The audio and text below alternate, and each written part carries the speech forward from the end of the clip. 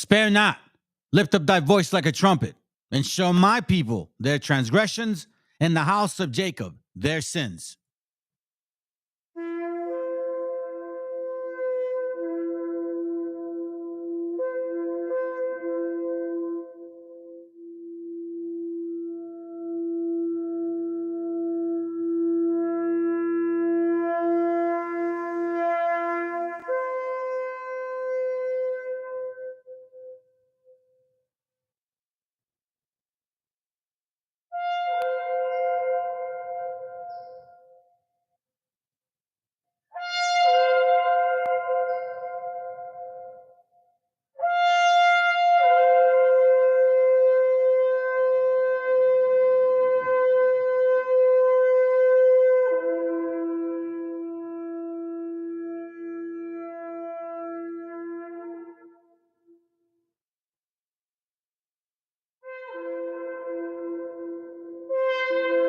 Copyright disclaimer.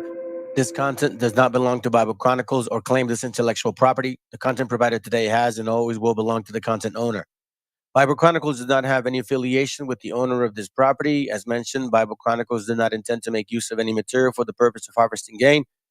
However, Title 17 of United States copyright law states material in use can only be done when it's for theological or general educational purposes, and thus Bible Chronicles believes that this principal material falls under fair use, which honors protection under Section 107 of the same U.S. copyright law. Vengo a recordar. ¡México! ¡Despierto! No somos miedo, somos raíz. No nos quebraron, seguimos aquí. Con amor, ciencia y dignidad. Nadie nos vuelve a arrebatar. ¡México! ¡Despierto!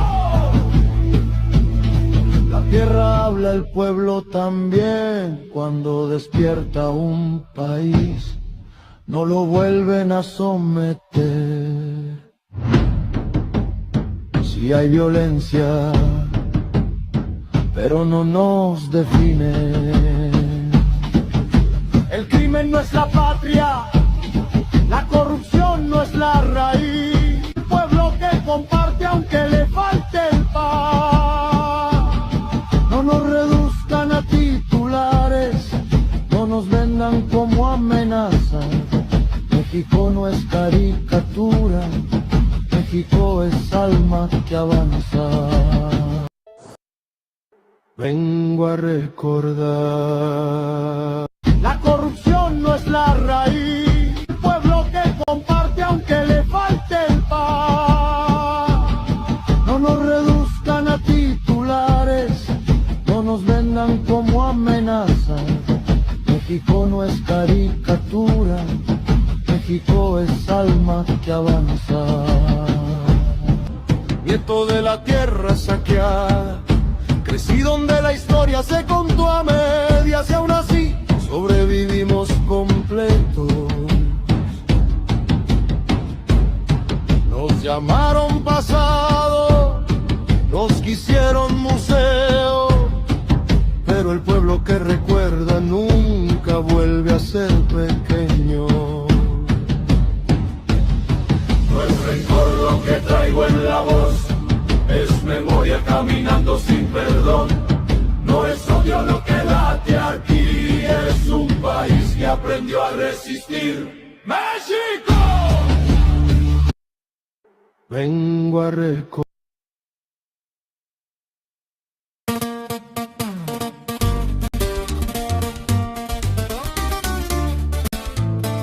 Corrido de la Cuarta Transformación, composición de mi clan Sounds.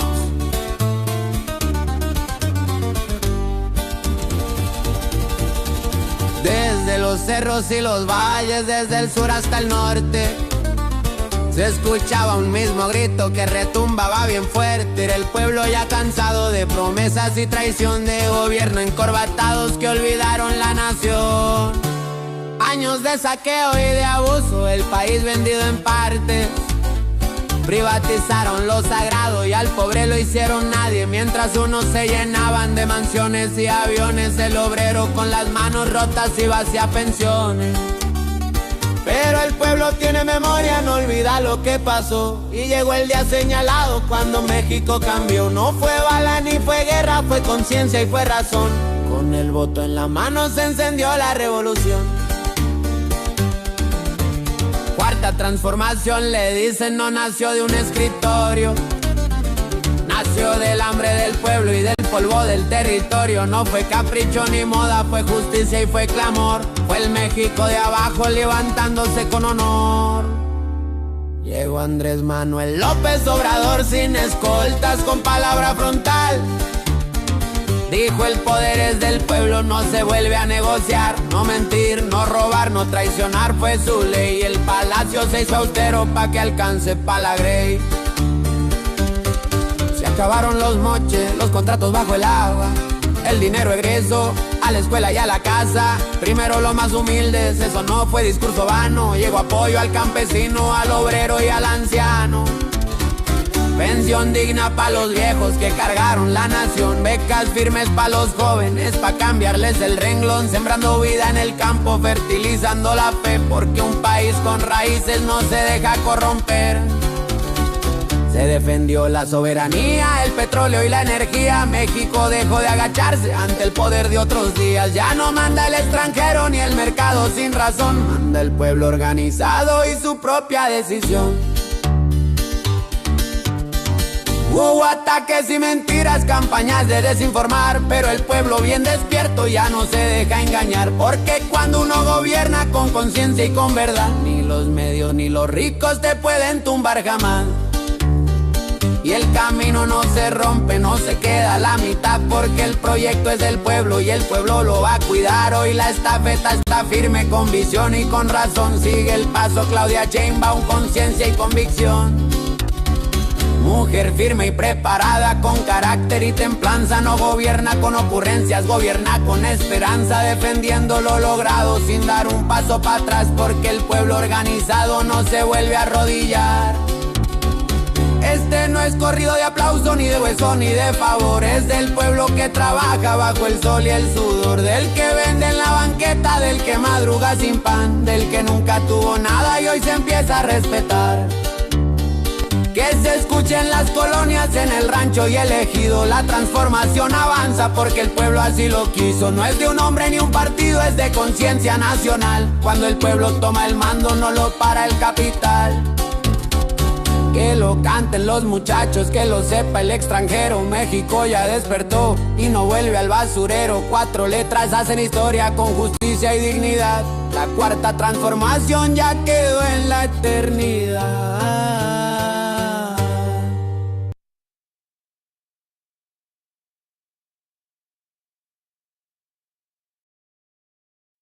El autor viene a decirnos con mucha firmeza y gran convencimiento lo mismo que nos decía en el siglo XVIII el barón de Holbach, ¿no? Un filósofo francés de origen alemán. Si nos remontamos al comienzo, entonces hallaremos que la ignorancia y el temor crearon a los dioses. La fantasía, el entusiasmo o el engaño los adornaron o desfiguraron.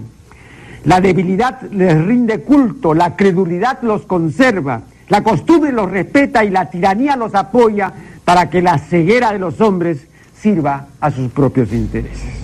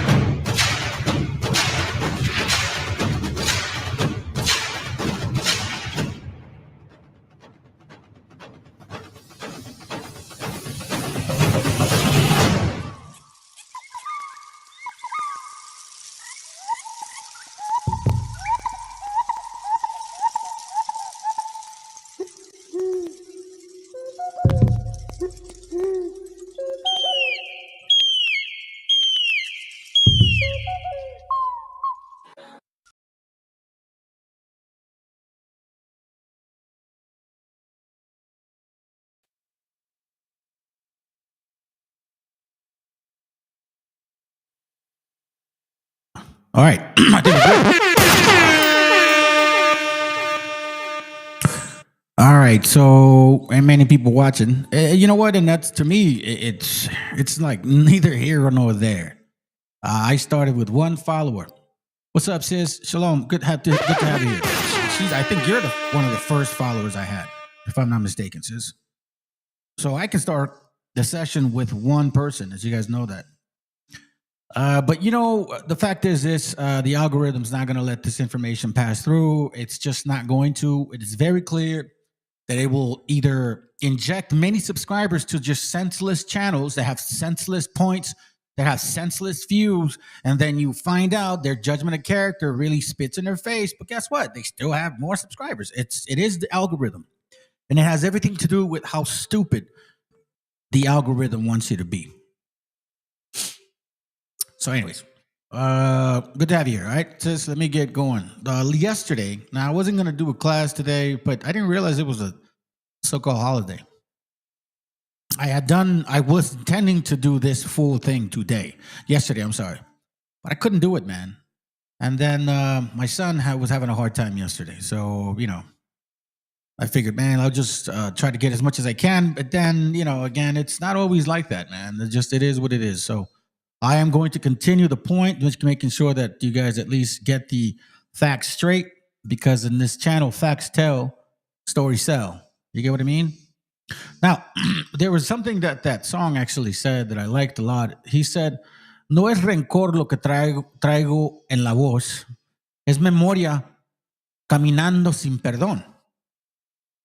It's not resentment that I carry in this voice. It's a memory that I have that I won't forget. Is that memory doesn't let me forgive, because I understand what you damn heathens did. You know what I'm saying? I totally get it. Completely, 100%. And look, I'm not surprised. I'm telling you right now, fam, we're about 12 minutes in, and it's just one current viewer. I think it's Elishaba. How you doing? Once again. And I think only been like 3 views, bro. It just comes to show you how the algorithm works. Now, my understanding is if you guys type stuff on the chat, that may increase it. But who knows? Look, all I care about is the fact that several of our people are speaking up and bringing out different points. Now, is this 100%? I don't know. I got a brother, and shalom to you, Vega or Misery. And, you know, he believes this is the whole world. And there was a time where I was like, I don't think it is. But then I'm like, you know what?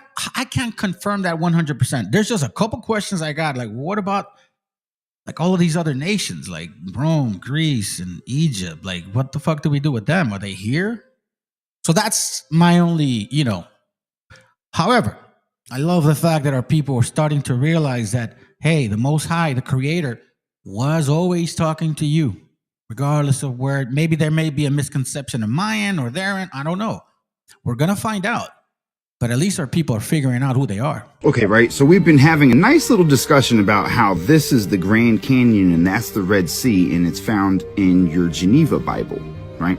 Now, somebody that was on my Facebook post shared a clip from a book that was created out of the places of the Bible's locations, which I actually have a physical copy of coming to me, right? Notice how the Old Testament world is labeled as the area now known as the United States. Now, there's been controversy over this map that I've shown you because it shows the Red Sea being right here, right next to the Grand Canyon, as shown in the picture. Now, people are saying that this is bullshit and da-da-da-da, but let me show you something. Let me show you how they got rid of the Red Sea.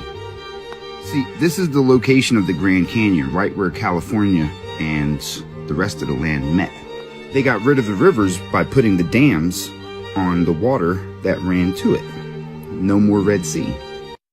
Sí, de hecho, hay Okay, right. So we've been chicos que se enojan conmigo. having a nice little discussion about. Wait. Hold on. He made a good point. He made a very valid point. I didn't know that. Could be not. I don't know. But you know what? This is important to find out, family.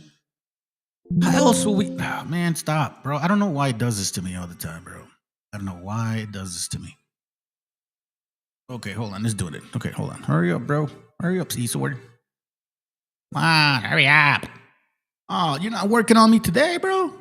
What? You always worked. That would be crazy if this program doesn't want to work all of a sudden. That'd be nuts, man. Oh, okay, there we go. Cool. Let me get that script for you, bro. Deuteronomy, Babe, how you doing, by the way, man? Good to have you here. Hold on. Deuteronomy chapter 32, verse 8. When the Most High divided to the nations their inheritance, when he separated the sons of Adam, he set the bounds of the people according to the number of the children of Israel. So here's where he's talking about separation. Divided his people for himself to an inheritance that only belongs to us, our gente, our actual indigenous bloodline. Now, I know you guys might look, okay, there's a brother, I think he's native, right? And he was first saying, and I'm going to show you a video of what he says. He was first saying like, nah, we ain't Hebrews. But then now he's bringing out scriptures that are like, yo, they took the book from us. Hey, look what that says. And that's what I've been talking about. The migration is for real, fam. It's human nature to migrate. We got here first, of course. That doesn't take away anything. The fact is, bro, that the Most High, he basically chose you as a portion for himself. And a lot of our people are afraid to embrace it. For the Lord's portion is his people. For the Lord's portion is his people. So you guys look at it like, oh, that's just being egotistical and selfish. What do you mean? If your father loves you, do you care more about your father loving you or the neighbor's father loving you? For the Lord's portion is his people. Jacob is the lot of his inheritance. But we belong to him. And he made a difference between lots of people. And guess what? I'm going to continue to show it because today, and I had thought about this thought. How do I name it? The Celestine prophecies. Celestine, like heavenly, right? Because this is the good news. Letting you know who you are. Wondering why all these other things occur to our gente. Like, how come, man? Why is that shit? Why is it happening? So, again, yesterday I had to take off, right? And we left off, I think, like there was several points that were brought up in the video. I had a recorded one from before, and like last minute I thought, okay, let me just show it because I got to handle my son, right? So so let's go back to the point.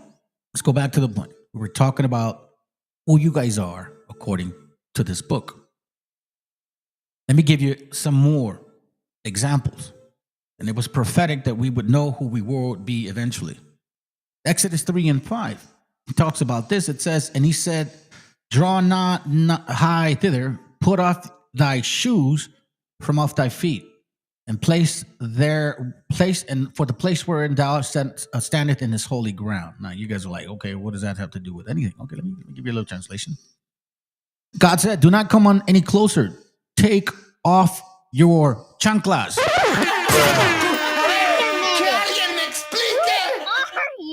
In case you guys don't know, this is a I'm not saying we're the only ones that use these. No, I'm not saying that. I'm not saying that one bit. But obviously it's very relevant to our people. We go take you back just so I can show you guys. Okay, we're gonna go into this. It's a dictionary, kind of like a dictionary Bible. And I took some pictures out of there to show y'all some examples of what we're going to be reading today. Give me a moment. Kind of scrolled up a little too far.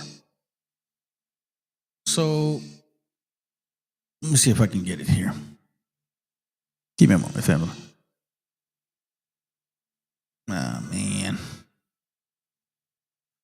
I'll go to May 30th, 2025. I have it marked down. Hold on. May 30th, 2025.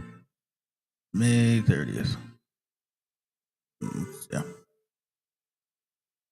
Okay. Give me a second, family. This is really fucking up now. It's always when I want to show you guys some shit and it starts acting like a fool. It's like, damn, bro. Can it be smooth one day? Please, dog. Okay, here it goes. So we have here sandals, right? And, oh, man, not over there, please. Shit. Seriously, guys? They have to be this way. Give me a second, family. Oh, let me move this over here, because apparently it gets in the way. So we're going to look at some pictures here. We're going to touch on those instruments. Hold on. Let me see if I can find you the sandals. Right? We all know damn well, bro. Raza loves wearing sandalias. Everybody knows that. You know? Again, I'm just giving you some pointers, family. You can believe or not believe. I don't give a shit. I mean, look, there's only like 2 people watching, bro. Like, seriously. For me, I know the algorithm's going to do what it's going to do. It's going to limit the notifications. It's going to limit how many viewers can see this channel, because they want to make sure they continue to pacify you. They don't want you to know who you are. They don't want you to go back to your heritage. They don't want you to know that you are the Most High's portion. Deuteronomy 15:9 says, do not refuse to lend them something just because the year when their debts are canceled is near. Am I looking for the right one? Let's see. If you refuse to lend them against them, no, that's not what I'm looking for, bro. Come on, dude. Let me see. Joshua. Is it Joshua? Oh, my God. I started a little quicker than usual. My bad, fam. Joshua 5:15 says, and the commander of the Lord army told him, take your sandals off. You are standing on the holy ground. I'm going to say this right now to y'all. I wear sandals practically almost all the time. Like, it's just like part of me. Again, just some examples. 1 Samuel 20:36. 1 Samuel 20:36. And it says, and said to him, here, let me go do this. 20:36. And it says, and he said unto his lad, run and find out now the arrows which I shoot. The arrows which I shoot. Like, a lot of times we think to just kind of maybe look over stuff like that, you know, like as if it doesn't matter. Who is known to use arrows predominantly, right? Like, why is that hard for y'all to really just say, like, okay, well, you know, that's a good point. Other than the other points I was showing to you yesterday, I guess that didn't matter. You know what I'm saying? Let me see if I can find some. I'm gonna have to go back. Hold on, family. I should have gone back more. I got better pictures over here.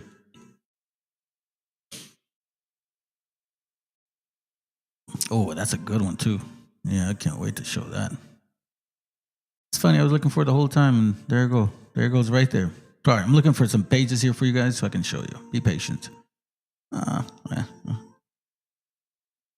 If you just showed up, we are going to finish the topic from yesterday. I didn't realize that we had a holiday today. Honestly, I don't pay attention to shit like that.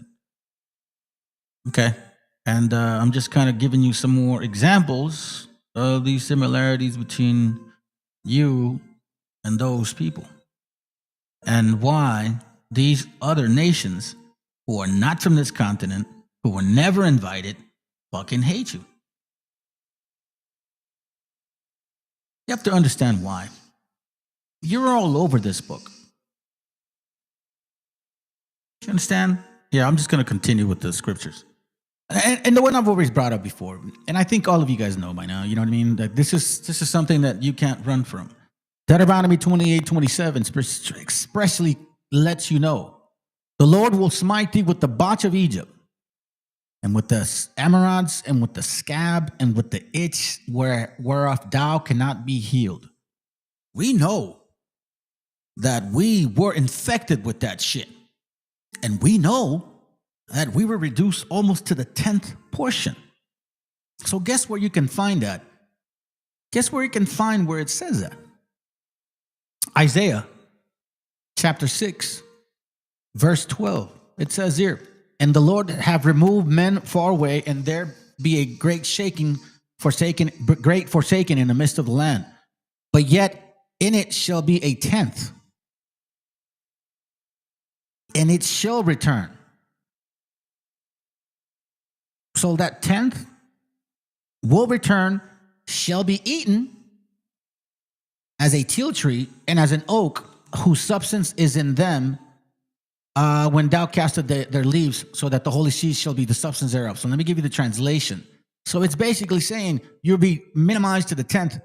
You will still be here, but you will be destroyed spiritually. And you will be like a stump of an oak tree that has been cut down. The stump represents a new beginning of God's people.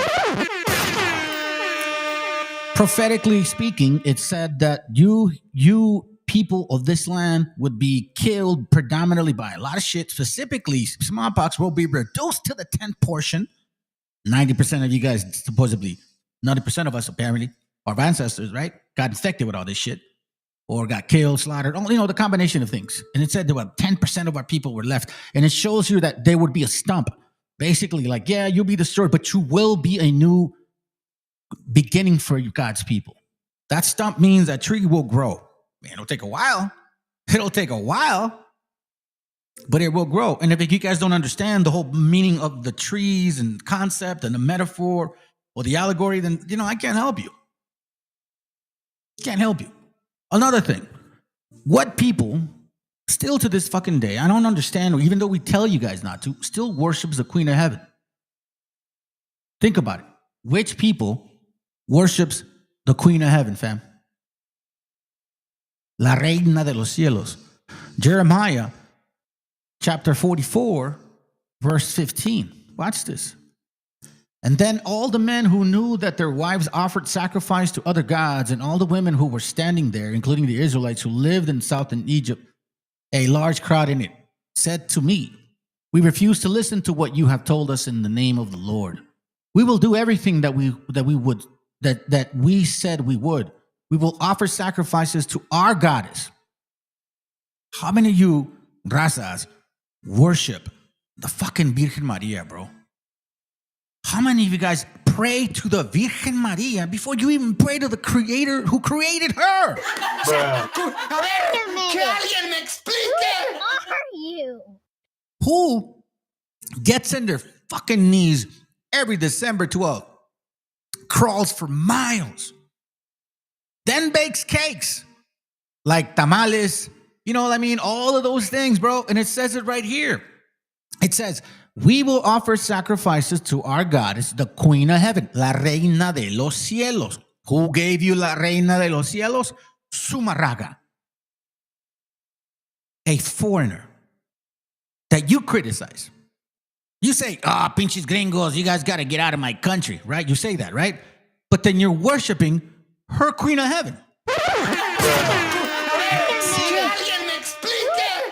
You see how stupid that is? Oh, no. Let's continue. The Queen of Heaven, and we will pour out wine offerings to her, just as we and our ancestors, our kings and our leaders used to do in the towns of Judah and in the streets of Jerusalem.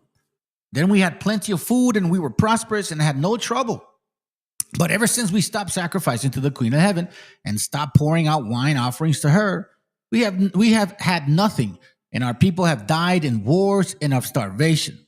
And the woman added, when we bake cakes shaped like the Queen of Heaven, oh my dear God. Do you understand what they do every December 12th? Do you guys understand what they do? They make atole, they make all kinds of bread, all kinds of shit to offer it to the Virgen Maria in honor for her. When we baked cakes shaped like the Queen of Heaven, offered sacrifices to her, and poured out the wine offerings to her, our husbands approved of what we were doing. Man. And then said I to all the men and the women who had answered me in this way, as for your sacrifices which you and your ancestors, your kings and your leaders, and the people of the land offered in the town of Judah and in the streets of Jerusalem, do you think that the Lord did not know about them or that he forgot about them? So basically, consistently reminding you guys, like who adores the Queen of Heaven? Ignorantly. You have to be mindful why these things are being said to you. I mean, think about it. Jeremiah 17 and 7 and 18, I'm sorry. The children gather wood, the men build fire, and the women mix dough to bake cakes for the goddess they call the Queen of Heaven. You want it even better? Ahí les va en español, para que vean. Jeremías 7:18, lee. Los hijos cogen la leña y los padres encienden el fuego y las mujeres amasan la masa, make dough, amasan la masa. So masa is in the Bible too.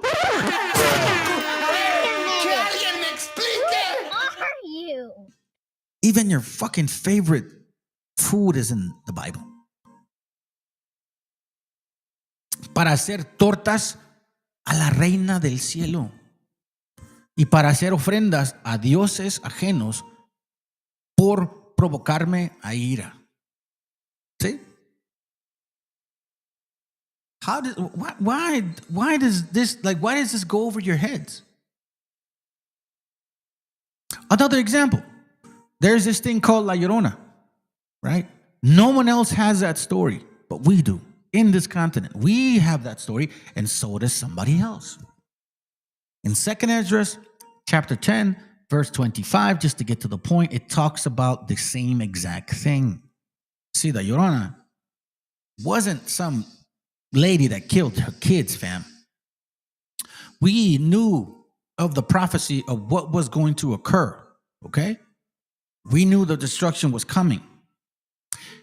Not only that, we also saw apparitions in the sky prior to the fall of our people in 1492. Do you understand what we're saying?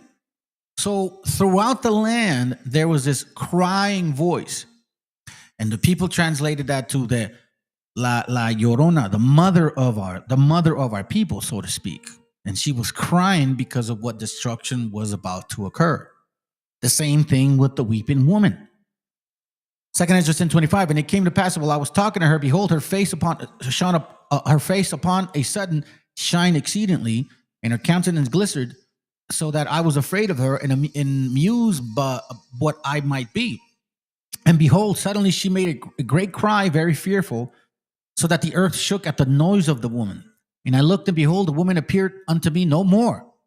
But there was this city builded, and a large place showed on itself from the foundations. Then I was afraid and cried with a loud voice and said, and he's asking, the angel, like, what did I see? Right? Where is Uriel, the angel, who came unto me at the first? For he had caused me to fall into many trances, and my end is turned into corruption, and my prayer to rebuke.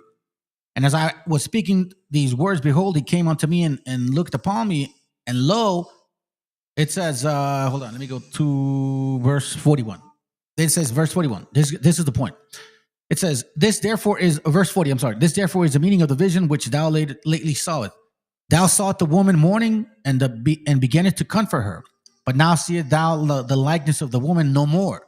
But there appeared unto thee a city builded. Right? So it says, verse 44, this woman whom thou sawest is Zion. And this woman was crying for her so-called child. And he's like reprimanding her. Why are you crying for the child? Israel lost a lot of more children. She was an apparition, an example of like the weeping woman who was crying for the children that were about to be destroyed. It's the same concept, family. Now, let's even get more deep into this. 2nd Maccabees chapter 5 talks about this particular apparition. About the same time Antiochus prepared his second voyage into Egypt, and then it happened that through all the city, for the space almost 40 days, there were seen horsemen running in the air, in clothes of gold and armed with lances like a band of soldiers, and the troops of horsemen in array, encountering and running one against another, with shaking of shields and multitude of spikes and drawing of swords and casting of darts and glittering of golden ornaments and harnesses of all sorts. Wherefore every man prayed that the apparition might turn to good. All right? So they're like seeing, and this is an apparition before the destruction. 40 days before the destruction, they're witnessing an apparition. Okay? Now, just to keep you guys in mind. And again, it's not complicated, family. I'm not saying I'm some fucking brainiac. I'm not. But you know what I like to do? I do like to read. And I do like to take my time with what I'm reading. So if you look at this particular book here, and I showed it to you guys, a little bit yesterday. Memoriales de Fray Toribio de Botolina, 1903. But this is way, way like when he was there initially in the 1500s, okay? Watch what he says here. A very similar story occurs. Similar story occurs. Let me not say it. I'll let them say it, okay? It says here. De las señales pronósticas que el Señor de México y los naturales tuvieron antes de la destrucción de México. ¿Sí? Señales. So we saw the vision. We saw the apparitions. We also heard the voice of a weeping woman dying for her children. So, here he's basically saying, experience that we have is God tries to talk to you in some shape, way, or form, right? Now, let's get to this point. Y de aquí es que comúnmente antes de las mortandades y pestilencias suelen aparecer cómetes y antes de las grandes hambres anteceden terremotos o tempestos, right? So he's saying like after all these like plagues and shit, like there's warnings of what's going to happen. Y antes de la destrucción de los reinos y provincias aparecen terribles visiones.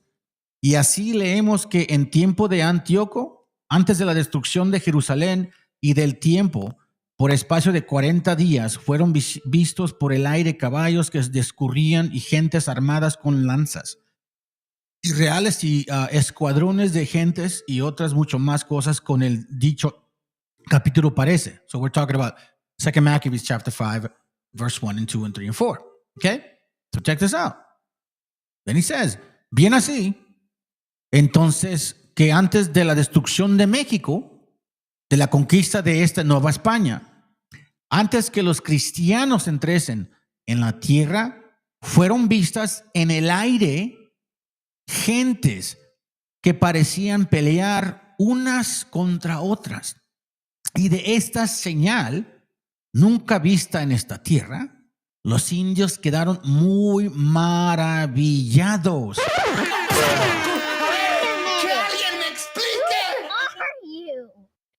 So now we're not just talking about the weeping woman, bro. Now we're not just talking about, just some random coinky-dink, random coinky-dink. Nah, hell no. What's up, bro? Good to have you here.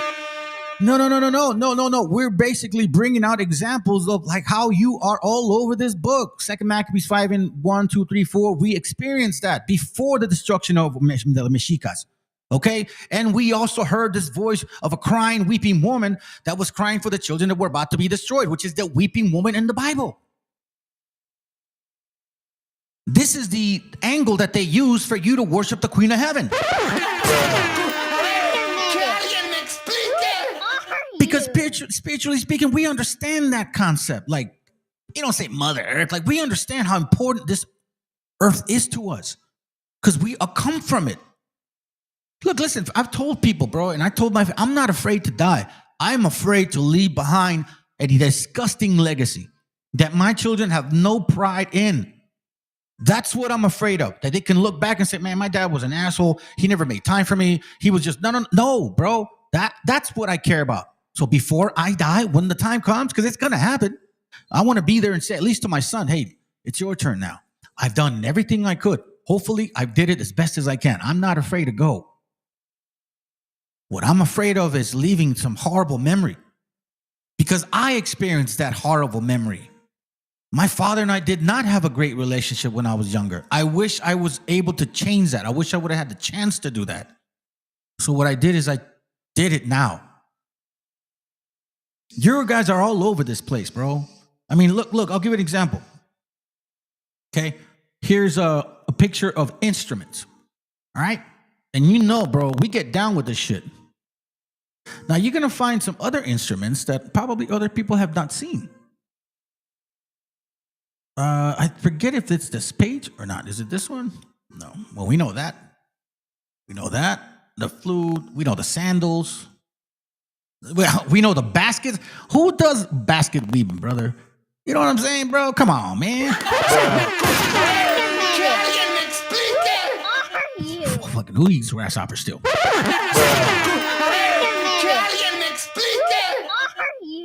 But right now it's the instruments, right? You see the harps, the flute, the cymbals, right? Toda esa madre, ¿verdad? Okay. Ahí les va, güey. Ahí les va. So you guys can find out that we don't mess around with this shit, bro. We have this in our spirit. Watch this. Here, let me see. I'm not gonna play it long. I'm just gonna show a little bit.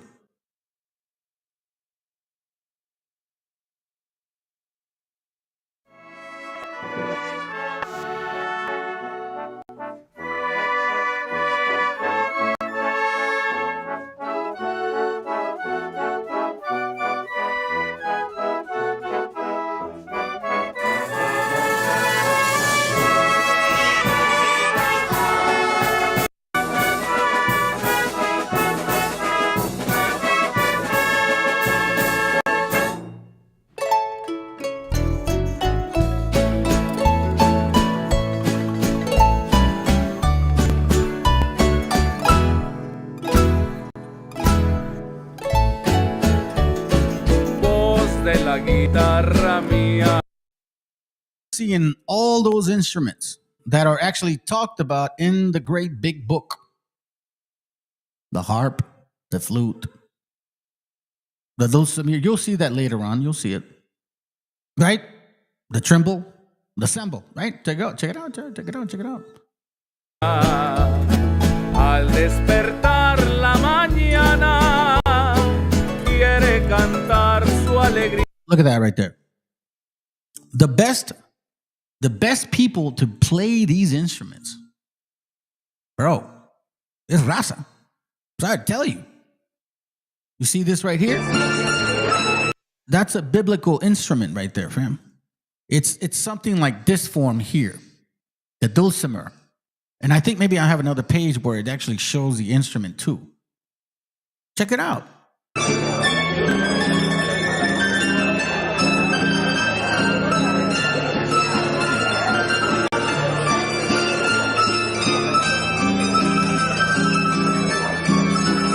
Hey, Robos, did we steal from that YouTube? From YouTube?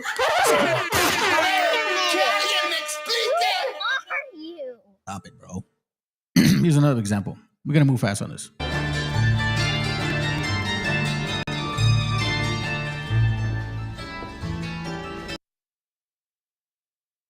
That right there, that is a biblical instrument. Okay. Let me see if I can find it. Hold on. Let me let it play. Nah, I don't want to let it play because I thought I had it, man.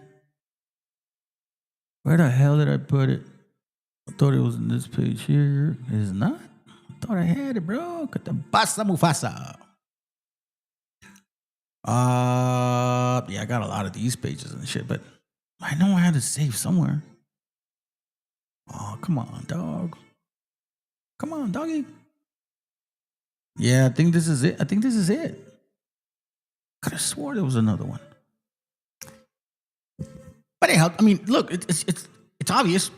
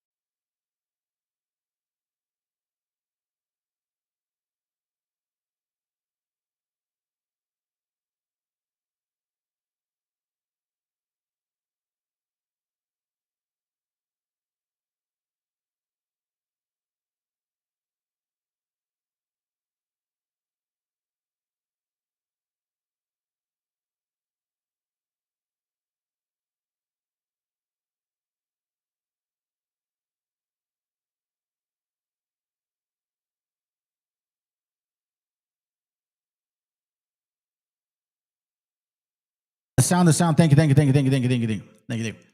All right, so here goes. All right, so the nexus, spoken language, the link between the Maya and Semitic during pre-Columbian times. You understand what it is? The link between the Maya and Semitic. Now, check this out. This is on page 76. And it says here, Balaam Akab. Balaam, Akab, Mayan forefathers. Mayan forefathers. Do you understand what that means? Balaam, Akab, or Yakab, Mayan forefather. All right? Then it says here in Hebrew, Baalim QB, Akab, right? Lord supplanter Jacob. Balaam Akab and Mayan, Baalim Akab. Hebrew meaning noble Jacob. Do you understand what that's saying? Right? Now, if we go back to, let's say, here, we'll look for the word again. Alam. What? That's funny. It says no, but it's literally right there in your face. Yeah, sure. All right, let's see if we can get it real quick. It should be quick, bro. Like, it shouldn't take you that long to search it. No manches, ¿en serio? Man, stop it, dog. Stop it. You're no help. All right, so let me see if I can go back over here. I showed you guys this picture before. This is a good book to get. Okay, here it goes, right here. Here it goes. Check this out, just to get more in depth. The other page that we saw was page 76. This is on page 13, okay? So it says here, Quiche Maya list is most of the títulos in the Popol Vuh, an ancestor called Balaam Akab, whose people lived in the east, across the sea, in the ocean, in a land called Tulan. Reference the book. It's Quechian Civilization by Carmack, page 287. You guys need to jot down the information that I share with you. It is extremely important. Like, this is not something to just completely overlook and just, listen to. Like, you need to write this shit down. You need to write this stuff down. These ancestors of the Quiche Maya were white. Yeah, sure. Well, we were light skinned, dark skinned. It don't matter. They just want to include themselves. We already know what Cracker Barrels do. Get the fuck out of here, Edomites. Fucking Edomites, you damn sons of the devil, bro. Like, you guys are disgusting. You can't even appreciate your own fucking raza. Look at you. You're trying to be us too. No different than Waboism, bro. You're just a lighter shade of brown. That's it.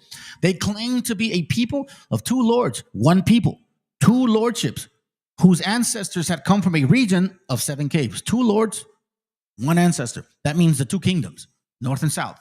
They listed their forefathers as the title Balaam, which appropriately in Hebrew word means lords, right? Check this out. Following page. And it says, the Bible has it that the forefather of the people of Israel and Judah, 1 people, 2 lords, was a man called Jacob, Yakab, later surnamed Israel. His name is based on the Hebrew prime root Akab, meaning to supplant. And he was to supplant his older brother Esau, that fucking dirty bastard. The one that's currently right now running the shop. You know, the ones that are over there invading Venezuela and trying to fight with England, Greenland, and all that shit? They're differentiating themselves between who the Japhites are and who these Edomites are. It's very clear who these Edomites are. They're very expressive with who the Edomites are, family. And I did a class on them. Hopefully, if we have time, I'll probably play it, because I know who they are. Now, I'm not basing it because BHI said it. No, I called them out through their God-worshipping ways. It says here, were you an Israelite of this time, you could have referred to him as Balaam Yakab, Lord Jacob. If you were referring to his immediate family or his successors, you might have said Baalim Yakab, lords of Jacob. To carry this idea a bit further, you had you followed the common Hebrew practice of dropping the first vowel of the name Yitzhak, Abraham, Braham, Yakab, Akab, you would have vocalized Baalim Akab. You see that?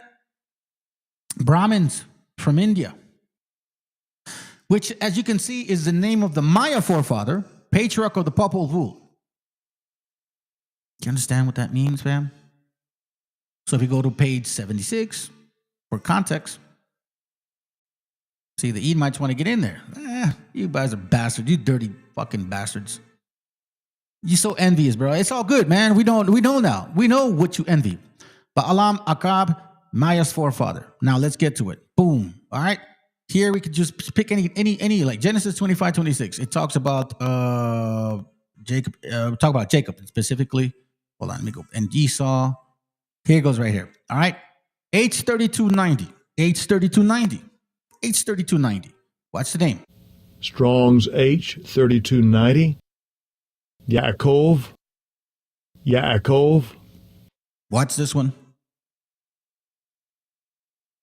Strong's H6117. Akav. Akav. Akab. The same name of the forefather of the Mayas.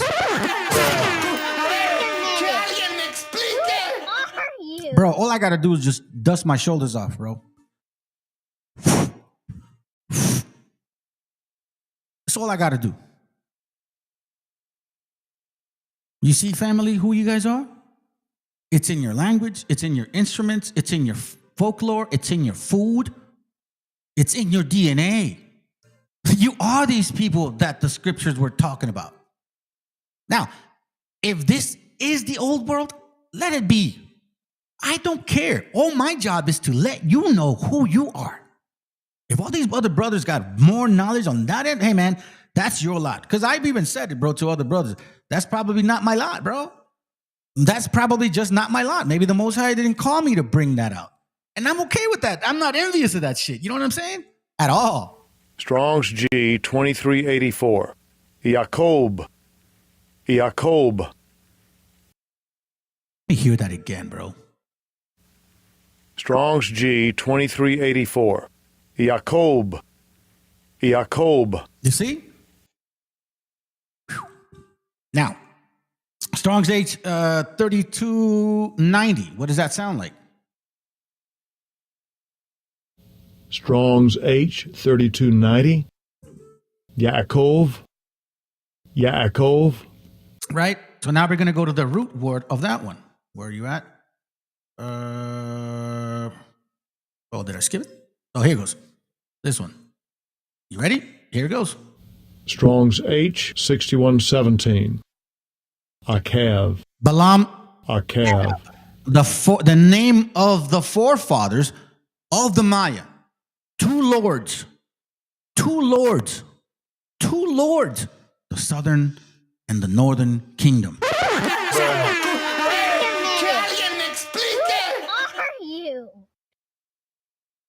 I mean, shit, man. Hold on. Let me see this real quick. I put some notes down over here. Give me a moment. What does it say? It said here, the Maya word.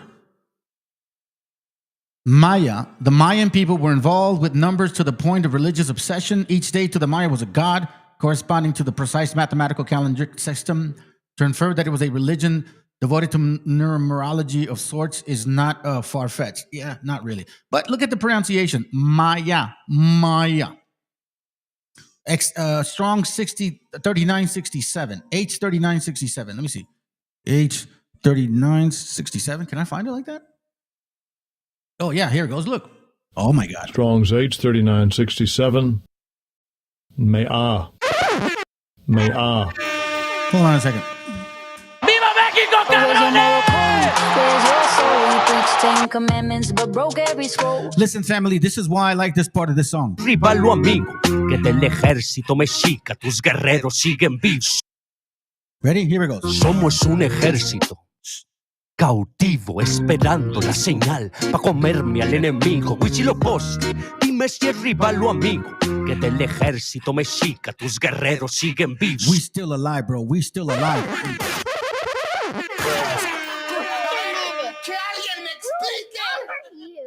Check this out real quick. I want to show you something here. Another example. Again, I don't know. Old world, new world, I don't know. That's not my lot. All I know is that I'm supposed to show my gente who they are according to what the history has given us, okay? If you guys have a better understanding on that end than me, by all means, please teach it. And make sure that it's convincing, not convincing enough to where it's like, oh, it's assumption. No, bro. Solid. Make sure it's solid. Like nobody can question it. Because that's how it's supposed to be. All right, so we're going to look at the word Ophir. Ophir is mentioned several times in Josephus' particular book, blah, blah, blah, blah, right? But here we see Ophir. That, Solomon would command people to go to Ophir to get the gold and stuff like that, right? So let me show you something real quick. Just want to get to the point. Because I've shared this enough with y'all to where I don't even have to go detail after detail. No. I don't have to bang my head on this shit no more. It's pretty much right here in front of you. There's no denying this stuff no more. Here we see a map from what year is it? Hold on. 1571, okay? And it's clearly identifying nations. Japheth, Shem, and Ham, okay? So Japheth, Shem, Ham, all right? Now, Japheth, you can use Roman numbers, okay? Ham, you're using alphabetical letters, okay? Shem, they're using just standard numerical forms that we're familiar with, all right? As you can see, Shem is very numbered here, all right? And as you can see, Japheth is pretty much here, okay? And as you can see, Ham is pretty much there. H, C, T letters, you know what I'm saying? Like, okay, I got you.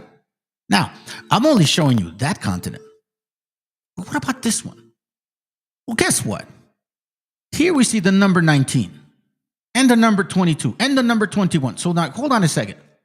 We just saw that Japheth is identified by Roman numbers, Ham by alphabetical letters, and Shem, the line of Shem, by standard numerical English numbers. And what do we see here? 19. So now, these identifications is basically telling you who Gomer is, Magog, and all that. That's what they're saying, all right? Canaan and all that stuff, right? So then you see here, Shem is Elam, Ashur, Arphaxad, yada, yada, yada, yada. Like number 8. Okay. The numbers over here on the bottom continue. And it goes number 9, 10, 11, 12, 13, 14, 15, 16, yada, yada, yada, right? And then you go over here. And then you see 17, 18, 19. Well, what is the coincidence on that? Somebody explain this shit to me. So number 19 seems to be the land of Ophir.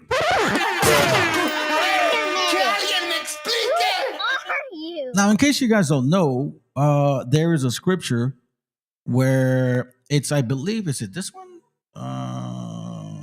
Joshua 24. There's a scripture, I think it's Isaiah. Yeah, Isaiah 13. Watch this real quick. Isaiah 13. Watch. Isaiah 13, verse 11. It talks about, and I will push the world for their evil and the wicked for their iniquity. And I will cause the arrogance of the proud to cease and will lay low the haughtiness of the terrible. And I will make a man more precious than fine gold, even a man than the golden wedge of Ophir. Golden wedge of Ophir. Golden wedge, right? So when you look at that golden wedge, like, what the hell? Here's a definition of particular regarding a golden wedge Ophir, meaning a shaped tongue like, okay? And if you can see this angle there, that's a shaped tongue. Now, I found this other channel, I think Asian dude, using the same thing that I've been saying, and I think it's like a year old. So I know he either heard my shit or somebody knows of what I did, because no one's ever brought this out until I did. No one ever brought the migration out the way I brought it until I brought it out. So I don't know, bro. All of a sudden now you're thinking what I'm thinking. Nah, I don't believe that shit. You caught the wind and you understood what I was talking about. The golden wedge of Ophir. This is Ophir. This is where they find the most gold, land, and silver. The most silver is here in Mexico. The most gold is here in this region over here. All these, and I mean, shit, man. You want to talk about all kinds of elements, bro? We're literally in it. Okay. So again, just proving the point. Let me see if I can get this link here. Hold on, let me see it.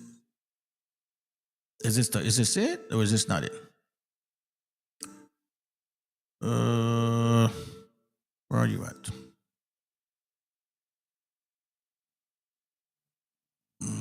Can I? Oh yeah, okay, yeah, I can.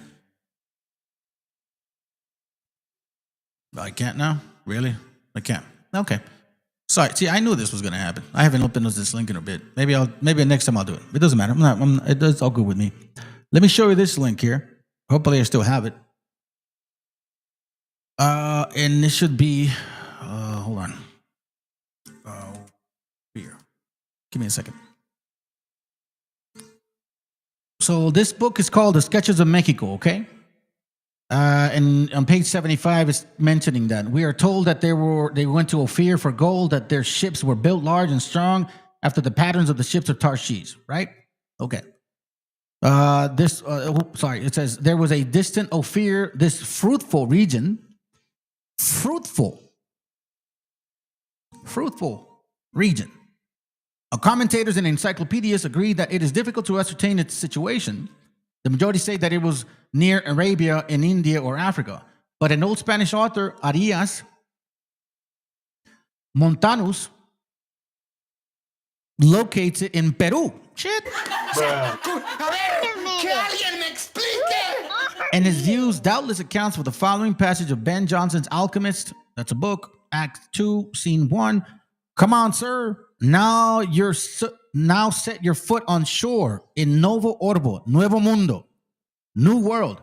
Here's the rich Peru, and there within, sir, is the golden mines, great Solomon's Ophir. I hope I'm annoying y'all with that shit. I hope I am. Because you guys that hate this channel, that's why I do it. That shit is annoying to you guys. You don't like it when I keep bringing out facts because you can't stop it, bro. You can't say to me, oh, you guys are lying. Okay, debunk it. Show me. Show me these great Judites. Pussycats in my face, bro. You got no steam when it comes to me. You got no fire. I rip that shit out of your hearts. This is the book, Descriptions of the Indy 1620. Watch what it says here. On page 21, and it goes by, it numbers, like the paragraphs are numbered. Paragraph 55. Ezra says that at the close of his extended journey, they colonized and lived in that region, which is called Arsarit. He's talking about the 10 tribes. That very learned Arthur Genebrard, book 1 of his chronology, states that Arsarit is the extreme point of Great Tartary, meaning the west-east of Russia, right? Or Scythia, that it is a cape or promontory, which is the boundary or landmark dividing the old world from the new, above the Straits of Anian, right, which are the Barren Straits now, and near which they crossed from that country to New Spain. So they could have gone by that route or by India and China, since there, in that region of Cathay, the people inhabiting that country keep the Old Testament and the laws of Moses. You want to know why? Because there's a map that I have regarding the actual, like old ancient trade routes. And it's literally like filled with synagogues. Okay? We're talking about synagogues in Asia, in India, and all kinds of places. It says, so they could have gone through that by that route or by India and China, since they're in the region of Cathay, the people inhabiting the country keep the Old Testament and the laws of Moses, although with many superstitions besides. This is a full and sufficient proof that the members of the 10 tribes passed through there and settled there, since it is clear from their observation of the law. And from there, they could easily cross the straits and channels which lie between China and the kingdom of Anian, as may be seen on the globes and maps. And from the kingdom of Anian, they went on exploring and colonizing other countries of the New World, never before seen or settled by human beings. Do you understand that? Now, let me show you something. Just before I forget. It's called Ancient. Well, no, misspelled it wrong. Ancient straight art. Come on. Hold on a second. Look at this. These are ancient trade routes, okay? From Palestine to India. I don't know if you can notice it, but if you find a good copy of this, it actually shows Jewish Genghis Khan synagogue. Genghis Khan something AD, Jews, Mongolian Jews, I think. There's a synagogue there, synagogue there, synagogue there, synagogue there. There's synagogues here. You see what I mean? So that's what he's saying, that the 10 tribes could have migrated this way, right? And then gone up that way because a lot of these people keep the commandments. And guess what? We have similarities to some of those people. Oh, do you guys forget about the voladores de Mexico? Well, in case you don't know, the voladores in Mexico, they have voladores in India. You see what I mean? Like, once you start really pointing these details out, it's hard to deny or hard to unexplain, right? Voladores. Let me see. Watch this. Right there. Look at that, right? Look at this.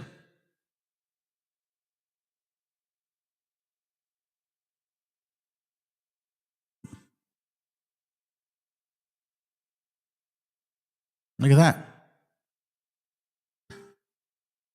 You see what I mean? No other nation of people does that shit. The Dakota, though, they do this too, by the way. So again, why would that be far-fetched? Here we have another book called Jesuits and Incas by Pablo Velarde, and I've shared this with you before, the Jesuits and the Incas, right? So he doesn't believe that we're those people. But look what he says on page 96. It says here, let's see. He apparently speculated that the people of the Americas originated from the ancient Chaldeans. If you guys don't know who those are, if you don't know who they are, here, I'm gonna show you real quick. Again, you're all over this book. That's why I love you, fam. Seriously, that's why I do what I fucking do, because I know that my family did not come here alone. Judith 5 and 6 says this, watch this. These people are descendants of the Chaldeans, and they sojourned here too in Mesopotamia because they would not follow the gods of their fathers, which were in the land of Chaldea. You know, like Babylon, right? For they left the way of their ancestors and worshiped the God of heaven. Wait, for they left the way of their ancestors. You see that? These people are not coming out of Africa, fam, at all. And worship the God of heaven and the God whom they knew. So they cast them out of the face of their gods, and they fled into Mesopotamia and sojourned there many days. This is talking about basically Abraham's move. Abraham was a Chaldean. So it says here that he believes that our people originated from the ancient Chaldeans. Why? Who once lived in the plains of Shinar in the Persian Gulf. Shinar. Remember that. The Chronicler wrote that the religion of the natives of Glacier, Florida, and the Caribbean islands were derived from the practice of Chaldeans because you guys worship supposedly natural features, lakes, springs, and stars and shit. That's what he said. Likewise, he claimed that the faith of the first Peruvians was molded on that of the Chaldeans. The Chaldeans were renowned in the biblical history for founding the city of Ur, from whence came Abraham, the father of the Hebrew nation. They were believed to have descended directly from Noah, and they became famous as learned astrologers, priests, and magicians. By linking the Peruvians to the Chaldeans, Valera was placing the people of the New World into the framework of the biblical history. Didn't we read earlier that Balaam, Jacob, two kings, right? Two lords, Abraham, Isaac, and Jacob.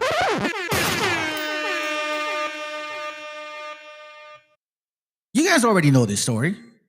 I don't have to repeat it to you guys many times. 2 Ezra 13 and 40 talks about the migration of these people from east to west. Sorry, from west to east, not east to west, from west to east. Now this Arshareth, I've showed you guys a map before. It shouldn't be complicated. And again, I'm going fast, fam, because I left behind some of these things, and I don't want to leave anything out, man. I don't want to leave anything out. So here we see a map from 1587. Okay, let's get a close up. See here, you see different maps, right? You know, different. See Jerusalem right there, right? Right. Okay. So now let's go this way. Now we're going all across over here, past Asia, going up north now to the coast, to the corner of Russia. And what do we see there? The Straits of Anian and the word Arsaret.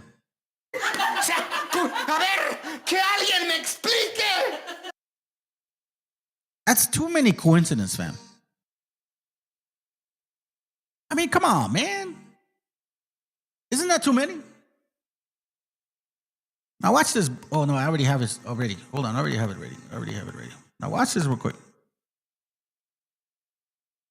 This is from the migration from Shinar. Okay, the migration from Shinar, or the earliest links between the old and the new, 1879. I'll be going to page 57. Watch this. Early migration to America. By what people and from what quarter was the continent of America first inhabited? It is the question that has never been satisfactorily answered, although it has always been one of deep and absorbing interest to the antiquarian and philologist. The veil that at present surrounds with doubt and uncertainty whose wonderful and interesting ruins, which at the present day exist in Central America, as well as the ancient remains of the populous nations that formerly lived in the plateaus of Mexico and Peru, races who preceded the Aztecs and Peruvians who so silently disappeared, but as yet only partially lifted. Whence came they? So when you read this particular book, watch this. And I'll give you a little more. This circumstance, however, is not particular to America, for we have but once glanced at the old continent to find similar examples, particularly in India, but we possess more or less information with regards to these remains of civilization in Asia through the medium of the Hindu and other records. Like in the manner, the past magnificence of Egypt and Assyria have been gradually unfolded by means of their graven monuments. But it does not seem probable that the tablets of hieroglyphics at Palenque, Copan, and Quirigua will be soon or so easily deciphered. So they're talking about this migration here of our people. And it's like there's similarities between those people and these people. We can't really, say 100%. But it just seems very awkward. Now, why did I bring all of this up? Let me show you why. Let's share this with you. This is from a book called The World Before Abraham According to Genesis. Hinkle Gerbert, Thomas Mitchell, 1901, at the University of Michigan. Here on page 50, matter of fact, let's do this. Yeah, let's go to page 120. Yeah, we're here. Page 120. Okay. Remember Balaam Yakab? Okay. Here on page 120, it says, here, as in the preceding account, there's no disposition to pry into the secret eternity. The story opens with a picture of the conditions of the things at the time of when so-called Yahweh made the earth and heaven. Right? Most interesting thing about this cause is the appearance in it for the first time of Yahweh or whatever, the proper name of God of the Hebrews, for which the English version usually has Lord. Okay? Here we see this right here. The pronunciation of Jehovah, unknown until 1520, has no warrant except in the superstitious customs in accordance with the Jews to avoid the sacred name pointed. Now, if these so-called Jews currently are the real Jews, how come you fuckers never knew his name? You didn't know his name until you got over here. At all. Tell me, when did you know his name? You did not know. Matter of fact, there's more proof here. Watch. You'll see. Here's more proof.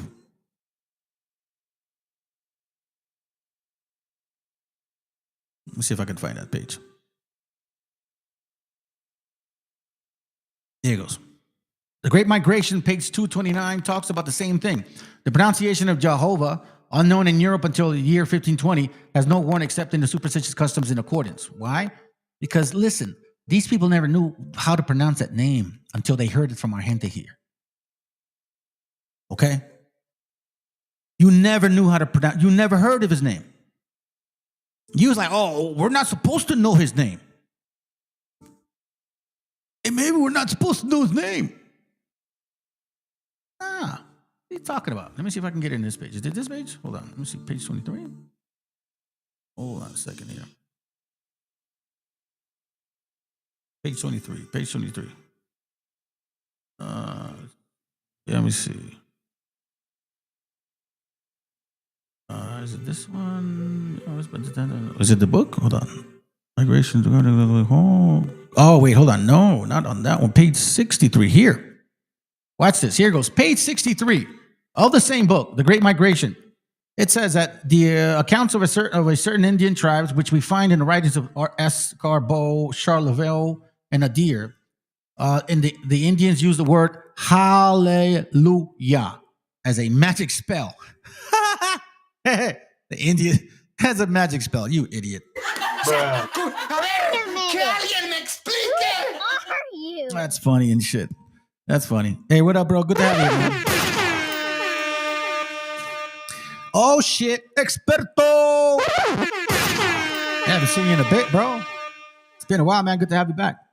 So it says again, magic belt, whatever. They had a sacred ark which was always kept covered, and the spirit they worship was called Yahweh.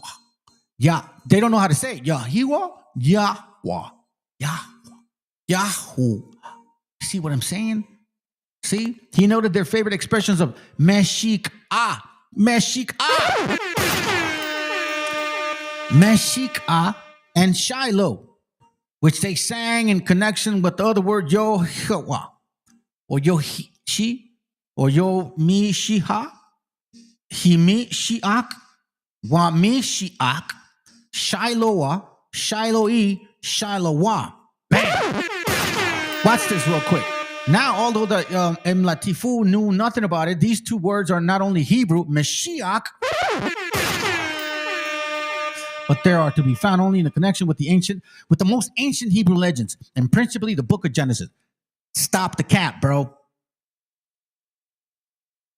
See what I mean? This is very elementary for us. Here's another one. Here, I'll give you. Here's how we know the name of our Creator.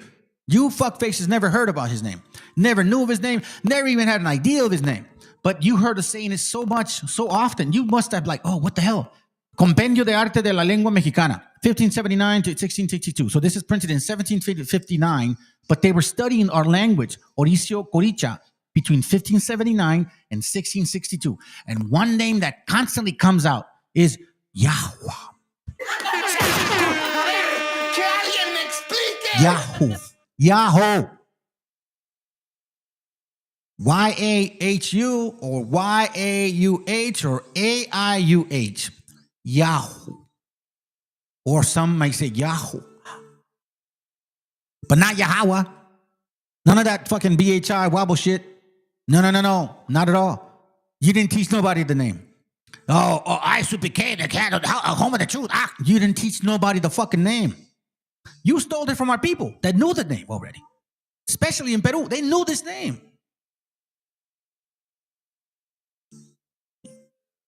The Great Migration. Here, let's go back to it again. All right? We're going to go to page 137.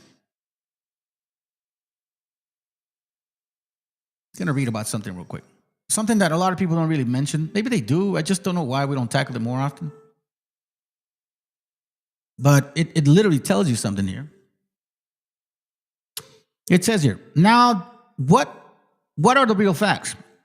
Abraham was commanded 2000 BC, not only to circumcise those born in his house, but also everyone that was brought with money and who was not of his seed, basically his slaves, living as he did, surrounded by the Canaanitish nations, many of whom were his servants, right? And traveling as he afterwards did in Egypt, we can understand how it came to pass that the rites of circumcision spread through the neighboring nations, right? So we see this. And he says there's little doubt about the worship of the phallus among the Greeks, yada, yada, yada. Then it goes. Consequently, we cannot take this as evidence that because circumcision existed among the Indian tribe, the certain tribes in North America, that therefore there were Jews. Really?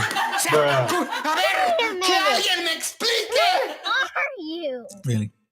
But at the same time, we must confess to many extraordinary similarities that this did exist between several of the tribes in ancient Israel. The following are perhaps the most singular. The Indian high priest wears a breastplate.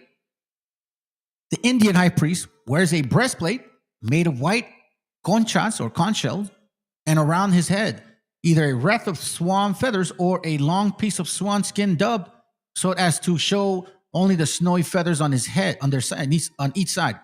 These remind us of the breastplates and the mitra of the Jewish priest. They have also a magic stone, which is transparent, and which the medicine men consult. It is the most jealous guarded even from their own people. And the deer could never procure one. Is this an imitation of the Urim and Thummim?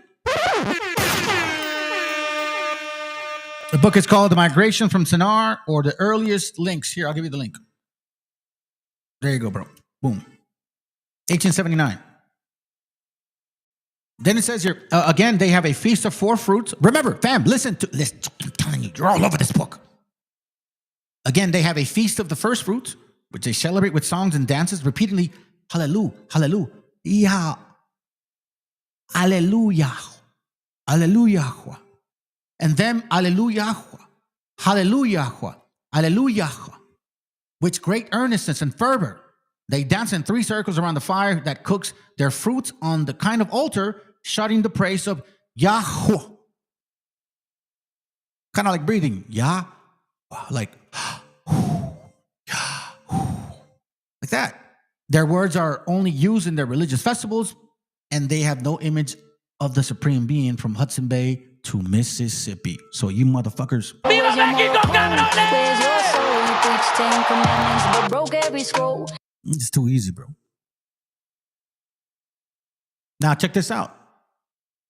This is, I think I have it here. Hold on. I have it here. Hold on. Let me see. There it goes right there. We're going to go to the myth of Mexico and Peru, 1913. Very simple stuff. We're just going to go to page 10, I believe. Okay? Yeah, page 10. This is my whole point here. The Maya race, which was... Sorry about that. The Maya race, which was responsible for varied and highly colored civilizations, was that known as the Nahua, those who live by rule. A title adopted by them to distinguish them from those tribes who still roam in an unsettled condition over the contagious plains of New Mexico. So see, Nahua, those that live by rule. Those that live by rule. You know, I think a lot of times we tend to forget how our people were so, very adamant about teaching. This is from the Scriptures Gazetteer, page 67. And on the bottom, check out what it says. All right? On the bottom, it says this, so you guys can see. It says that their eyes are black, like Jews, they reckon the moons. Oh, here it goes. They reckon by moons. They offer the first fruits. They have a feast of tabernacle. Their altar stands of 12 stones. Their mourning lasts a whole year. The custom of the women are like those of the Jews. Their language is concise, masculine, full of energy, resembling the Hebrews. One word serves for three. That's what raza does. Like we'll say, hey, ¿qué onda, güey? No seas güey. Hey, párale, güey. You know what I'm saying? So it's very easy for us to just find ways of using a very expressive term, right? It says here, but one word serves for three, and the rest is supplied by the understanding of the hearer. ¿Qué onda, güey? Right? You can say, hey, ¿qué onda, güey? Like, hey, what's up, bro? Or like, ¿qué onda, güey? Like, what the fuck are you doing? It's the expression of what you're hearing. They were to go into the country which they neither planted nor sown. He who imposed the condition was able to level their passage. Hold on. It's not what I was looking for, to be honest with you. We'll touch on it in a little bit. It's because I wanted to show you guys this real quick.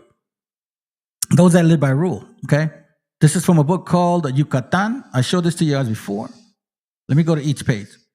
Here we see those that live by rule. Page 38. The Indians have an excellent custom of helping each other in all their works. Scriptures talk about that. Take a picture of it. I read this to you guys before. You know, it's not, right? Let me get to it. Because I got a lot of stuff to share with you, so I don't want to slow down on some things. Watch this.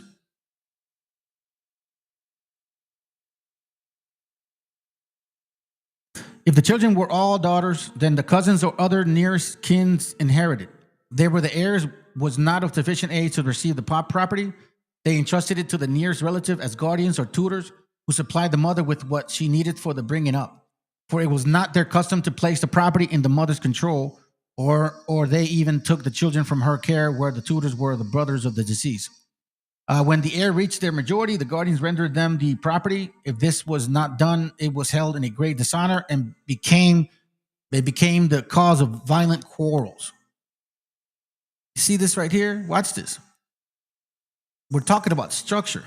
In the olden times, they married at age 20, but now at that of 12 and 13, after the Spaniards came. And this is where it started turning us over, Pam. We just started treating our family like shit. Divorce wasn't common within us. Machismo was not common within us. I'm not saying we didn't rule the house. What I'm saying is we didn't have that machismo. We cared about our family.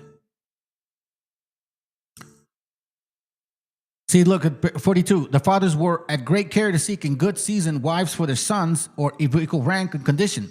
And for the men to seek their wives themselves was regarded as undefied, as well as for the parents of the women to make advances. So basically, like, it was the father, the mother that would decide who you're going to marry, bro.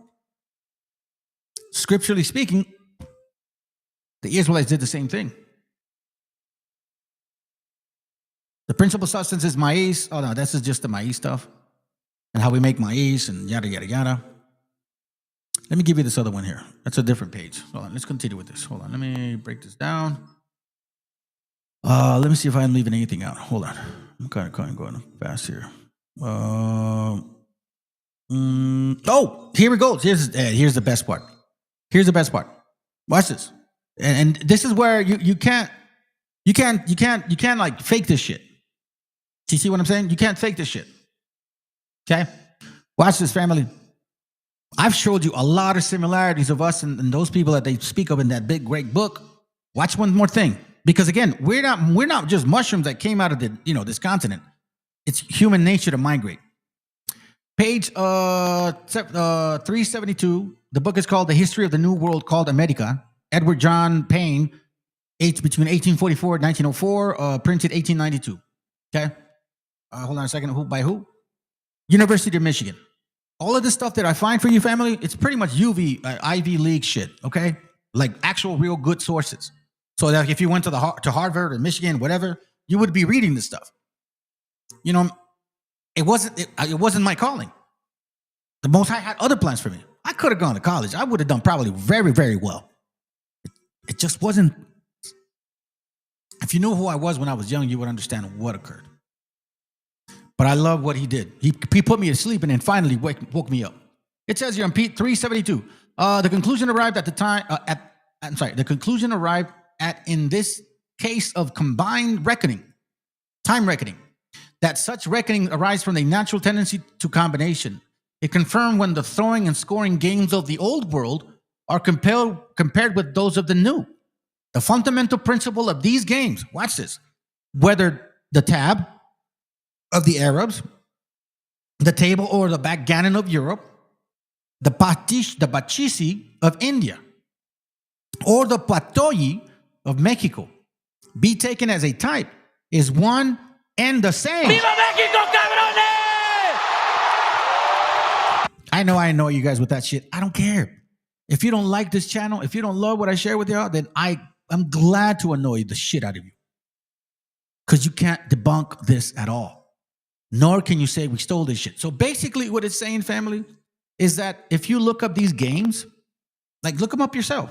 The tables, the backgammon, the patoyi, it's all similar. Or pachisi.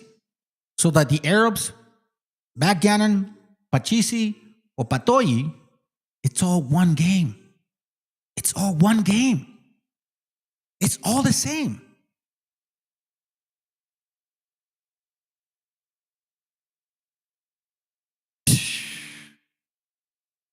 To me, this was very important because I did a video. I don't remember which one it was. I couldn't find it, but I had brought out similarities in games that we played in Mexico that they similarly play over there. You know, one more thing, and I want to touch on this because I think it's time. I think it's time, and again, you know, it is what it is. If I offend some of you people, I don't care. I'm not here to fucking sugarcoat shit. But I am here to also teach our people that, hey, man, there is a differentiation. There's a difference between us and certain people. Okay? So these people they call Eskimos, I can tell you very strongly, family, that we are not those same people. Okay?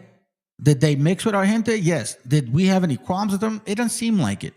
But it's very clear that we are not like these people. And even the people that study this found it out themselves. You look at the actual page 387, and it speaks about look, for example, they all live in the cold weather, bro. First of all, you ain't going to see no raza living in cold weather if they don't have to, family. Do you get what I'm saying? So it's basically saying here that, let's see, to the coast or around western and eastern Greenland, like for example, now Greenland, you look at those people, they look all Asian. To discover Hudson Bay, to circumvent the vast peninsula of Labrador to the mouth of the St. Lawrence, and to pursue the foot quest on the shores of Newfoundland and possibly Nova Scotia and New England.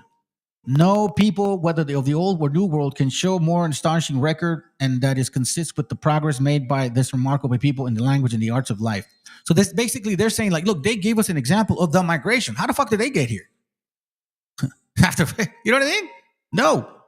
Of all American languages, a dispassionate criticism must pronounce the Eskimo, wanting as it is in the power of analysis to be the most perfect and of its kind, nor is it destitute of literacy or cultivation. Both poetry and prose are represented, and these indigenous people have accumulated a large and interesting body of standard fiction, much of which is understood to be at least 1,000 years old. Of all American people, these have made the most of the least favorable conditions of life. And then is it this one, page 37? Here, hold on. Here it goes right here. I think it's here. According to the legends, they live in holes under the ground, and such holes they have found covered with the shell of the great armadillo and containing human remains. Inuit, Eskimo, men. Eskimo, Algonquin is usually thus explained. Akra, Akipu, he eats raw fish. The true etymology of Ashkik seal, Askikamo, he eats the seal.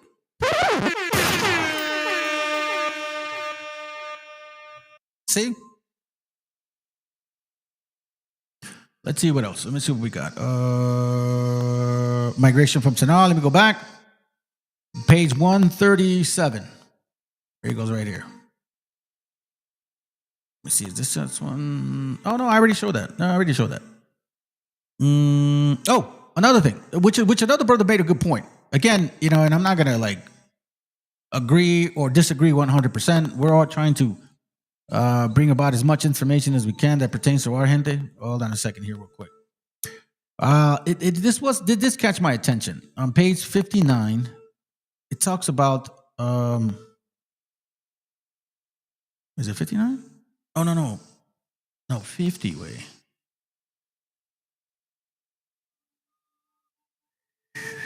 Where are you at? Likewise, fewer writings. Did I write down the wrong page? Let me see. Hold on. Let me see if I can find it. Oh no.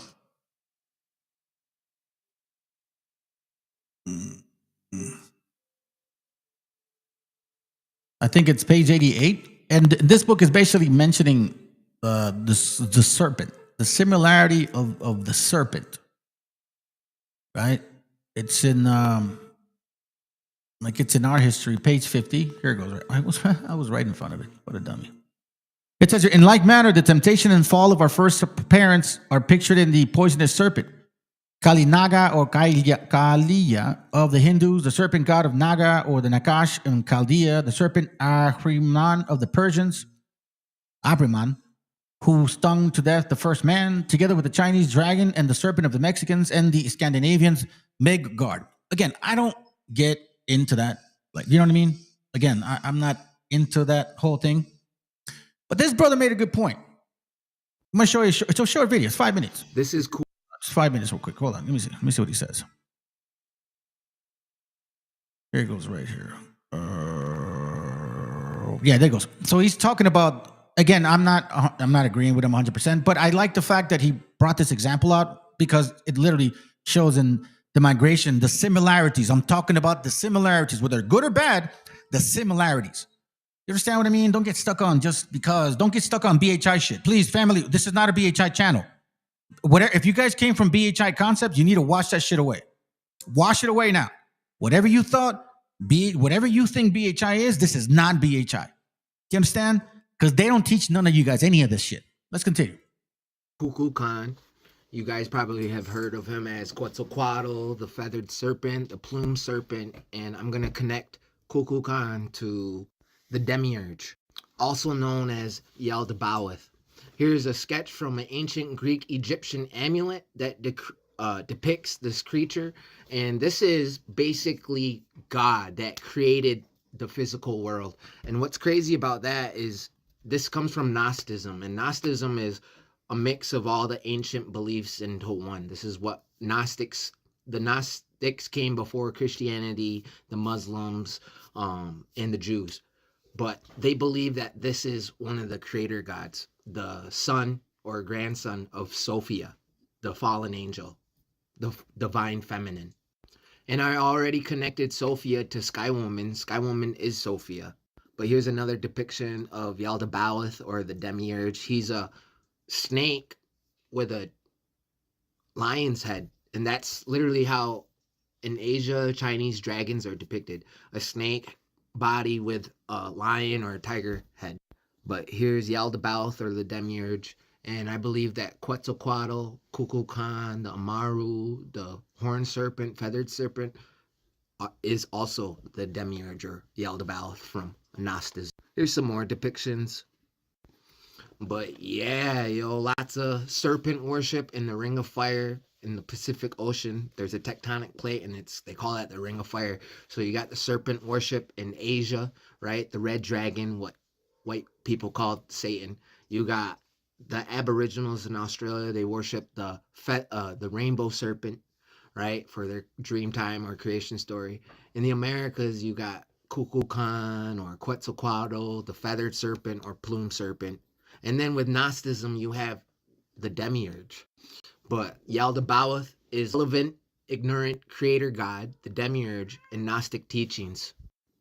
Responsible for creating the flawed material world and trapping souls within it, believed himself to be the supreme deity, while unaware of the true divine fullness, pleroma, often depicted as a lion-headed serpent. He is also identified with the God of the Old Testament and represents willful ignorance, embodying the belief that the material realm is a prison. And that's the same with like Sophia. So Sky Woman, a fallen angel, an etheric being, a light being from a heaven or a sky world. The highest heaven fell through a hole in the sky and got trapped here in our world, the material world. And she was pregnant, right? And she also gave birth to her daughter. She gave birth to her daughter, and her daughter was the one that gave birth to the twin creator gods. So the twin creator gods is seen in the Navajo, Iroquois, Mayan, Aztec, and even ancient Sumeria, the cradle of civilization. You guys following this shit? This is why I wanted to play it. Again, it's similarities, family. Whether good or bad, similarities. They can't take this from you. They can't say, oh, you stole that. What? Did you say, wow, we replaced y'all in every single aspect? I mean, were you that fucking dumb? It must have been easy. You know what I'm saying? Let's continue. So is it we have their culture or they have our culture? You can see indigenous culture in everybody's cultures, because indigenous culture is the mother culture of all cultures. Indigenous means original. We have our original instructions still, and that's why you can see some of the most ancient depictions of God in our culture. But yeah, the demiurge, or Yaldabaoth, is depicted as God. This is like he's related to Abraxas and all that, if you guys know anything about that. But let's talk about the demiurge. Is a concept from philosophy and Gnosticism for a divine artisan who creates the physical world, right? And they say Kukulkan or Quetzalcoatl is a creator god too, right? Originating from the Greek craftsman, but in Gnosticism, this creator is seen as an inferior, ignorant, or evil god, right? So they try to call us demonic or pagans, probably because they saw, you know. That he brought that out, the burning Indians. They used to burn us like this on fire, holding us tied to a pole by 12, all lined up, or like, 6 every row, and then one facing us as the 13th. And the conquistadors actually said, we deserve to do this to them because they're the ones that supposedly we sacrifice our brother. Do you understand? This is what the conquistadors were saying. And I've shared books on that with y'all before. I'm not just saying it. I've shared the books with you. Let's continue. A feathered serpent or whatever, right? They probably was like, they're Gnostics. But anyway, yeah, check that out. Go ahead and screenshot that, read that. Now, you see what I'm talking about? That's Quetzalcoatl, one of the creator gods. Now, it looks like a lion's mane. The plume serpent, the feathered serpent, looks like a lion's mane with the forward fangs, too. Come on, the yellow and red. Here's another one. Another depiction. And you can even find Chinese dragons with the same colors. We have a frame of that, green and yellow. The scriptures talk about this entity dressed in green and yellow, emerald and gold. And Judah, a lion? Again, I don't know. You know what I mean? You see the similarities. Let's continue. Right? Now, Native Americans know that cats are related to dragons the same way a chicken is related to a dinosaur, T-Rex. Right? We have something in the Great Lakes called the Miji Biju. It's an underwater lynx. Basically a cat dragon thing. But there you go. The demiurge or Yaldabaoth is possibly the feathered or plumed serpent known as Quetzalcoatl. Or that's pretty tight. All right, so check it out. Remember, this was the whole concept. Celestine prophecies. Okay? The whole concept. So what we're going to do is, because I actually do want to show this. I want to show this to y'all. Let's see how long is it. Now that we are connecting dots to who we are, let's connect the dots to who these people are. Again, this was a prophetic channel, always has been. I've called out things before they showed up. You guys can ask some of the followers. I'm not saying I'm always saying prophetic shit, but I've said them things that were going to happen, and they're happening. I'm very cautious as to what I say. Like, if I'm going to say it, it's because, like, man, yeah, definitely. But let's now identify Esau, the worshipers of chaos. I did not know this. Me personally, I did not know this. Let's go. And the Emancipation Proclamation, the same day he signed this country's largest mass execution of 38 Dakota men for supposedly stealing a cow that wandered onto their given reservation boundaries. And then the Dakota said, "Oh, we're sorry, we didn't know, it didn't have a brand, and we thought it was on our own. We were hungry, we were starving at the time." Mm-hmm. So the native people gathered about 40 other skinny cattle as well, mm-hmm. and gave it to the one farmer. That one farmer wanted justice. He says, "I want the man, I don't want the cows." Mm-hmm. So all of them said, "I am guilty." So the army came down, and that's when that sort of war came along. And in the end, over 500 were indicted. So Lincoln signed, well, let's only hang 38 of them. They all hung at the same time in Mankato, Minnesota. So these are, the ideas that people are holding up as, well, forget about what we did to the Indians or the native people. Mm-hmm. Let's hold what this freedom and caring for loving our fellow men is based upon. Mm-hmm. But let's not talk about the tree roots people. Let's talk about what we can change as far as grassroots movements is concerned. We're not concerned about having a graveyard still under the U.S. Capitol building with the Lenni Lenape bones, the graveyard still on that that hill of where the U.S. Capitol building. Let's not talk about that. Hear that shit? That's pretty crazy, man. I did not know this story here. And you know, there was a dude that came over here the other day. Disappointed he left. Yes, he did indeed. Hold on a second, family. I actually, I do want to share this. I feel bad for the sis, but you know what? That's reality. You know, you served in the military, and that's what gente expect? Like, wicked, there you go, wicked, bro. Like, what did our gente expect? Look. Thank you for your service. And you know, and I appreciate this is that she does this message stuff. So I'm not trying to diss her. But it's true, you know, like I can see that. You know, because Raza is like that, bro. We're fucking loyal. And we're loyal to our own fault. Sometimes you just gotta let the fuck go, man. Shit. Pinche gente, güey. Unas veces somos muy leales, cabrones. And I know that. And that's why it fucking hurts. Let's go. Service.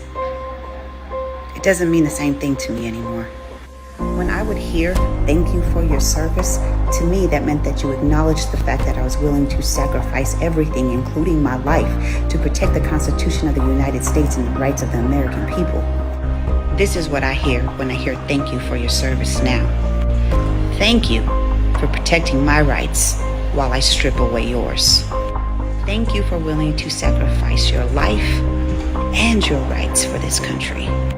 All while you look me in the eyes, shake my hand while simultaneously stabbing me in the back. And you do this all as you turn around and walk away, giving every female veteran and active duty military member a big old fuck you. So from here on out, you can take your thank you for your service and have the motherfucking day you deserve with it. Thank you for your... Well, I'm telling you, man. What did you guys expect, though? I mean, let's be honest. Here we have a very clear notice of, like, for example, when Trompetas wants to go say shit like, we've been getting abused and taken advantage of, and you know what I'm saying? That should not be happening to us, blah, blah, blah. But getting taken advantage of through your own currency, through your own rules, through your own government, through your own system. SWIFT, a couple of bank international accounts actually they're in the in-between of transactions of currency. So when you sanction people, you basically tell those same companies, hey, by the way, you know, I need you to stop their fucking money. What are you talking about? So when I see you, Edom, claiming that they're abusing you, I'm like, bro, they're under your system. What are you talking about? Gente, I've been saying this for a while, and I mean, that's why I tell you, man, I don't get involved in politics and shit, and you know what I mean? I know I sound like I do, I don't. I just like to look at everything and show you how you are in this book. And quite frankly, I think it's time for you to wake up. There's democracy, whatever you fucking thought que era vía democracia, güey, ya estuvo, cabrones. Ya estuvo, güey. That's it. You're done. Like, if you think you're still in a country that you still have fucking equal rights, bro, you're tripping, dude. You see the shit that's going on out in the streets. Do you understand now that if they pull you over, I mean, if you pull over by one of those Billy Bully motherfuckers, like, you know, they'll arrest your ass if you look like the connotation of an illegal alien. So if you look like a quote unquote illegal alien and you understand the word connotation, that means that you understand that when I say that, visually, you know what I mean. Like, for example, if I say illegal vans, are you going to think of a VAN, like the word, or are you going to think of the actual vehicle, van, right? So the connotation to illegal alien is already applicable to you, raza. So when people hear that shit, they ain't thinking of no one else but you, just to tell you the facts. You need to understand who is ruling and why. And how come?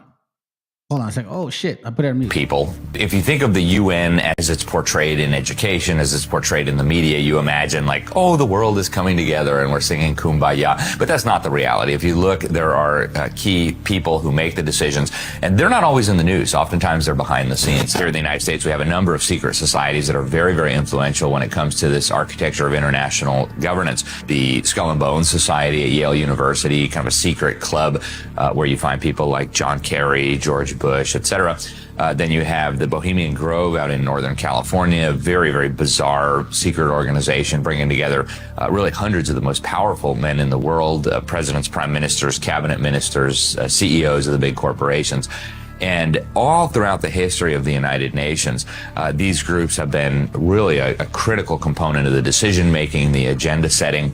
And it comes down to the individual level as well. When you want to look at who are the individuals that are guiding these processes, the Rockefeller name, for example, comes up over and over again, from donating the land that the United Nations was on to donating money to various UN agencies to kind of helping to chart the agenda. What should the UN be focusing on? The Rockefellers and their allies keep coming up over and over and over again. When we talk about the UN, we really need to recognize that there's the doublespeak, there's the propaganda, that it's just the nations of the world coming together to solve problems. And then there's the reality. It's a front group for a group of very dangerous, very totalitarian-minded and ambitious individuals who, if left to their own devices, would rule over humanity with an iron fist.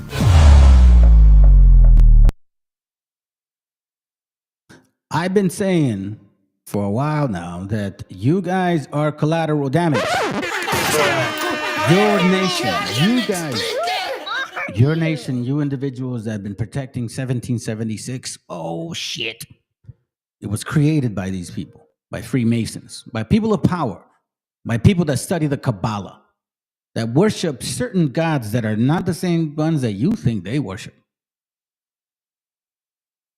I've showed this video before, and I know we focused on what he was comparing, but look at this. Remember this part?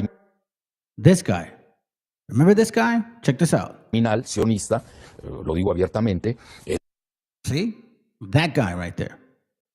You see that right there? Okay, so he gave him 150 million something for his campaign. If I'm not mistaken, I think that's what it was. Okay?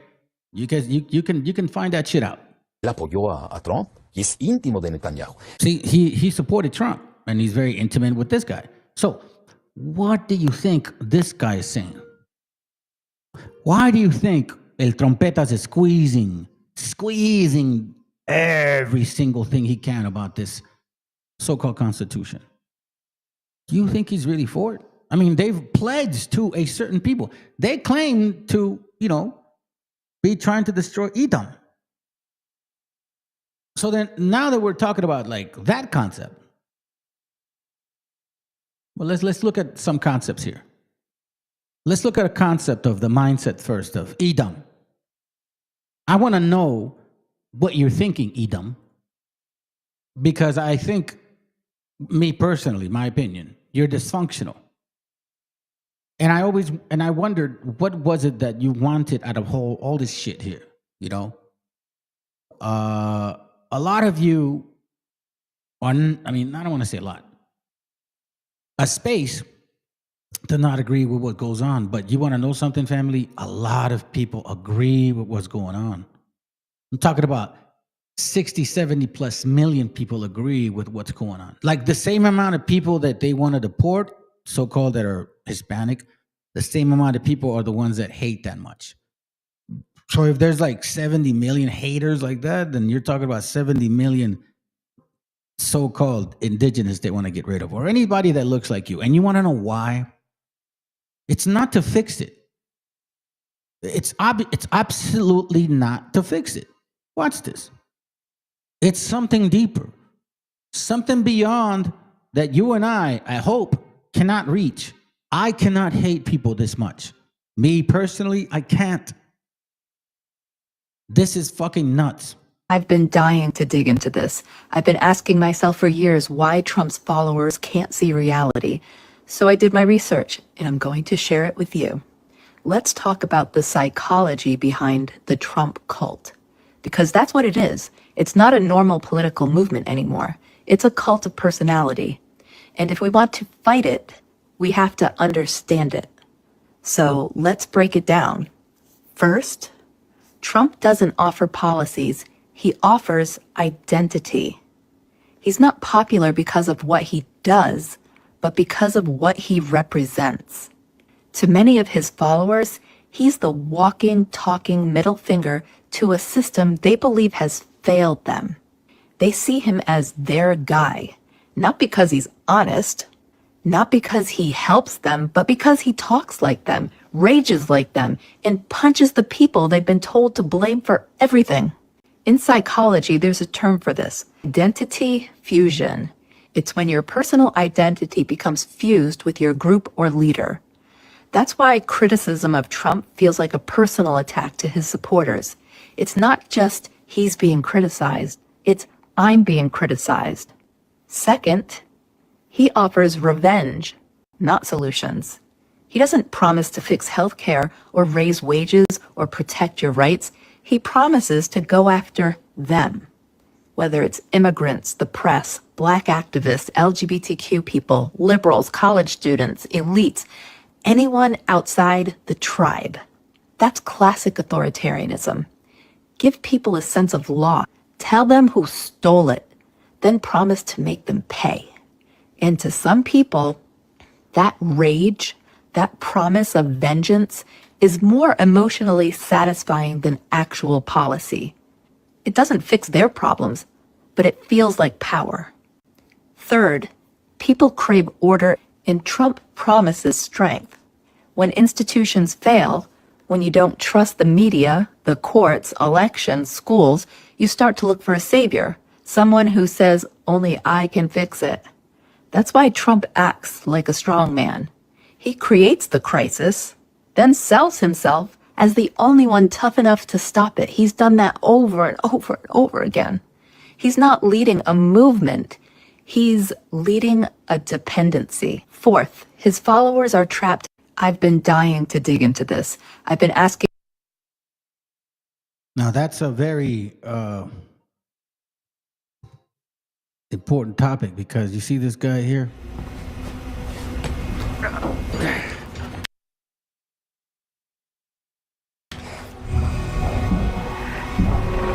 I gotta get that thing out. A massive bombshell to the holy grail of Democrats. I just want to show you his face. This guy is Benny Johnson. I think he's a fucking masputo in disguise. Like, he tries to play like this fucking right wing dude. Like he's they try to play strong, bro. You know what I'm saying? They do like the Sakari shit. They try to make strong and shit, and then in secret they go be pegging. So he is a what you call a straight right winger racist motherfucker, and this is what they're supporting right here. Okay, so let me show you this, and then we're gonna move on, because we just heard a good explanation of the mindset of Edom. To try to maintain their advantage in the House elections. On top of that, let's not forget, Democrats rigged the 2020. Nah, that's not the part. My bad, family. I'm not going to show you that whole Democratic shit or political Republican shit. I don't care. So check this out. Let me get to the point. Let's get to it, man. Now that we have an idea, concept. So look, why did I ask or say or mention fueled and ruled by chaos or cause?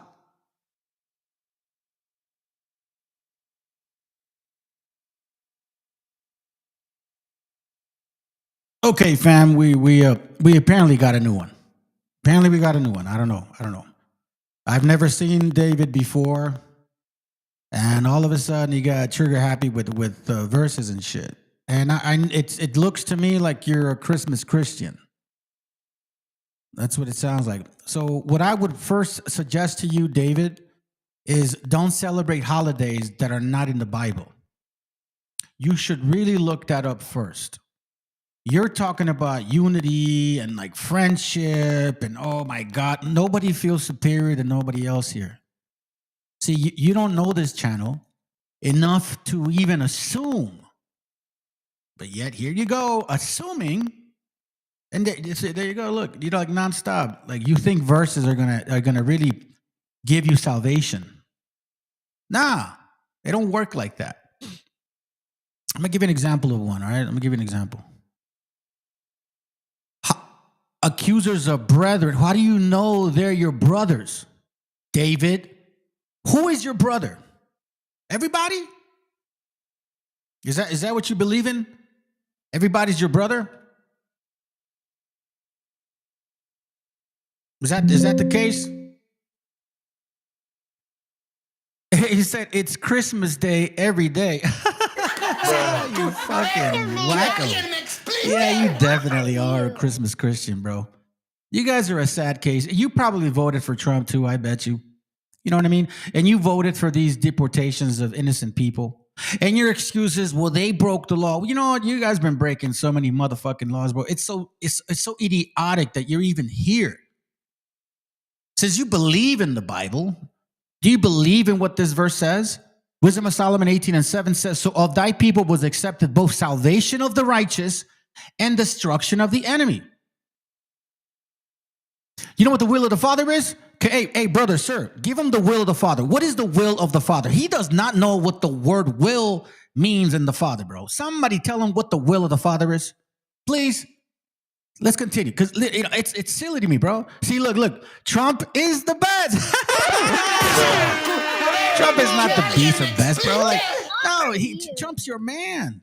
He represented everything Christian about you guys. Shit, he married up a fucking hoe. That's so Christian of him. He divorced 3 times, cheated on his wives every single time. That is so Christian of him. Let me ask you a question, David. What does God want you to do? What is God telling you to do? Yeah, look. Even in the New Testament, he hates Esau. To preach the gospel to who?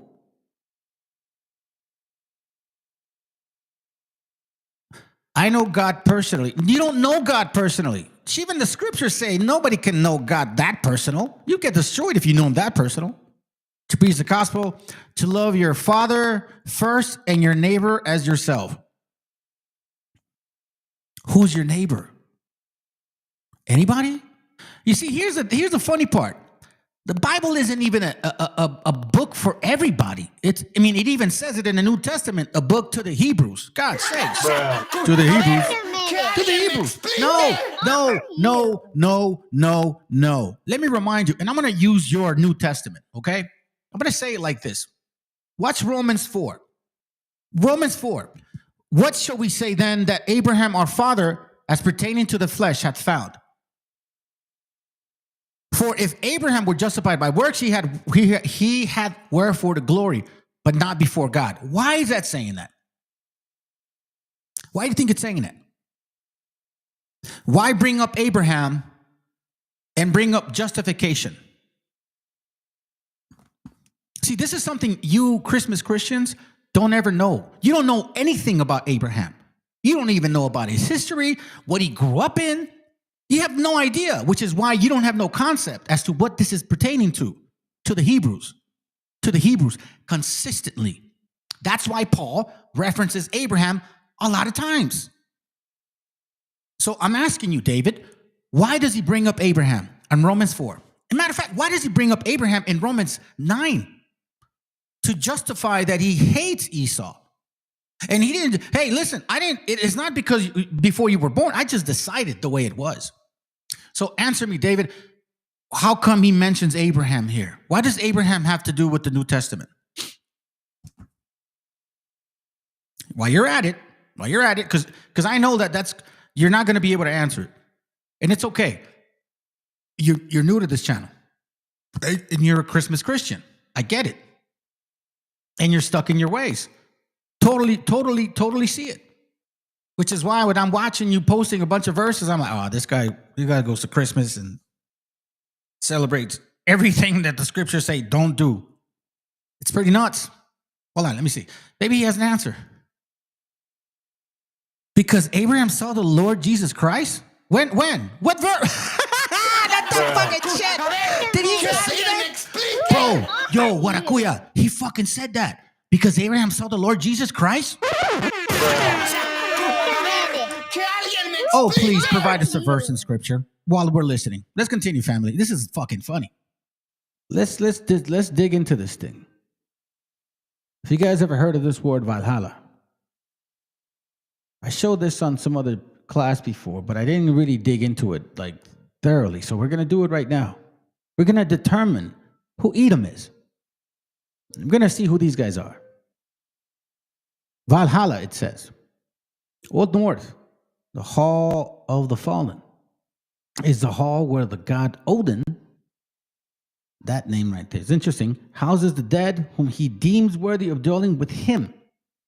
According to the Old North poem, right, it says the songs of the hooded one, the roof of the gold bright, Valhalla is made of shield and has spears for its rafters. Now, this name, so you can understand where I'm going with this, is family. Let me answer this. This is why, man, you guys are so simple-minded, bro. Oh, dear Jesus. Let's read that verse. Okay, since you want to entertain this shit, let's do it. You must have not known at all. You randomly showed up to this channel thinking you know what the fuck you're talking about. Okay? You put Matthew 3:9 and think not to say within yourselves, we have Abraham to our father. For I say unto you that God is able to of these stones to raise up children unto Abraham. You don't know what that means? He's talking to the Pharisees. He's speaking to the Pharisees. The Pharisees were like, wow, well, we're Abraham's seed. Yeah, and that's why he's like, bro, you don't know Abraham, do you? Neither do you, David. David, you don't understand who Abraham is. And you want to know something? You haven't given me an answer. That's why I'm not going to give you any source whatsoever. Tell me why Abraham was brought up in there. Because you're trying to tell me some shit. Oh, matter of fact, you are literally proving my point. And don't think not to say within yourself, we have Abraham, our father. I'm not saying that. He's letting know the Pharisees, bro, listen, just because you may think you're the seed, that's your excuse. You don't know anything about Abraham's life whatsoever. But, you Christmas Christians want to go back and forth with the New Testament and the Old Testament. All of a sudden, now you bring me Isaiah 53:5. Okay, sounds good, David. You know what? Do you want to go by the Old Testament or the New Testament? The old laws or the new laws? Which one is it, bro? You don't know. No, I know him personally also. You know Abraham. Oh, now I know you're definitely a cracker barrel, bro. You are number one cracker barrel in the world. You definitely, bro, I know. Now I know. I know for a fact. You must be crazy. I know him personally also. Really? So then what? What are you talking about? Let me read this. Matthew 22:45. King James says, if David didn't call him Lord, how is he his son? And no, what does he even have to do? What does that verse have to do with our point? What does David have to do with this? Oh, your crown. I keep my peace. You know what keeping your peace is? Here, I'll show you what keeping your peace is, right? Right? I'm gonna show you something. I'm gonna give you an example of what people do when they keep their peace. Right? Matter of fact, I'll even tell you this one. There's one simple one, bro. One simple one. Because like you don't keep your peace. We don't know who you are. You've never been here before. So no, you don't keep your peace. Psalms 4:4 says, stand in awe and sin not.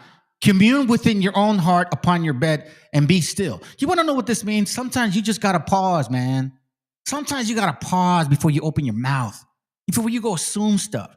My crown is Jesus Christ in me. No, it's not. Did you know that guy never died for you? Do you realize that? He didn't die for your sins. If he would have died for your sins, then he would have not said to you, sin no more. Do you understand that? You're using that man's name for excuse to continue to sin. You're still fucking around. You're probably cheating. You're probably sleeping around. Bro, listen, this excuse about Jesus and shit, get out of here. You said Christmas is every day. Okay, show me in the Bible where December 25th is real. Show me.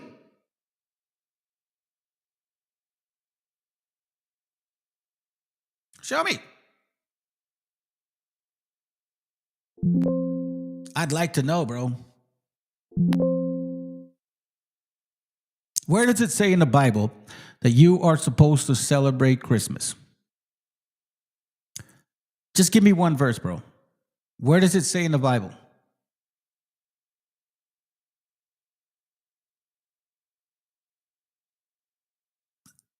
You're under grace? What do you mean under grace? He said, sin not. Okay, well, oh my God. You don't know, you don't know your own belief? Do you know what I'm saying? Like, you don't know your own belief, do you? Let me see if I can find that one real quick. Which one is it?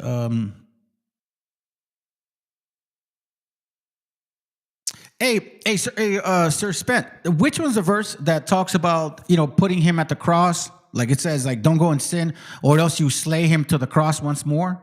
Which one's the one? Which verse is that? Let's continue.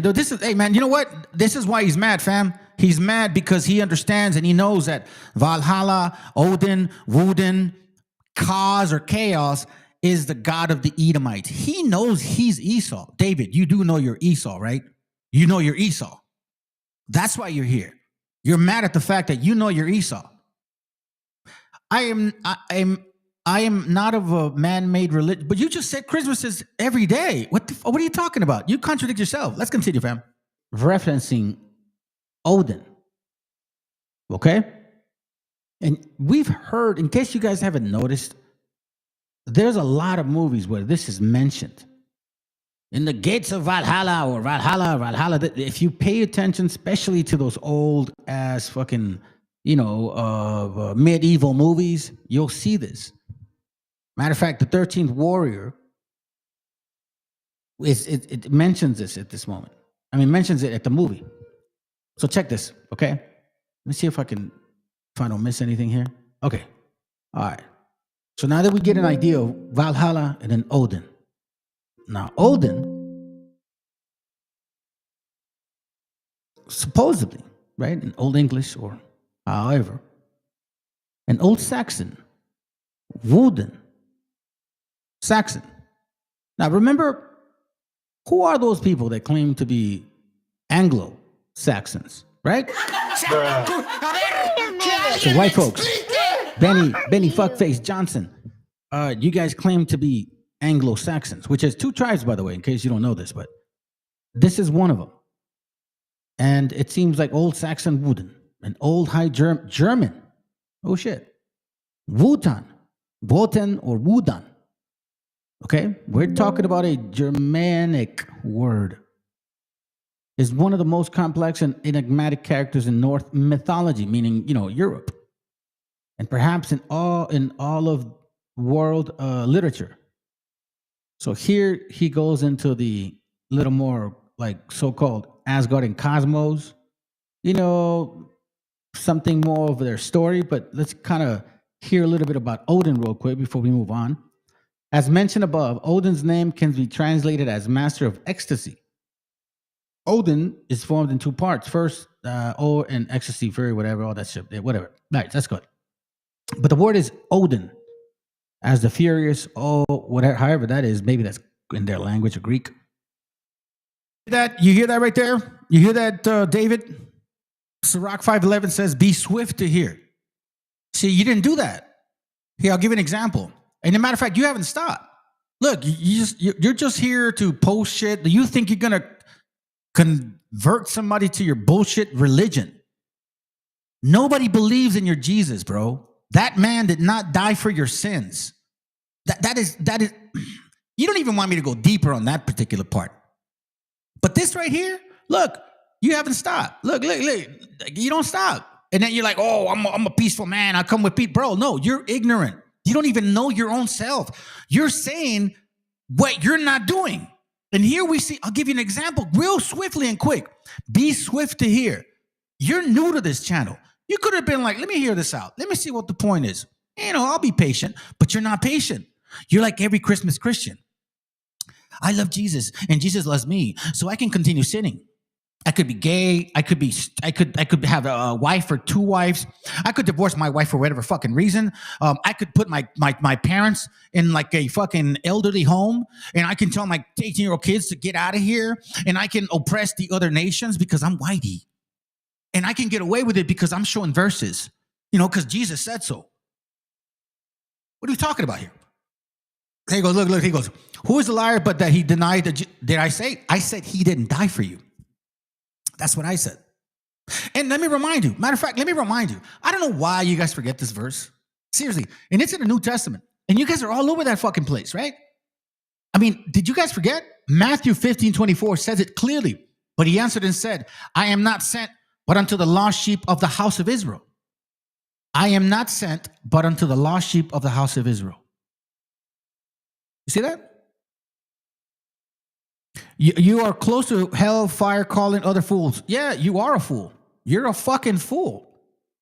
He did not. Nobody can die for your fucking sins, David. You still have. Oh my God, dude. You don't know your own book, do you? You don't. Okay, I'll give you an example. Here. Shit. I gotta educate these Edomites. Might as well. Faith without works is dead. Hates. See that? Faith without works is dead. I'm gracefully accepted by Jesus Christ who died for my wicked fucking sins and I'm still practicing. It says, do you know why it says faith without works is dead? Do you know why does it say that? For example, verse 17 says, even so faith, if it had not works, it is dead, being alone. Yea, a man may say, thou hast faith, and I have works. Then he goes, show me thy faith without thy works, and I will show thee my faith by my works. Do you want to know something, David? Your dirty ass is still eating pork. You're still eating fucking lobster and shellfish, which naturally is not good for you. But you think, no, the laws are done away with, right? But you also reference the Old Testament scriptures. See, there you go. You just brought out the Old Testament scripture, and then you come in this fucking same moment and give me I got grace, brother. I got grace. It says, thou believest that there is one God, thou doest well. The devil also believes and trembles. So you believe. I get it, David. But guess what? The devil also believes. The devil also believes.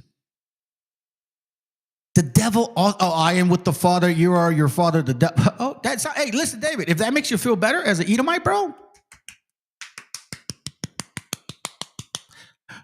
we know the outcome. We know the outcome of the Edomites. We know the outcome of you. You are an Edomite. You're the sons of Esau. And that's why it burns your fucking spirit. Because you can't have this shit. No matter how many inventions of religions you want to go with. Do you understand what I'm saying? What goes in your mouth doesn't defile you, but what comes out of your mouth, you want to know what defiles you the most, bro? Is lying to the people, lying to your children, and lying to yourself. This book was never made for anyone else but the Hebrews. That's it. Plain and simple. That's why Abraham is being mentioned consistently. Because guess what? Maybe this will help you. Maybe this might just help you out just a bit. Here, I'll give you a hint. Judith 5:6 says, these people are descendants of the Chaldeans. And they sojourn heretofore in Mesopotamia. And they sojourn heretofore in Mesopotamia because they would not follow the gods of their fathers, which were in the land of Chaldea. For they left the way of their ancestors. This is Abraham, by the way. And worshiped the God of heaven, the God whom they knew.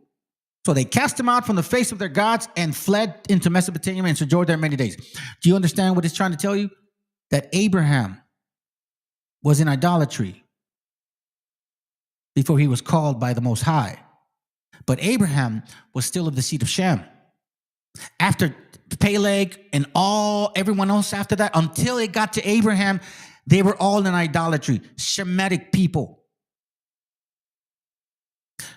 That has nothing to do with the promise to David. The promise to David was what? That he would raise up the kingdom once more that would be broken into. That's why Abraham's story matters, because he was in idolatry. So was the northern kingdom. The northern kingdom was in idolatry. They were being brought back to the fold, just like God called Abraham back to the fold of his ancestors. We know that, David. This is nothing new. But you see, now you're scrolling around. Now you don't even know what to say. Now you're like, oh, the kingdom is in you. No, but you see, you're not listening to what I'm saying with you. What I'm trying to tell you is that Abraham is in the New Testament to remind the Hebrews that they fell off, right? After the two kingdoms were separated. But now they're coming back together once more. And guess what? Just like Abraham was in idolatry, you stupid, ugly, dirty bastards, right? You that are supposedly, what do you call them? Rabbis. You rabbis? We never broke no commandments. All our kids were circumcised in 8 days. Yeah, well, listen, it don't matter, because I can always call up new people through Abraham again. Because guess what? He wasn't circumcised in 8 days. He was in idolatry for a long time. He walked with the Most High for almost 25 years, if you look at the scriptures, until he finally circumcised, which was 99 years old, David. So have you circumcised yourself, David? No, this is the book of the Hebrews. And dumbasses like you don't belong in carrying that. I appreciate that you want to learn it, but you're not even wearing it well.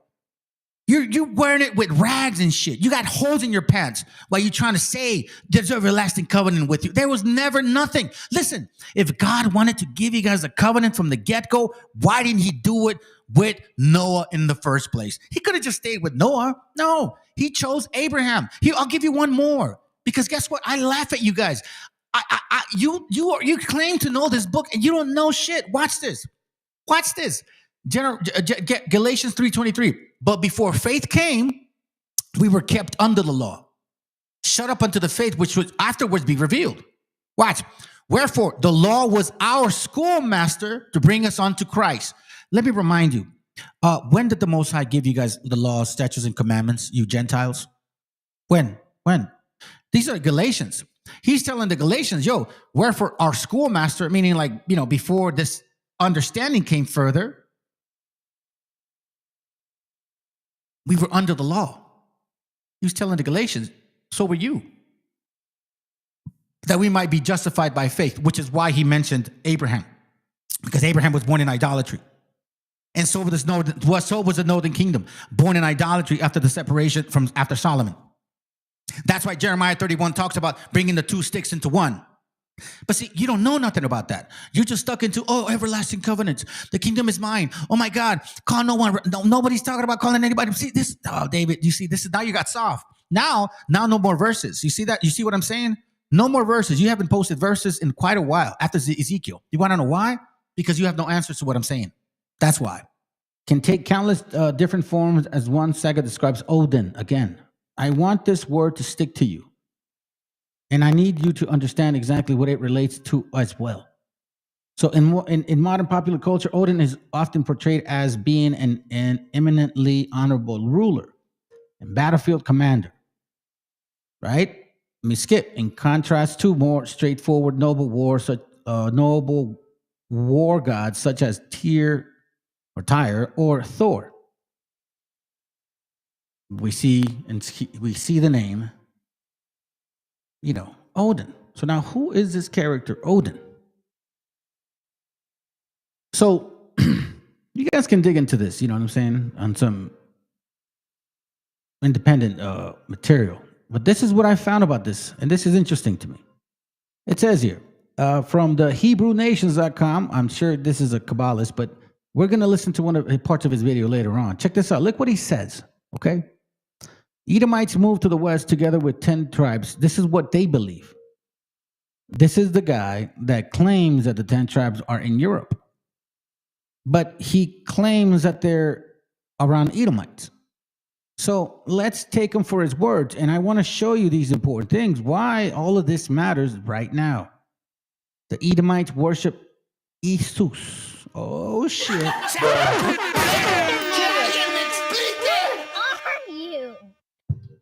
Put a J in front of that, bro. Jesus. That's why they created their Jesus. Okay? Which is another form of the name Esau. Oh, shit. The Celtic pagan god was also worshipped in Germany. And remember, I've showed you guys a book from Judas. Hey, well, there goes the link right there. Okay, David, since you say we don't forget a round, it's not our first time here. Perfect. Sounds good. There you go right there. So you've been watching this channel in secret, right? I could take you a lot of different angles, man. I don't know if you're ready for it. I hope you're very ready for this shit. Listen, one thing I always tell people, bro, don't get my attention, because you will get full fucking attention of my mind. And that's when you guys run, bro. Judaism, and it has this name, but with an H, Jesus. Wait, so when you want to meet, you mean like meet as in like meet up face to face and shit? Are we going to talk about Bible, or are we going to whoop each other's asses and shit? Which one is it, David? Because you're talking about peace, but not like, so where are we going to meet? We can meet right now. There goes the link right there. Is that difficult to understand? Unless you're talking about, I want to meet you face to face so we can squabble and shit. Like, then don't come with the Bible and talk about peace. You see what I'm saying? You see how ignorant you sounded?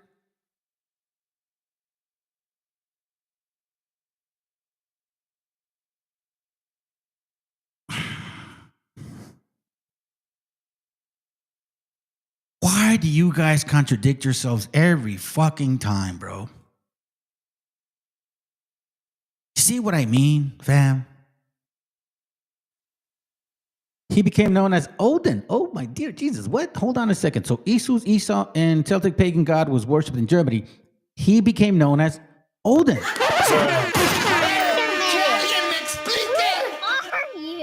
Let's remind ourselves who the fuck Odin is. He's an old Saxon, Anglo-Saxon. If we go back a little bit more, Valhalla has to do with you, because I don't understand that you appreciate that shit. You know, you don't. Europeans, y'all love that shit. You love your history. Nah, I ain't got time for you, bro. You were here last time and shit, and you couldn't even get on the link. You're here to defend, and you're not even like Ethiopian yourself, dude, which is even funnier and shit. I ain't got time for your ass. I'm gonna continue with this point, because this point is important. More important than your dumb ass, that's for sure. It says here, he became known as Odin. The name Odin, a form of the name Edom. So we see Valhalla known as Odin. Now we also see that Esau's and is basically Esau. Now we're going to look into this, in a little bit. The name Odin, a form of the name Edom. German. Hey, you know what, bro? That's some weird shit, man. Fuck. He goes, you meet face to face right now. Oh, damn. I fucking got Edom upset. Apparently, the scriptures were not the real reason he was here. He's like those passive-aggressive bastards that are trying to be nice to you and shit, and all of a sudden they think they want to fucking squabble. Like, he goes, I give you grace. He goes, I don't think you're ready. Ready for what? Like, what do you mean? Scrap? Like, for real scrap? Like, for real scrap? Like, straight up get down? Like fist to fist and shit? Like for real? Is that what you're saying, David? All right, I'll give you. Okay, I'll tell you what. I'll play around with you. How tall are you, man? How much you weigh? Because I'm a natural boxer. I used to box and shit, so I don't have a problem with shit. How tall are you? How much you weigh? It don't bother me, David. Enjoy your life. Be nice, or I'll see you soon. Yeah, Edomites. You see what I'm saying, fam? Edom, bro. You see Edom? You see the anger? So, David, tell me, how tall are you? How much you weigh, bro? Let's see. Maybe I will box your ass. Come on, let's see. I'm still in shape. Maybe we should put it on video. We'll put gloves on. And a fucking ring, too. I got homies here. We can do it. We can set it up. I know somebody that has a ring. Look. God bless you all who follow the way, truth, and the eternal life. National is identified with Odin. And it's very true. A lot of you white folks, Europeans, in your history with your little fucking long ass beards and shit, you guys fucking love Odin. You love Christmas. That's technically a lot of Odin shit. Halloween is also related to a lot of their Odinish practices.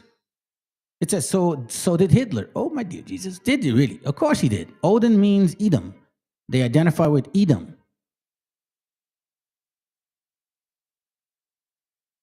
It says here, Esau became known as Isus, which is important to understand. Esau was the twin brother of Jacob, yada, yada, yada, yeah, I know that stuff. But let's pay attention to this here. Descendants of Edom were found to be in different regions of the Middle East. From these areas, there were movements to the north and to the west. Peoples who first appeared in the Middle East ended up in Europe, including Germany.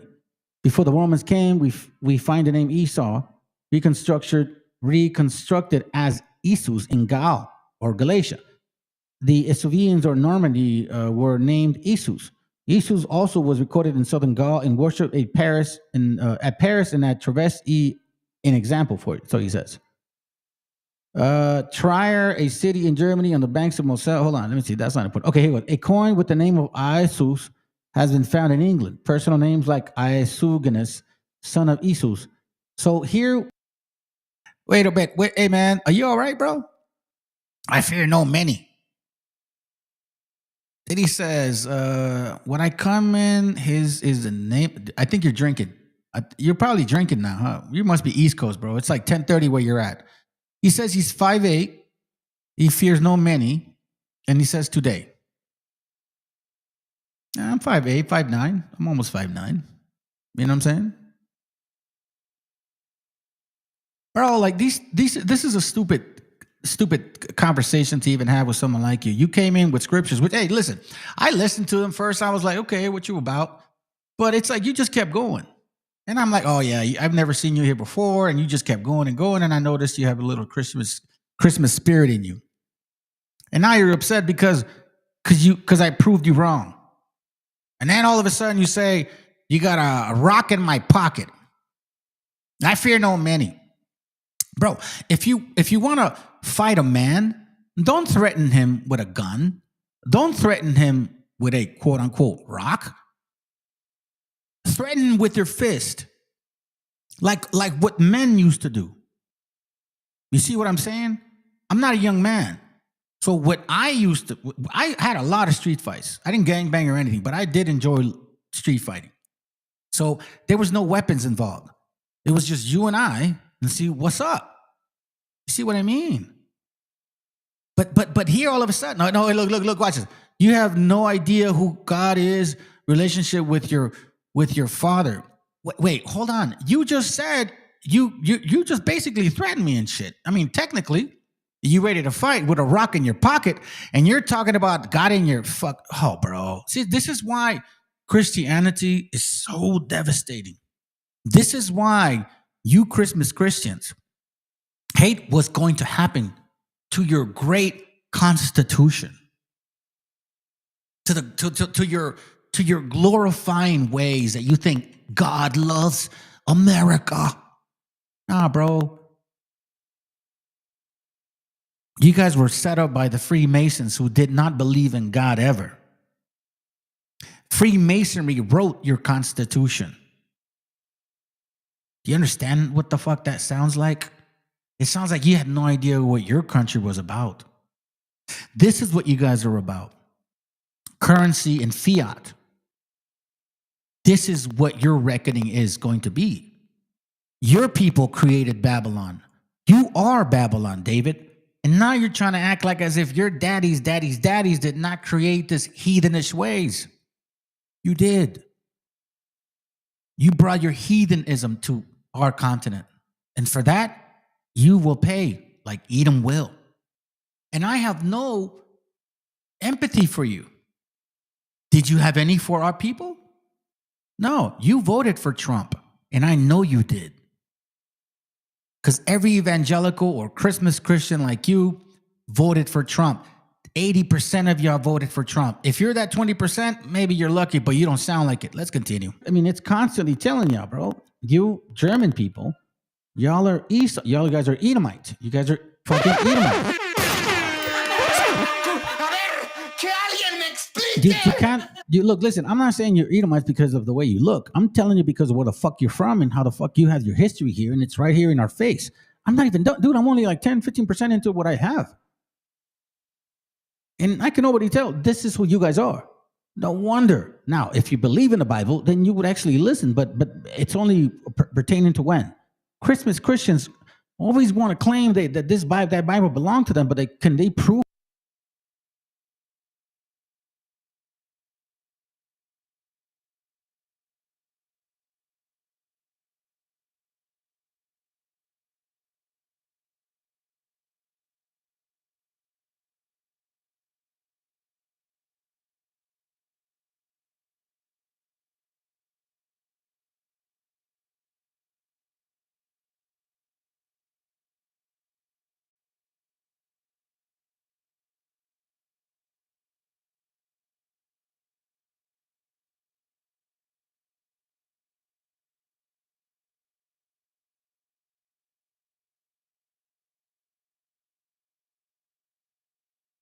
Who they are according to the Bible?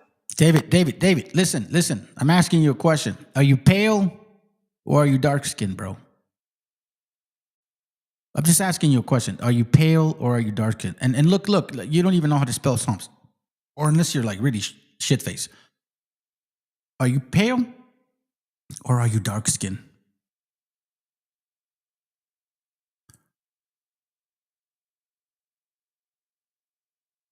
Yeah, I know. I my bad. That was my mistake. Thank you, brother. Appreciate it. Thank you. Appreciate it. Anyway, let's continue because I'm wondering. Now I really want to know. Because if they can, then I just did for them. Don't even waste your time, Benny Johnson or Matt Walsh, bro. For real, I just did it for you. There's nothing wrong with being white as long as you understand that you are Edomite.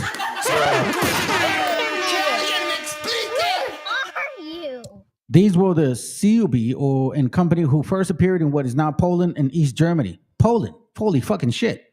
You mean all those quote Ashkenazis?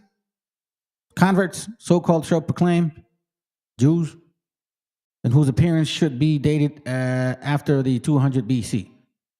So Serbia, also known as Serbia or maybe Swab, whatever, or Slavic, was also derived in what may also derive their name from Esau, which is pronounced as Esav in modern Hebrew. He says, at present, we are dealing with West Germany and the areas of France, Belgium, when these regions were dominated by the people of non-Germanic and Celtic culture.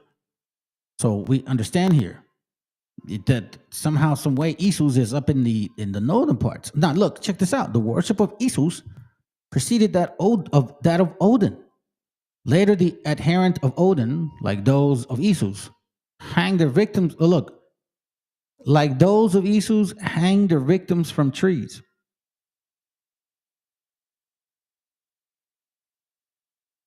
So I do believe that we are not getting the whole truth of what the book is saying. I believe that. I think these bastards have infiltrated their stories as well. And that's why you get a mixture of some of this shit. Odin in mythology had hanged himself on a tree to gain wisdom, so they changed. Now, Odin, he keeps talking about that. He sacrificed himself to himself. So this is that wicked ass, idolatry that they follow. The name Odin derives from Edom. The name Edom was rendered as Odin. The very name Odin may derive from a word root connoting brown or red, as in the English word dun. This name is also found in Wotan among the Anglo. You hear this? Anglo-Saxons. Benny Johnson, you're an Edomite. Matt Walsh, you are an Edomite. You know what I say to you? ¡Viva México, cabrones! Because I am not an Edomite. I'm from the tribe of Jacob, motherfuckers. ¡Viva México, cabrones!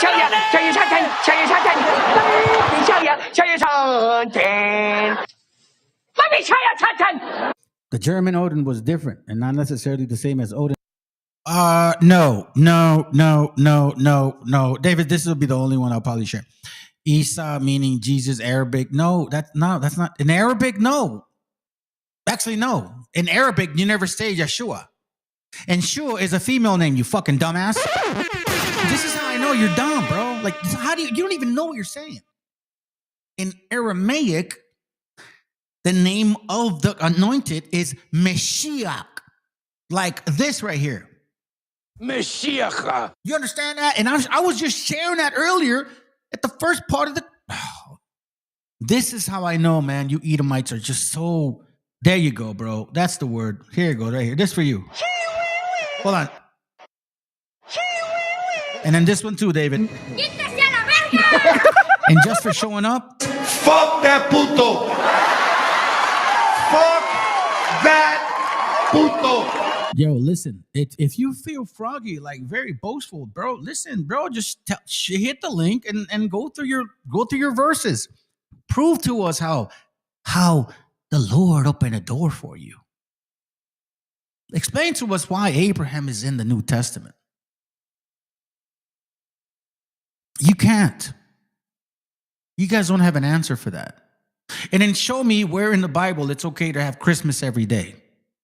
In Scandinavia, in England. Oh, shit. So we're talking about all you white folks.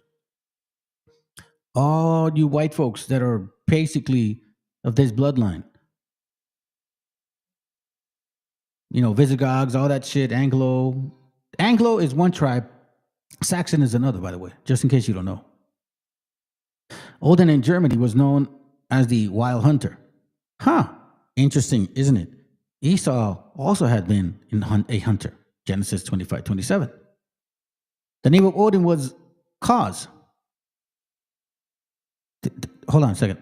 The name of Odin was what? Cause. What is the name of this? Fueled and ruled by what? Cause. Chaos. Odin is the word of cause. The national god of the hold on, let me slow down.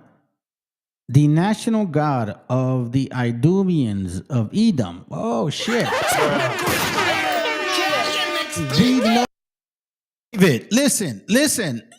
If my time is up, bruh, if you really get a chance to shoot me in the fucking head like you're saying with sneaky words, then it is my time.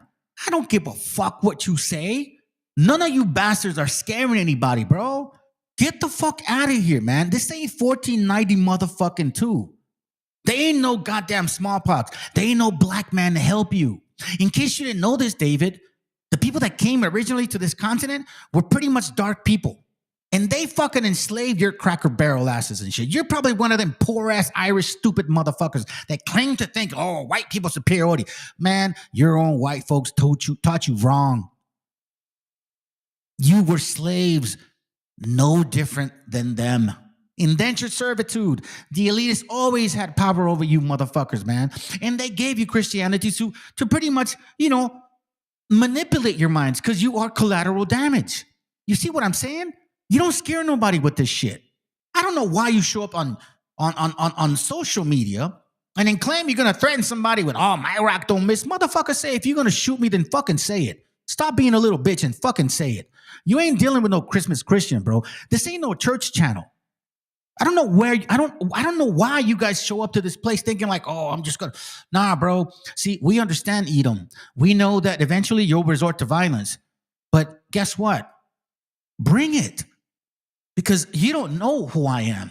You don't know what I've been through. You see what I'm saying? Like, the way that I am isn't just because someday I just woke up being this way. I've dealt with people like you all my life. And people like you are the squealers. You'll be the first ones to squeal. That's why I laugh. Because if you really wanted to do something, you wouldn't say it. Oh, we know that Alexander the Great was he was the one that produced that Idumean bloodline. What are you talking about? And I'm not saying they were all his kids, but when he conquered, he spread all that nation all around. What are you talking about, bro? Like what are we saying here? And who says that the Roman Greek mythology, Roman Greek government, who is practicing that to this very day? You can't deny. Fam, look, I told you, bro. He voted for Trump, man. Look at that. Look at it. He look at it innuendos and shit. This is an innuendo. I have citizenship with Jesus, meaning like you guys are illegals. I'm not under Christ. Nobody cares about you, David. I don't give a fuck. Hit the link and then maybe I would. Who the fuck you guys are? You want to use the Bible to your benefit, but you can't deny the fact that you're an Edomite. And you are envious. And that's why you're trying to continue to rule in power. The envy of you. In fact, a brother named Job is in your area. I'll tell him to look you up. I don't hate to tell you. That ain't going to happen, Benny Johnson. As a matter of fact, I want you to do it personally. You do it. You put your hands to the plow. See how, Matt Walsh, you put your hands to the plow. I want to see y'all tough guys do that shit. The national god of the Idumeans of Edom, southeast of Judah, was also known as Kaz or Kaz. This may be a dialectic version of Esau. We thus find both Esau and Odin being named Kaz. Odin being a hunter like Esau. Odin being derived from Isus. And the name of Odin meaning Edom. Isus coming from fucking Esau, bro. Now, what am I going to do right now? I'm going to show you something real quick so you can understand what this is. See, I don't just go by any random link. You know, I do find a book. So here we're going to look at a book called, give me a second. It says let me name it. Para que vean pinches gringolandios, motherfuckers. The Saxons in England. A history of the English Commonwealth till the period of the Norman conquest. In 1876. I don't believe they were fucking biased about your history. I don't believe they were. So let's find out some little things right here. Let's go back to this. We're going to go to page 160. We were at page 370. Yeah, let me read you this, and then we'll see how we can clear this up. It says here on page 370, Gad in hold on a second. Gad in Old North or Gauter in Old German, cause. A cursory allusion has already been made to Gad, probably only another form of Wooden. Since in the mythology of the North, Odin, double N, is Gautar, or however you say it, like up here. This is the Saxons in New England, by the way. I'm not making this shit up, Gringolandia. You are Edom. Not because how you look, fuckers. It's because of who you are. Because of your history. You see, the thing about people is you boast so much, you make it easy to find you. All you got to do is just do the research. And I look at the worshiping of your damn demons, claiming to be people of the book. Get your ass fucking stinking out of here. Make sure you learn how to wipe it, first of all. As I hear, that's a very big problem among your men. It says here, since in the mythology of the North, Odin is Gauter, I guess, but certainly the eponyms, I guess, of the Gautas, that tribe whom Beowulf was the champion and afterwards the king. So here we see Wodan, which we read before, was connected to Odin. And this name, connected to Wodan, is considered cause.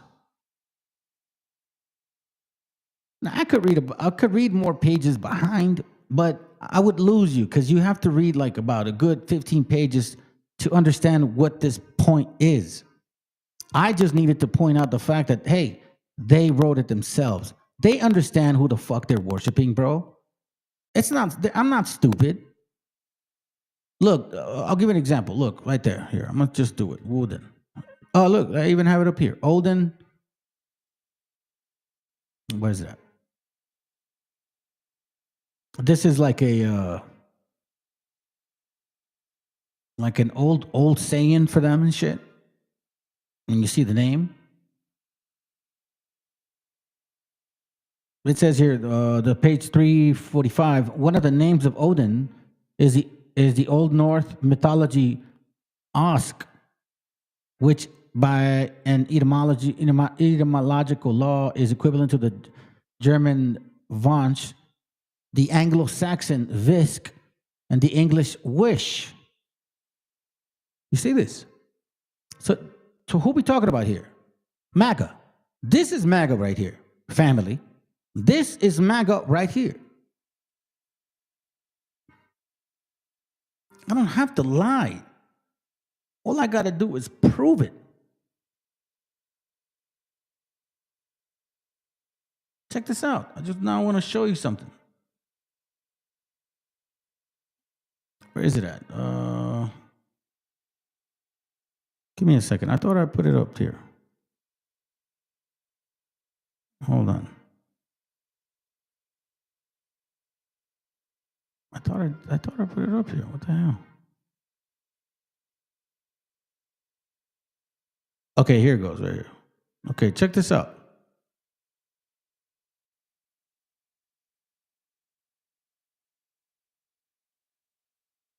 I was tripping on the fact that I was watching a movie called The Gods of Egypt yesterday.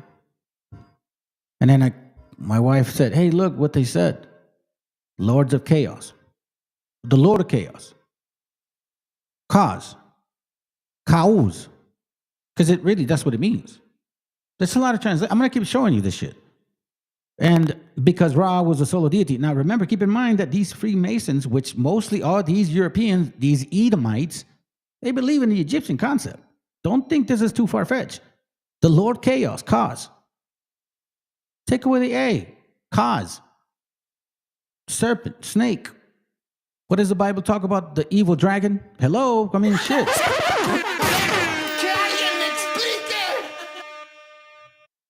Check this out.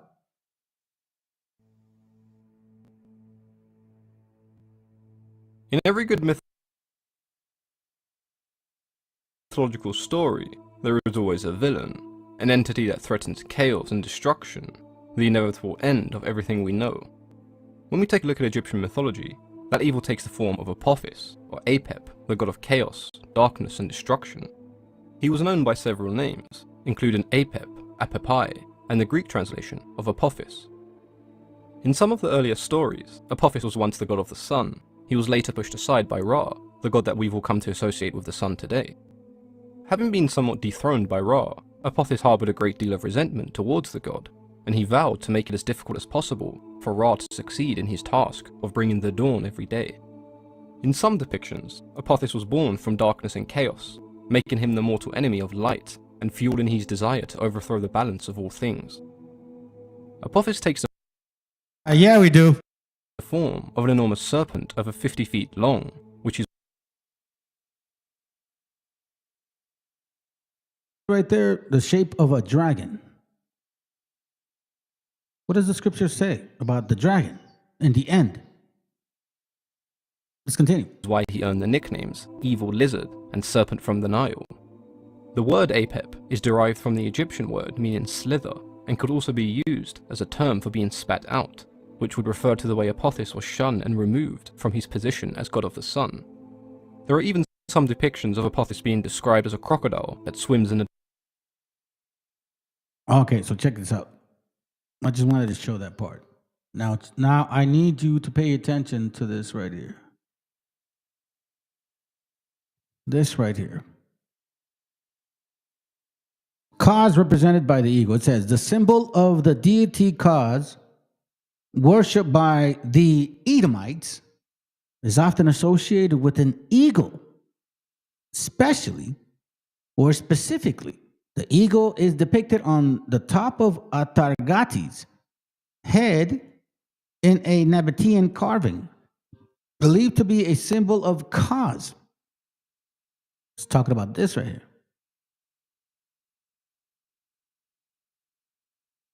And if you look at the eagle, This is a depiction of cause.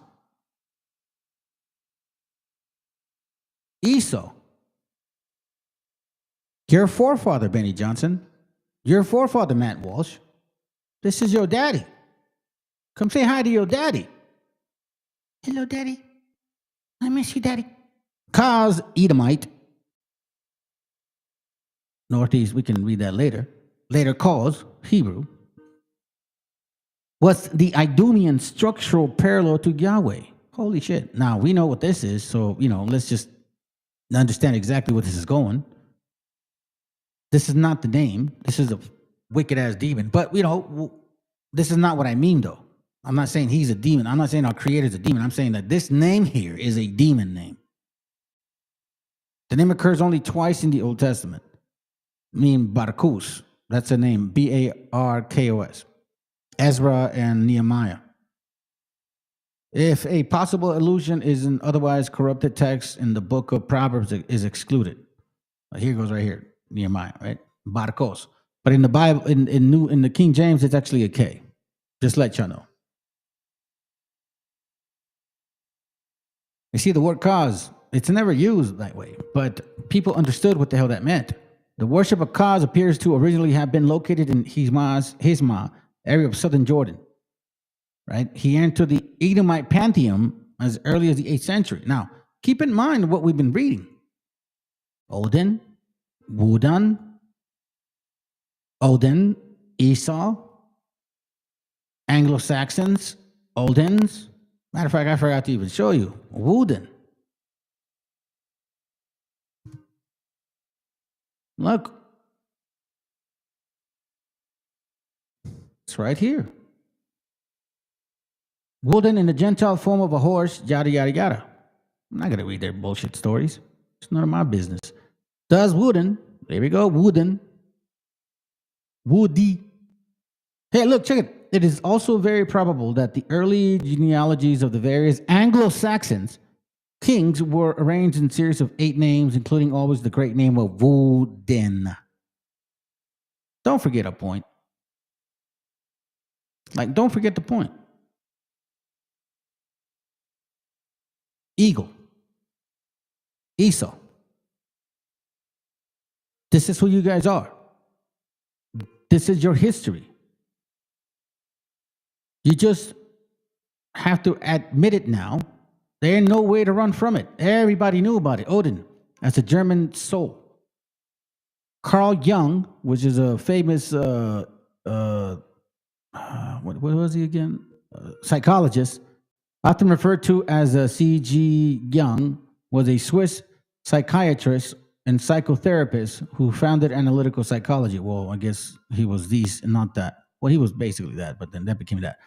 His work has been influential not only in psychiatry, but also in philosophy, anthropology, archaeology, literature, and religious studies. So here, this guy is even mentioning the word Edom. Hey, here we go. David, you say that blessed are the meek, for they shall inherit the earth. Okay, sounds good. Then give your land up that you guys took from the people of this continent. Let's say we're not those people, right? Give your land up. Give it back to them. Starting with you. All the benefits that you take advantage of because this is not your land, right? Since you're so meek and you want to be like Lazarus, right? You believe in the Bible, the New Testament. Give your land up, fuckface. Give it up. Give it to the people that had it here. Because in the Old Testament, because you just actually quoted the Old Testament right after the new one, it says, thou shalt not move landmarks.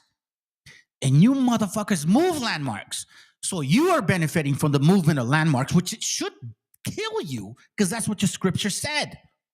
That's a sin. How come you don't give it back if you're so meek and you want to inherit the kingdom of God? God, then give it back. See, you won't because you like the status of being a gringo. You like what Gringolandia gives you because of your pale skin. You like that. So don't come here with your Christmas Christian bullshit, trying to seem empathetic or sympathetic, and all of a sudden you don't like what we say. Now you want to fight. See, that's what Christmas Christians do. When you don't like what we don't like. Now you want to, oh, well, that ain't fair. Now you're racist. And yeah, now you guys are saying that all of a sudden white people are treated like everybody else is racist towards them. Yeah, that's your Christmas Christian religion. Christmas is not in the Bible. New Year's is not in the Bible. Thanksgiving is not in the Bible. 4th of July is not in the Bible. Labor Day is not in the Bible. I don't know. What other fucking holidays you guys celebrate? Oh, that's right. Valentine's Day is not in the Bible. Matter of fact, all of those holidays are Roman holidays, not biblical. In other words, Young identified the Germans with Edom. Come on, bro. Now you see the hate. Now you see the hate. Now you understand why white people hate so much, bro. Edom, Esau. Like, that's why the Bible says, listen, I'm going to fucking destroy your piece of shits. You guys suck, man. You guys are horrible people. Like it says here, Romans 9:13, as it is written, Jacob have I loved, but Esau have I hated. Who is Esau? I'm not saying it. The Bible's saying it. And they're saying it. Who is Esau? Germans, Scandinavians, all those Europeans. Who is Esau? Edom. Edom, Germans, Esau, Odin, Valhalla, Wooden. See, David, you see, I'm not Israel, the fake Jew nation. No. You see, those guys are just like you. Those guys are just like you. You get what I'm saying? I am not gringo. So, okay. Good. Well, you sure as hell act like one. And all of that shit is you. There's no denying it now. The name of Odin, Woodan, you see what I'm saying? I'm not joking. Is another form of the name Edom. Show this shit.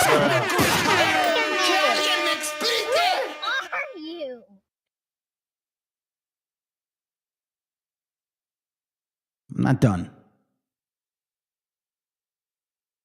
Cause.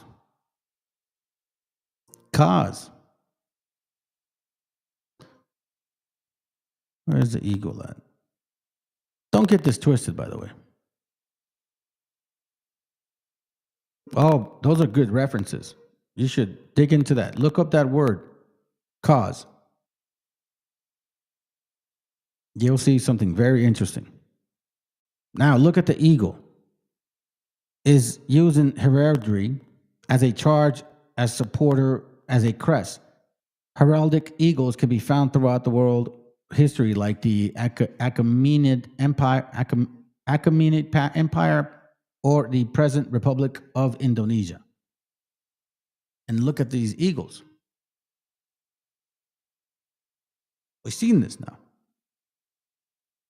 Identified as the eagle, identified as the dragon, identified as Odin, identified as Wooden, identified as chaos or cause, identified as Anglo-Saxons, identified as Europeans, Germans.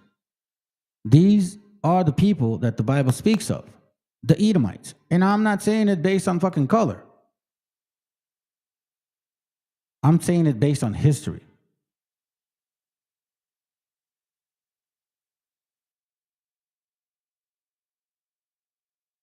¡Viva México, cabrones! Broke every scroll. Hey, this is for that hater David. Somos un ejército cautivo esperando la señal pa' comerme al enemigo. Huitzilopochtli, dime si es rival o amigo, que del ejército mexica tus guerreros siguen vivos. Hey David, here I'm calling you this. Fuck that puto. Fuck that puto. David, you hear me? Fuck that puto. Fuck that puto. Carl Jung in an essay called Wutan. The Hitler movement literally brought the whole world of Germany to its feet, from 5 years old to veterans, and produced the spectacle of a nation migrating from one place to another. Wutan, the wanderer, was on the move. Who is this Wutan, he says? He is the god of storm and frenzy, the unleasher of passion and of lust and battle. Moreover, he is a superlative magician and artist in illusion who is versed in all secrets of an occult nation. Holy shit. Bhutan disappeared when his oak fell and appeared again when the Christian God proved too weak. See this? Bhutan disappeared when his oaks.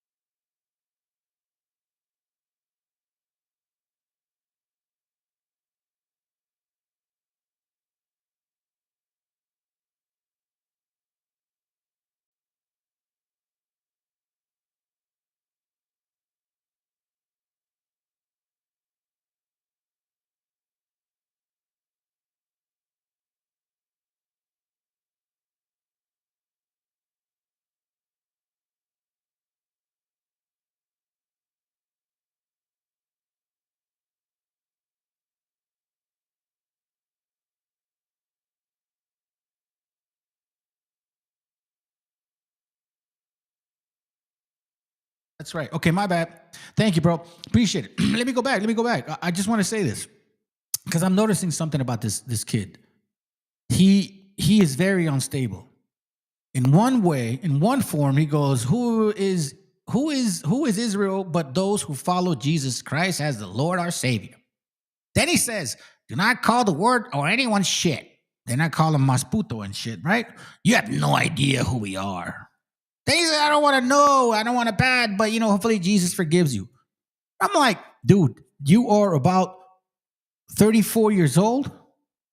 You probably have 1 or 2 kids. You don't have a girl. You're not married. You probably have a girlfriend, but you treat her like shit. Blue collar. Probably work at a factory or some shit. Somewhere where you don't like. Like you don't like where you work. I'll say it like that. Fell and appeared again when the Christian God proved too weak to save Christendom from the fanatical slaughter. I venture the heretical suggestion that the unfathomable death of Wutan's. You're wrong. You said love your enemies. No, you're wrong. Like it doesn't even say that shit. It doesn't even come close to saying that. Was it which one? This one? 18, let's say, which one is it? Hold on. Shoot. Oh, God. I thought I just had it up here. I mean, this is the book. I'm not saying it. It's the book saying it. Unless you don't believe in the book, then you're prosecuting your own self. You know what I'm saying? It's not my job. And again, family, I always say it, man, vengeance is not ours. It's of the Lord. Wisdom of Solomon 18 and 7. So of thy people was accepted both the salvation of the righteous and destruction of the enemy. Where does it say to love your enemies? Where does it say that? Nah, yo, Chris. Nah, David wants to fight me and shit. He says he's got a rock in his pocket that he wants to meet me in the street. What was the somebody said earlier? Hold on, I read it earlier. Hold on. Who you at? This guy right here. Hold on. And I gave this brother control of this. He says, rock in his pocket. Is he Roberto Duran? I didn't mean that one. Hold on a second. Hold on. Wait, you got like the fist of stones and shit? He's like, I got all my soldiers in front of your house and shit. Just came across a channel and this black man said he was the real native. Oh, fuck. Yeah, well, they say that shit. They all do. Let's go. Character. Explain more of National Socialism than all economic, political, and psychological factors put together. The gods are without doubt personification of the psychic forces. And when one of these possessed by such a god, there is not much one can do about it. And in the case of Wutan, we're talking about a fundamental attribute of the German psyche. Understand what this means? They're claiming a spiritual change of their ancestors, from their ancestors. Wutan is a relentless wanderer who creates unrest and stirs up strife. Now here, now there. Hey, isn't he doing this right now? Look. Wutan, meaning Edom, and his servants, like this guy, I am the servant of my father. Right. Wutan. Your father is Wutan, Uden, Edom. You're an Edomite. You have the spirit of that man.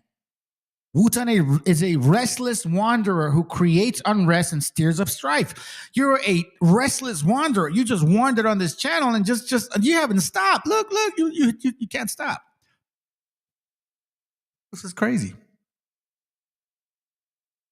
Let's continue. And works with magic. You see this? Wutan, Edom, Edomites. Just like Jasher said. Oh, check this out. Jasher 28, I believe. Is it here? Yes, Jasher 28:20. And Esau was a designing. David, that's what we're doing. See, we're uniting our people. Just like it was instructed. We are uniting our people. You're not one of them, and you're just upset about it. It's like, look, listen. My father used to tell me, don't hang out with people that don't want to be around you. Like, no estés en las casas que donde no te quieren, güey. You know what I mean? But you're here. Go get your own flock, and hopefully maybe you're right. You're not, but, you know, you can go ahead and kind of thrive on that shit. And deceitful man. Hey, listen, David, listen, if we see each other, then so be it. Then so be it. You know what I mean? Like, you don't get nothing out of this shit. I will see you. Trust that. Yeah. And if we do, okay. And if something happens, okay. And what? And what? I mean, listen, I grew up in Pozole Town in Oceanside, Califas. And I you know what I mean? I didn't grow up in your era, because you're a young kid. You're young. You're probably like, no, you're not even 34. You're probably like in your late 20s, early 30s, right? I grew up in the late 80s, early 90s, where it was all fucking crazy and shit. You know what I'm saying? And where people threw down with their own fucking fists. You know what I mean? So this bullshit, like, oh, I'm gonna, and I've been shot at, I've been chased, bro, it doesn't matter. You know, if the Most High wants to call me and that's the way he wants it to end, and it will be that way. But you see what I don't like about you Christmas Christians? You passive-aggressive little faggots, bro. You guys are worse. You guys are worse than the alphabet group, because at least the alphabet group admits who they are. And you guys don't. You're like little passive-aggressive little bitches. Oh, Jesus, I love Jesus. You disagree with me? I'm going to come shoot you. You're weak, bro. You probably got a little wiener and shit. You know what I mean? Like, that's the problem with you fucking kids. I don't understand exactly why is it you cannot understand what you're saying, David. Your psychology is fucked up. You know what I mean? This is crazy, bro. MESHIACHA's father is in David. Sick. Dude, this guy's weird, bro. One who hunted after the hearts of men and inveigled them, and Esau was a valiant man in the field. You see that? One that hunted after the hearts, meaning the minds of men, and like basically manipulated them. See this shit? Manipulated them. Just like Jasher said. Yeah, let's hear that again, man, because it's talking about Esau. Oh, check this out. Jasher 28, I believe. Is it here? Yes, Jasher 28:20. And Esau was a designing and deceitful man, one who hunted after the hearts of men and inveigled them. And Esau was a valiant man in the field. You see that? One that hunted after the hearts, meaning the minds of men, and like basically manipulated them. See this shit? Manipulated them. Wutan or Edom, or Edomites, or Europeans, is a restless wanderer who creates unrest, Benny Johnson, Matt Walsh, and stirs up strife. Now here, now there, and works magic. That's very true. What God are you worshiping? Who is this white Jesus in your Bible? Because you don't even know what the hell he's talking about. Not even in your movies can you actually approve and manifest what he's doing. Even those fake movies, you guys don't even come close. So let me understand which God, your Jesus, are you talking about? He was soon changed by Christianity into the devil. You hear this?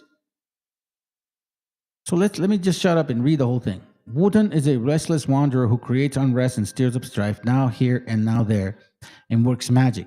He was soon changed by Christianity into the devil, and only lived on in fading local tradition as a ghostly hunter who was seen with his routine, flickering like a will of the wisp through the stormy night. In the Middle Ages, the role of the restless wanderer was taken over by Ahasuerus, the wandering Jew. Oh shit.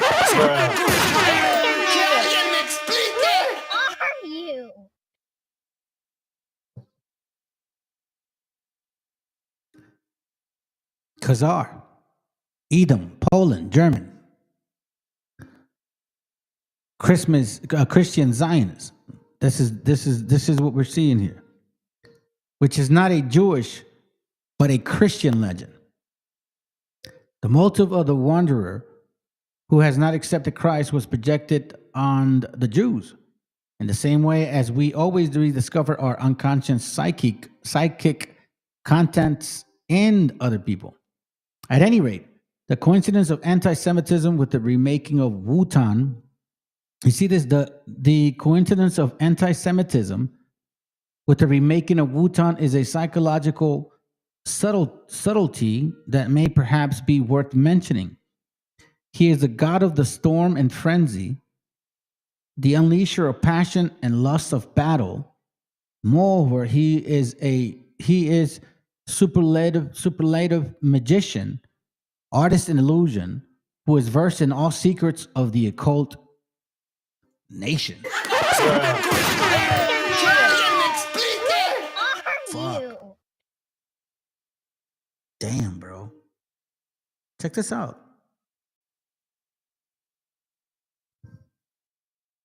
What? Hey, sir. I'm just gonna call you sir, bro. That he is crashing out, dude. Honestly. Here, I'll tell you why, fam. In case you guys showed up just a little while ago, and it can't go all the way back, right? He started posting some stuff, and at first I was just watching what he was posting. It was after finishing the initial topic of the class, right?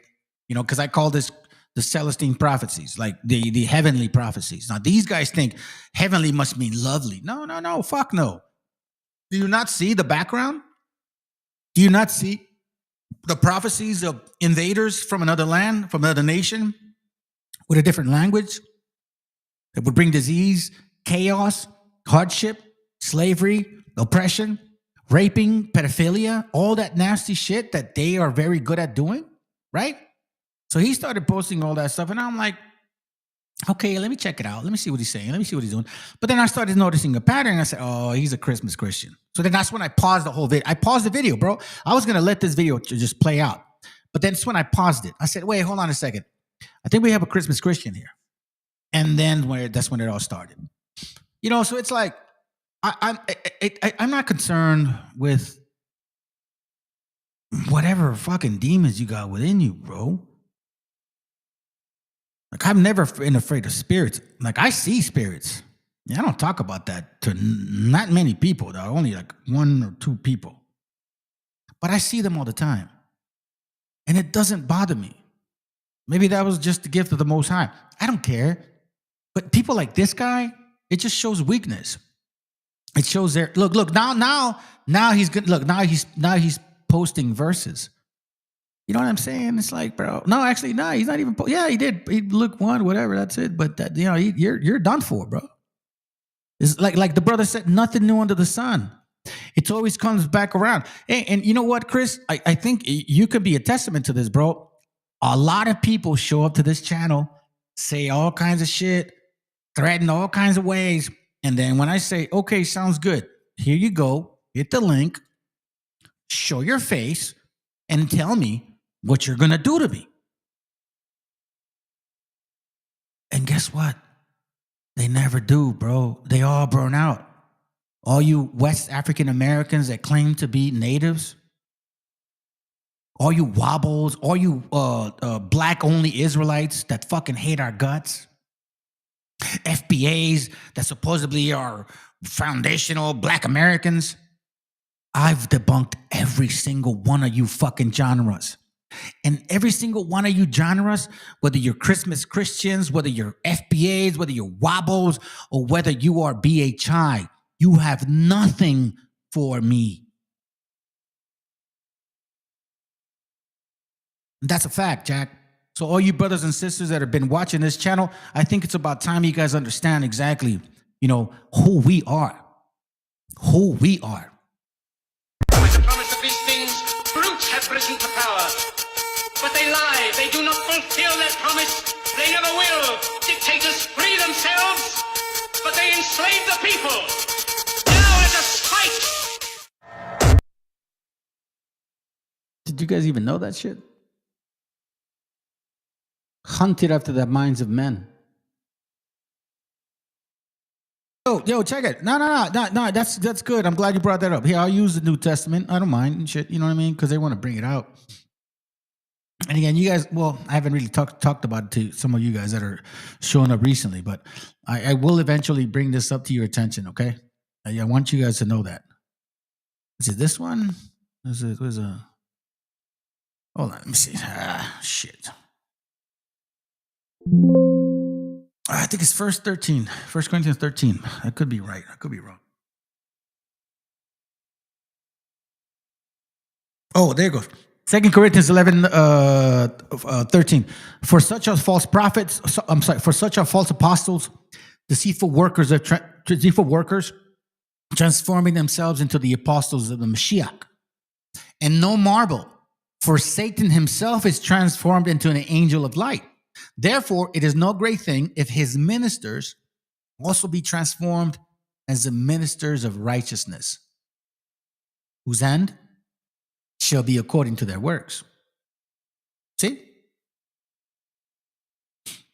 Listen, David, stop using Old Testament scriptures because you're still eating pork. You're still eating shellfish. You see what I mean? Don't touch the Old Testament no more, man. You have no right to touch it. You are still sinning. Have you circumcised? Shut up, David. This is a very interesting fucking type of people. You dig deeper and you find out exactly what they're about. So that we see the antiquity of this goddess or god, so-called Esau. This is Esau, right here. Edom, Europeans. We're going to keep proving it.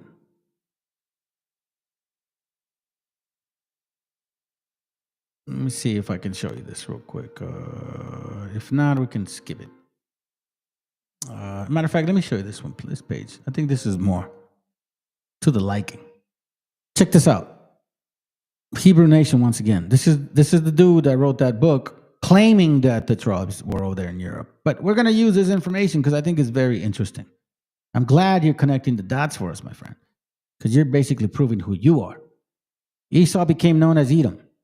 We find the name Esau as Esus in Gaul. The Isubians of Normandy were named after them. The Esus recorded the southern Gaul, but not through his consort Ras Merta, Rosa. See that, Ras, red?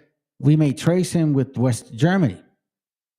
The name Ras Merta in Latin may connotate Edom, red, the marvelous. It is worth noting that Gallic culture extended from Gaul into Western and Southern Germany. The early Germans, in modern sense, derived largely from the Suebians, whose name may also derive from Esau. The sacrificial victims of Esus were hung from trees and scourged. The adherents of Odin did the same. Odin did hang himself on a tree to the wisdom. Now, we read a little bit of this. This is a little bit of another page. It says here, the German Odin was different. Odin was known as a wild hunter. Esau had been the hunter as well. Okay, let me get to this point because we read that already. It says the Germans had plentiful. This is funny. Check this out. So here it says red-haired, hairy, Caucasian type. The Germans had plentiful body hair. Most Germans are bruteness, but in some areas blonde are plentiful. Redheads are also found. The Hebrew word translated as red is admani. That's not true. It's adama, but anyways. It means reddish and properly speaking pertains to the red hair, though it may be by extension also to be applied to the brunettes and blondes. So here we go with like some little weird shit. Okay. Let me hold on a second here. Let me show you this one. Esau in Germany. The German Edom. The ancient native Germans called their god Kaz. We read that. And assimilated him to the originally Scandinavian and Anglo-Saxon Woden. You see what I'm saying? Now, Welsh, dear white folks, you guys are Edomites. If you're from those towns, those areas, that means that's what your blood is from. Bro, you're Edom. Sorry, my friends. I'm not sorry. Hey, Benny Johnson, you're Edomite. Matt Walsh, I think you're an Edomite, for sure. Look at all your hairy shit. Anglo and a Saxon, and you're a mutt. Josephus, Antiquities, Antiquities, the Book of Antiquities, chapter 15, 7, I guess, .9, asserts in archaeologically inscriptions confirm that the national god of the small state of Edom in the south and east of Judah was called Kaizo. Kaz, or Kaz, also rendered as chaos. The king of Edom in the 600 BC was named Kaz Kabar. He-Man. That shit's funny. Yeah, look at this. Hey, who's He-Man? Look, I'll show you. He-Man. Look, I'll show you for you old school. He-Man. Toy. Come on. They didn't spell it right. Check it out. This is He-Man right here, bro. Ain't that a trip? He-Man. You see that shit? It's funny, huh? Oh, damn. He-Man of Kaz. This name is derived, This name is derived from the Middle Eastern form of Esau, since the initial ayin, translated in E in Esau, can be pronounced with a hard sound. Esau, under the name of Kaz, was therefore the supreme god of many in Germany. Esau, Odin, Wodan, Wotan, Valhalla. Woden or Odin, however, is a name given to several deities, just as Odin himself had numerous names. It's still all connected. One of the forms of Odin is probably also another name of Edom. You see? Here we go. Now check this. Odin of Germany is not, hold on a second, Eric, is not necessarily the same as one-eyed Scandinavian Anglo-Saxon Odin, who we believe represented someone else. You see? I know. See what I'm saying? Bro, Anglo. Benny Johnson, you're an Edomite. You're an Anglo-Saxon. Hey, what's that lady with a long neck? She's an Anglo-Saxon, right? Wasp, the white Anglo-Saxon Protestants, you motherfuckers are Edomites. You motherfuckers are Edomites. And the Bible says, it is written, Jacob have I loved, but Esau have I hated. What did Obadiah say? What did Obadiah say about you people right there, bro? He is going to destroy your asses. Obadiah 1 and 4. Though thou exalt thyself as the eagle, we just found out, right? Esau, eagle, hello. Eagle, hello. Odin, Woden, Valhalla. You know what I'm saying? There's no way to run from this no more. And though thou set thy nest among the stars, thence will I bring thee down, saith the Lord. How are things of Esau searched out? How are his hidden things sought up? You see, like we didn't know this information before. It says, verse 8, shall I not in that day, say the Lord, even destroy the wise men of Edom? Edom. In understanding out of the mount of Esau? Fuck out of here. I showed you who you are, Benny Johnson and Matt Walsh and all of you fucking nasty ass Edomite bastards that claim and hide behind laws that oppress people that you know damn well you only do it because you hate motherfuckers.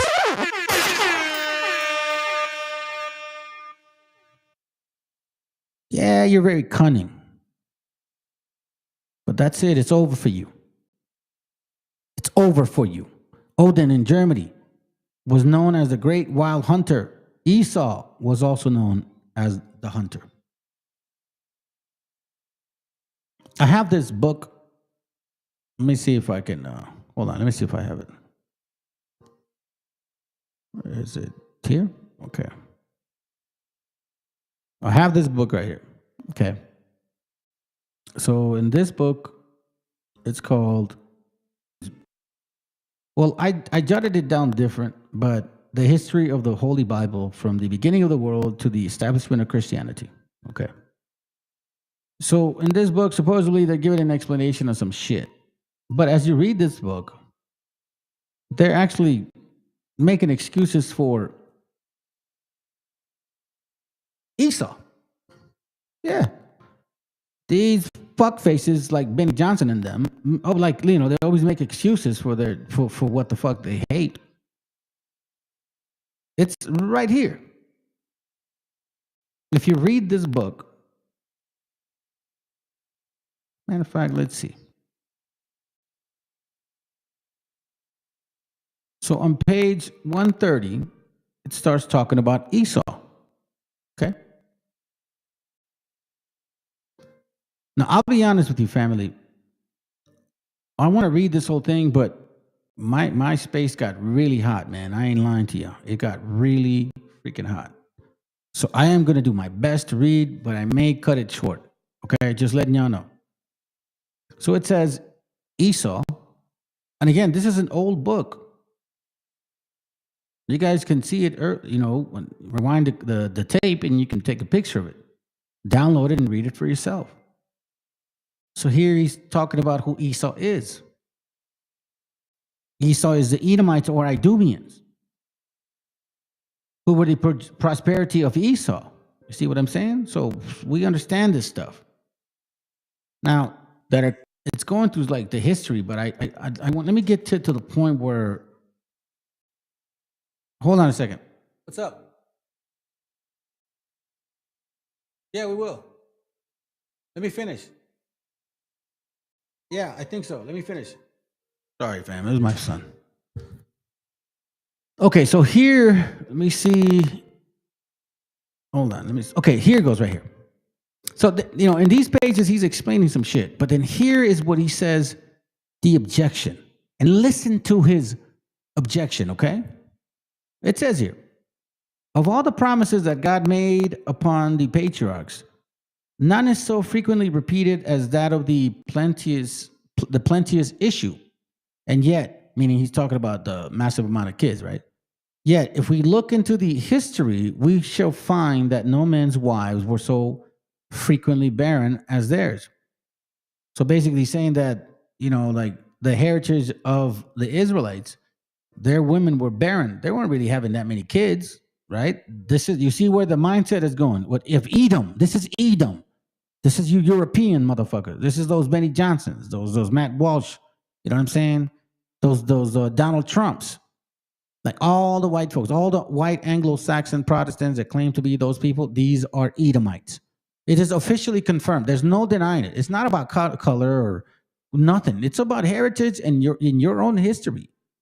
exactly what you worship. And I mean, everybody has a history, and eventually it gets exposed. So here you're arguing about your forefather. I can see that. Once again, oh Father, would you please bless me, oh Father? Once again, you just have that weak ass fucking spirit, Edom. Y'all are weak. It says, and yet, if we look into the history, we shall find that no man's wives were so frequently barren as theirs. You see? As theirs. Sarah had surpassed the ordinary term of conception about 30 years. Rebecca had been married almost 20. And Rachel full as long before any of them had a child. Hold on a second. And Rachel full as long before any of them had a child. And yet God all along promised their husbands an innumerable offspring, which can hardly be accounted for, unless we can suppose that barrenness and fruitfulness are compatible. You see that shit right there? Edom, listen. Fuck you, okay? Hold on, matter of fact, I'm gonna tell you myself. Fuck that puto. Fuck that puto. And that the close-up, the wife's wombs is radius way to make the man see like the stars of heaven for multitude. So he's like, I thought that was going to happen. But after all these large promises, Isaac, we read, had but 2 sons. And yet, what is more surprising in the divine conduct, listen to this shit, fucking what? Oh my God, now you Edomites are fucking funny to me, man. You guys are funny to me. You're so simple. You're so easy to read. Because you're so envious, man. It's like y'all express yourselves in such a fucking stupid way that you can just see it. Listen to this. We read, had but 2 sons, and yet, in parentheses or in space, what is more surprising in the divine conduct, right? Like basically, sarcastically insulting. It's like the so-called, you know what I'm saying, didn't do what he's supposed to do. He says the younger of these was not only preferred before the elder. So here he's saying that apparently Esau was a divine conduct. That's what he's saying. Because first of all, the younger should not have the birthright. He says quite contrary to the established rights of primogenitor. So let me read it again. But after all these large promises, Isaac, we read, but had 2 sons, and yet one is more surprising in the divine conduct. The younger of these was not only preferred before the elder, quite contrary to the established rights of progenitor, but as the scriptures expressed it, God loved Jacob and hated Esau. Even when the children being yet unborn had neither done good nor evil, which is a manifest instance of God partiality and no small argument of the doctrine of predestination. He says, and yet, if we inquire into the character of this child of promise, as he is called, you see, like child of promise, like in colmillos or like in quote unquote child of promise, we shall find that his behavior did hardly deserve for particular favor. You see what I'm saying, man? You see what I'm saying? I mean, if you really look at it, this is Edom right here. Well, I mean, if you really look at it, él no se portó bien. Él me mintió. Shut up, you fucking gosh darn whiny bastards, bro. You guys are whining in your own books. And yet, if we inquire into the character of this child of promise, as he is called, you see what I'm saying? We shall find that his behavior did hardly deserve for particular favor. For the apology can we make for what apology can we make for his taking the advantage of his brother's hunger and hence overreaching him in the matter of his birthright? You see? So now they're like, well, why did you trick Esau? You mean your daddy? You see what I'm saying, white folks? Listen, we found you. You can't lie to us. You're an Edomite, bro. If you guys call yourselves Anglo-Saxons specifically, you are Edom. You're the sons of Esau. That's why you're still arguing about that shit. There is something for inhumane something so inhumane and denying a hungry person's little visuals. And shut the fuck up. You guys are deporting people. The nerve of you. Something so selfish, really? It's expecting an orbitant price from one's own brother for a morsel pottage. Something so crafty and designing and bringing an eager appetite on the obligation of an oath that Jacob seems to have acted the mere sharper in this whole affair. Nor can Esau supine negligence in giving up the privilege be reputed nearly so culpable as the other covetous, unlawful method of attaining. You see that how they're calling Jacob covetous?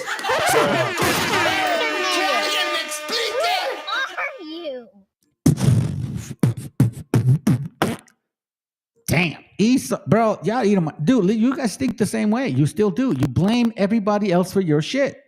Like, you don't take account for your shit at all, even in your fucking writings. This is amazing. I can't believe you guys are like this. I mean, I guess I can now. I used to not, but now I know y'all are weak, man. That's why I could not deal with that fucking training. I heard one of your so-called leaders. Oh, bro, I was like, oh my God, this guy's fucking dumb. This guy's your leader? Shit, we're going to destroy you. And if we cannot excuse him in this, what shall we say for his fraudulent practice in intercepting his father's blessing? You see that? Fraudulent practice, bro. What the fuck? You see what I'm saying? Hold on. I have to play this song. I have to play this. I have to play it. Hold on a second. I have to play it. I fucking have to play it, man. This is the the old 12 tribe stuff, man. But I mean, this shit is perfect. Perfect. That's right. Get prepared for war, Negroes. That niggas not stand the hell up, man. They don't give a damn about you Negroes, man. But you want to love every damn body, man. And I'm gonna take a break, family. Goddamn guts. This how we banging on Esau.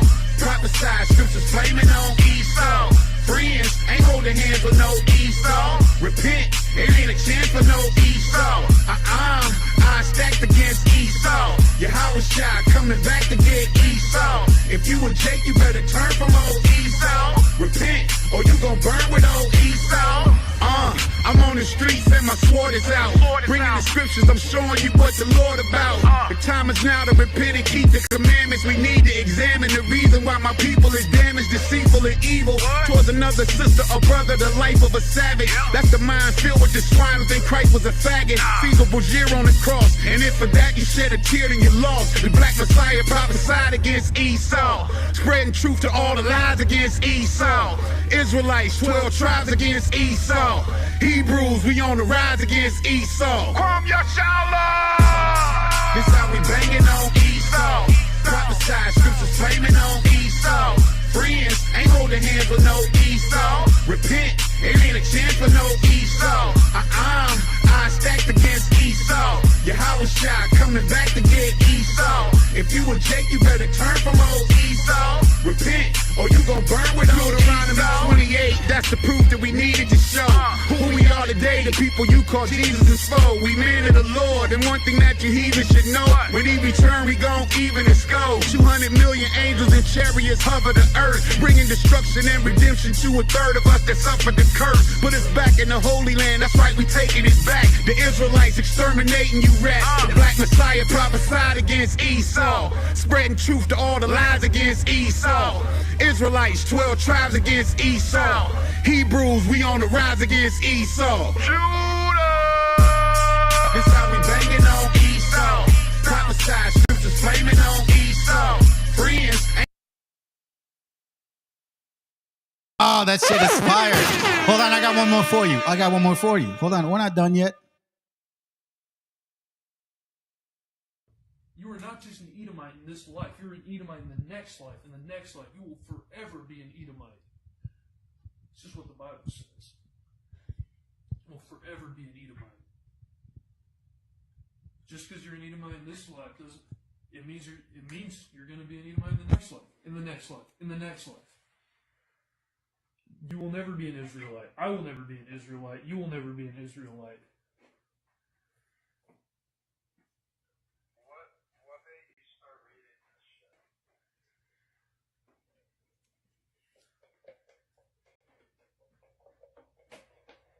I wanted to live life how God intended life to be lived. I wanted to humbly be in my place.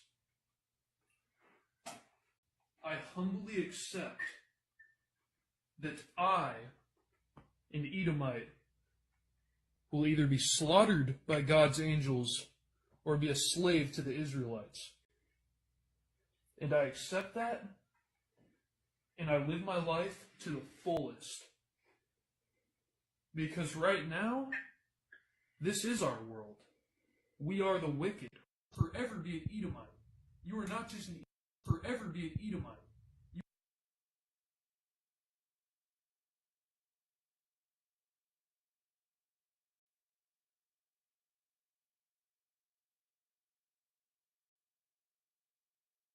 Will I burn just 'cause I am Edomite? Will I burn just 'cause I'm white? Am I the heathen thou shalt smite?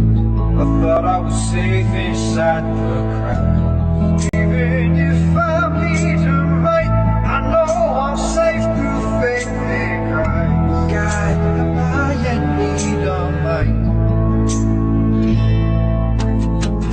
Jacob, I've loved. I've hated.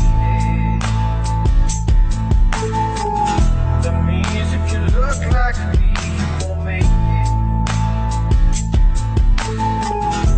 God so loved the world that whosoever except for you Edomites. If you believe on Jesus Christ, well, I mean, like unless you are an Edomite. Am I an Edomite? How you are a Edomite. I had to do that, bro. I had to take a break. I had to take a whiz. I had to take a whiz. Any of you guys that don't like that song, well, too bad. That sounds pretty good, though. Anyways, you get the point. The fraudulent ways of this guy. Listen, look what he's saying about Jacob. The sons of Esau are upset. And if we can not excuse him in this, what shall we say for his fraudulent practice? Intercepting his father's blessing. Here, let me say it like a white dude. And if we can excuse him in this, what shall we say for the fraudulent practice in intercepting his father's blessing? Like, what the shut up, man. Hold on. Fuck that puto. Fuck that puto. Still complaining, huh? Anyways, let's continue. In averring himself to the persons he was not. See, in averring himself to be the person he was not. You see this? So think about this, family. They know who you are, and they think of you like that. So they say, you don't deserve the promise. They don't see you as anybody else but that. You see the hate perpetually in this bloodline. Scriptures talk about that shit. Perpetual hatred. Give you that one. I'll give you that one, bro. Give you that one because I want you to hear it. Hold on, no, not that one. Hold on, here it goes.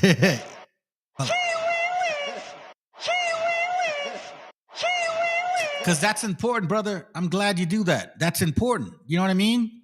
Like, I appreciate that shit. I just got done battling FBA channel, gave them history. They had no idea. Because guess what? This is how we bounce off each other. Like, Sonny's channel, my channel. Man, I would appreciate if Marvelous would actually just show some real shit. You know, Marvelous, I would really appreciate it, bro. If you could just show some real good shit, man. Not just talk about it. Give your people, your followers, the books that you read. Give them the sources. Because then they may want to say, you know what? I want to read that shit too. Let's go. Perpetual, güey. Perpetual. I mean, you can even type it in. It just shows up everywhere. Check it. Let me see. Hold on a second. If I can find it.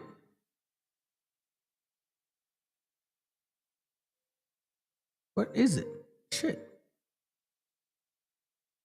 I know we're bringing relations. Hold on a second. It shall come to pass now and prepared. Hold on a second, family. Because here goes. 35. Ezekiel 35:5. Prophesy against Mount Seir. Now, again, you guys should know better. Oh, hey, what's up, sis? How you doing? Oh, my bad. Fuck that puto. No, that's not what I meant.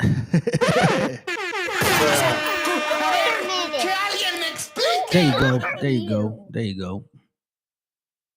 Hallelujah. Nah, well, I mean, I don't know, bro. It's about an hour and a half. I haven't, compared to my other classes, this is not even long. I'm about to finish soon, though. Because my wife's making some ribs and shit, and I want to have some of that shit, bro. You know, I'm not going to tell you about what happened. But the point being is we're making ribs, all right? And I want some of that shit. What up? Hey, Julio. Yeah, bring it out. Kiss my foot. Esau. Motherfuckers. Hey, man, they're historically identified now. There ain't no denying it, bro. This is their God. That's why they rule with chaos.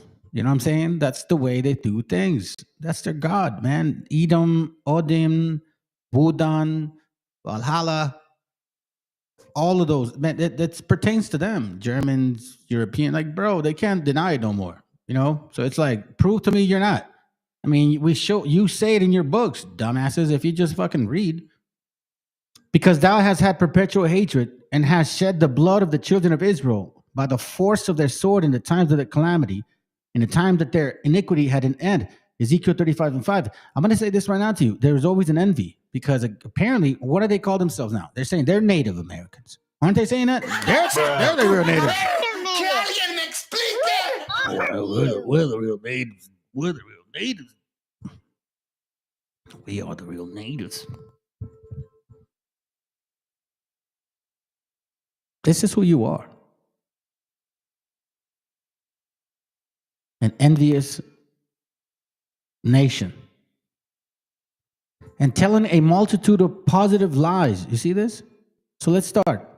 And if we cannot excuse him in this, what shall we say for his fraudulent practice in intercepting the Father's blessing, in the adverting himself to be the person he was not, in telling a multitude of positive lies, in lifting the instigation, in listening to the instigation of a crafty woman, his mother, and imposing upon the blindness and infirmity of his aged father, and in making even God himself a party to the fraud?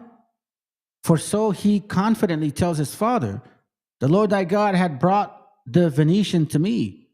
And if we cannot acquit the son, who acted only in subordination, what shall we say for the mother herself, who was the prime author or contriver of the whole plot? Now, keep this. Hold on a second, fam. We actually have somebody here. Let's see if we can. Hold on. Let me not close that up. I'm going to mute it. Hold on a second. Here you go. How you doing, bro? AZ, he's here. Is he AZ? Can you hear me? What's going on, Mashika? Oh, is this Chris? Oh shit. What up, bro? What up, brother? No, I just wanted to tap in, tell you you're doing a great job, homie. I appreciate everything you do. The knowledge you drop, it's always good. Thank you, bro. Appreciate it, man. Just showing some love. Always enjoy the channel, brother. Well, it's got to be done. Yes, sir.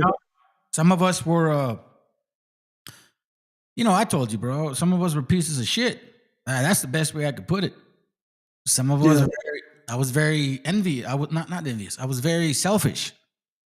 Regardless of what had occurred to me because of my relationship with my father, because a lot of this has to do with your parents, like how you interpret life. And I love my dad. It was a time where we got along, and then it went nuts.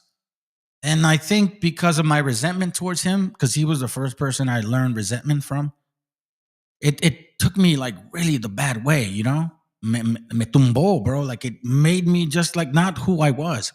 And I blamed him. But, those are bad spirits. Like, hey, it's your dad's fault. He didn't know no better. You know what I'm saying? Yeah.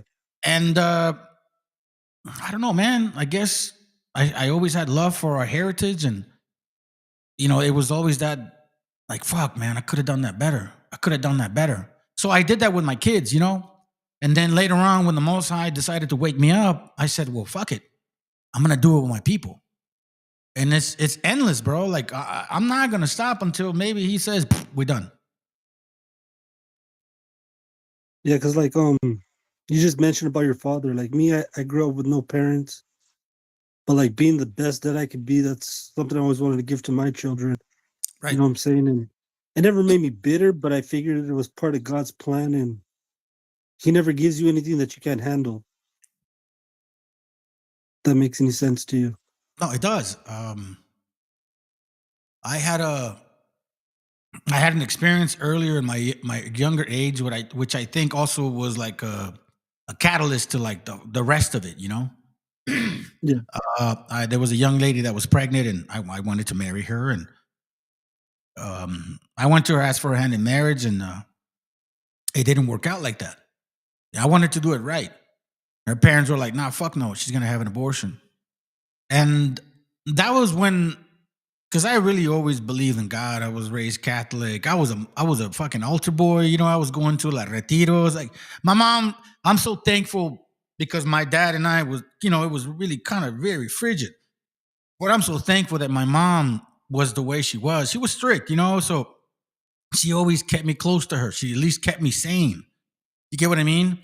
Like she kept me sane, close to God. Whatever that understanding was towards God, she like kept the same. So then, when this hold you back, right. Like at least, because you know what, bro? I look back, and I know me, and that's stuff that I don't talk, dude. That's stuff that you just don't talk about. You just know who you are, right? And if it wasn't for her, I probably would have really not been a good person because of the resentment. You get what I mean? So then, right? So then, I meet this girl, fall in love with her, and all of a sudden, she fucking aborts my kid. I was mad at God, the same one that I loved. I was like, man, fuck you, and I turned my back on him, bro. My life went bad at that moment. The moment I said I don't want to deal with you, everything was bad. And then, as you know, we talked later on. Here we are. Yeah. I think a lot of our experience, our spiritual understanding or awakening has a lot to do also with our experience growing up with the people that we have a relationship with. Because like I've always believed in myself, I love my kids, and I don't love them because I'm supposed I'm obligated to love them or they're obligated to love me. I love them because honestly, they're not my kids, bro. They're the Most High's kids before they're my kids. I've always seen it like that. Like I believe God gave me these children so I can grow, so I can learn, so I can be a better man. And that's why I look at them different. I don't look at them like, oh, they're my kids. Nah, bro. Like I have to earn their love.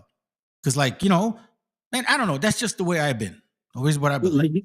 Like you just mentioned something. Like I know a lot of people that are even older than me that don't have kids. Mm-hmm. They don't want kids. Mm-hmm. But like me, without my kids, I don't know. To me, that was another step in the journey that helped me grow. Mm-hmm. It was like a part of life that you're supposed to take. It's supposed to take place. So when people say that, oh, I choose not to have kids, I'm just like, man, like you don't even know what you're missing. Yeah, man. And add that to the element of because I have 4 kids. My oldest one is autistic and he's blind and he's severe autism, and that's just another element to like where I don't know, man. It's like I look at it like our Creator really does. He really look because I was very gifted in sports, bro. I was very gifted. Boxing and soccer I was really good at soccer. I played at a high level at one point, but boxing was just natural for me. Like soccer, I have to play it often. I'm older now, but I was physically gifted, but I had to practice soccer often to be that good, even though I was really good.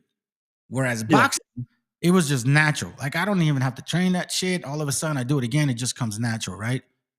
Fuck, man. What was the point? What was the point of me bringing that up? Why did I bring it up for? You remember why I brought that up?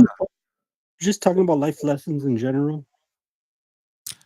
Yeah, but there's something you said that triggered that.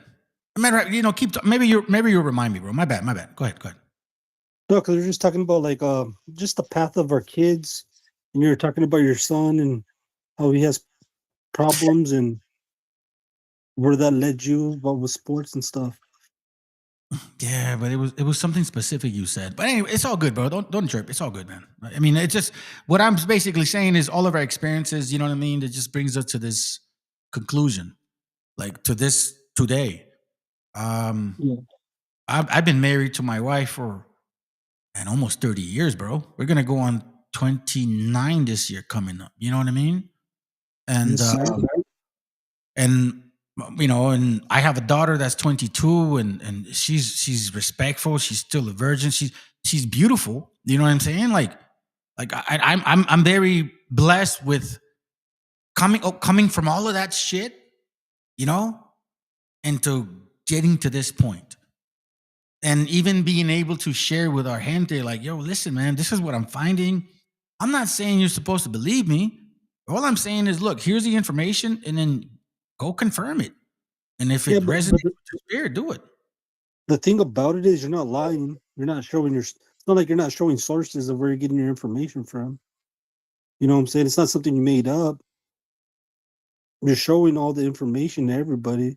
And whether they get mad or not, they could take it for what it is, but it's the truth. And it also isn't just based on me saying, look, here's what the Bible says. We are those people. Like, nah. Like, I'm showing you history, example, and look what's going on. Like, you can look around, and I don't have to tell you. Like every older elder you've ever talking to, I'm sure they tell you, oh, these are the last days. Or if you look in the book, you'll see stuff that happened then is happening now. Mm-hmm. And just like you said, you're going over there and you're going off of the similarities of what the Bible says and the same things that our people are going through and went through. Well, how can we deny what some of like the books? I don't know if you caught them, but I was showing examples of regarding the story of that Llorona, right? And like the weeping woman, and also another book that I found, thank God, and it was actually talking about how our people before the destruction of the like Tenochtitlan and stuff, that we saw apparitions in the sky. Our people saw like these people fighting in the sky, like chariots and shit. And the funny part is that that's part of the Bible, 2 Maccabees chapter 5, where before Jerusalem fell for 40 days, they were seeing apparitions in the sky. So that's what's like where you can hear the llanto de la Llorona crying for her children. They're about to get decimated. The apparitions were there. They could hear the people. They could hear those sounds. It's like, I don't know if you caught it, but if you get a chance, I think, I don't even know what that one. But the book it's written by Moratali. I can't remember exactly. Page 153, I think. And it really references that. And you know what, man? I think that's so beautiful because it completely connects us with like everything. Look, bro, we can go on and on this. Food, clothing, diet, tools, instruments, folklore, the shit that we worship, the language, the pronunciation, the migration. Come on, bro. I don't know about the crosses that they said they were seeing here, but they said that they saw many crosses here, many crosses. So again, I can't fully explain that, but these books said that. Not just that, but like in the beginning of time, it shows everybody else's history. Egypt, Africa, the Romans, you name it. Everybody has their history. As for us, we had our history, but why did they said it burned in other places? There's some codexes that exist. But why did they there's no history of our people? Check it out. You can go look up everything else but our people. Let me show you this example of like what this guy is saying. Like he doesn't fully understand. And hopefully you can make him understand. He says, show love with our race or color, or show love without race or color. Isn't that what we're doing? Yeah, I believe so. It's just that to me, he's just blurting a lot of stuff. And like me, like I just showed up to show you some love. If Yeah. it's all love, why didn't he not tap the link? You know what I'm saying? Mhm. Because his intentions are something else. Because he's just trying to spread confusion from what I'm looking at. And that's I think that's part of the plan, though. Yeah. He was supposed to be here because he actually helped the algorithm. As soon as he started showing up and posting all kinds of shit, like, you know, people started watching what was going on. I don't know, man. I don't know how it works.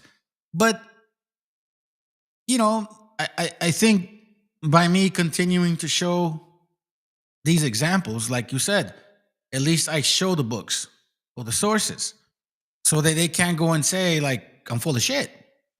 Can't.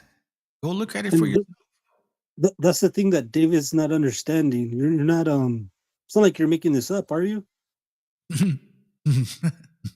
You know what I'm saying? So like why get mad at you? You're just the messenger. Yeah. Matter of fact, he should be getting mad at the people that are posting supporting this shit, right? Right? Yeah. Right? Like, at least he's like, I'm just the messenger. No, that's a good point. But you know what, bro? I mean, I understand what you mean, but nah, it's all good. You can get mad at me. Yeah. I'll take the fire. You know, I'm very used to it. I mean, I think we all have been for so long, you know? Especially Well, that's why yeah, go ahead. that's why I say all the time, like you see all these other channels trying to take our history or culture. You know, how long are we supposed to suffer and stay quiet? You know what I'm saying? Now, here's the best part. How long are we going to say, oh, nomás olvídalo, hijo, no te preocupes? Our parents always say that to us. Don't worry about it. Just leave them alone, right? Don't they say that? Yeah. To avoid problem. Nah, like you said, at what point are we going to be like, nah, that's it. That's enough. Well, like at my point, like people like me, people like you, people like brothers out there saying, nah, that's enough, bro. That's enough. That's enough. You're going too far. And it's time. Yeah. Or at least letting us know, or at least giving us an option to choose who we are, right? At least that. Yeah. It's like, maybe this guy's wrong. Okay, sounds good.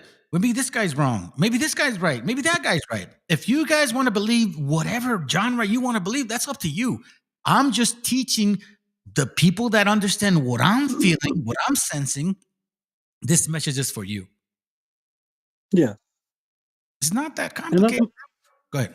that's what I don't understand. Like you're sending out a message. If the message isn't for you, then go to the next page. You know what I'm saying?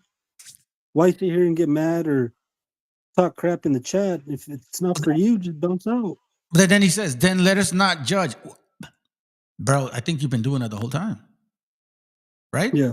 By posting, assuming. Or you could hit the link, David. It's not that hard. Just like the brother did. It's not that hard. But I think it has more to do with what you said earlier. Disruption. Yeah. That's what it is. Well, I just wanted to show up, show you some love, brother. Thank you. You know what I mean? I always tap in. I know you do, But bro. I'm gonna be in the chat. So all right, brother. Yeah, let's continue this because we're not done. We got about another hour of this, and we're still not done with this, bro. Because I love this video that I did. This one because it identifies Esau to the T, and I don't think I could probably make this one better again. You know what I mean? So let's continue. Yeah. Thank you, bro, for hitting the link. Oh, hold on. Thank you, brother, for hitting the link. Unlike other people. Chido, bro. Cuídate. Thank you, Yes, sir. brother. Yes, sir.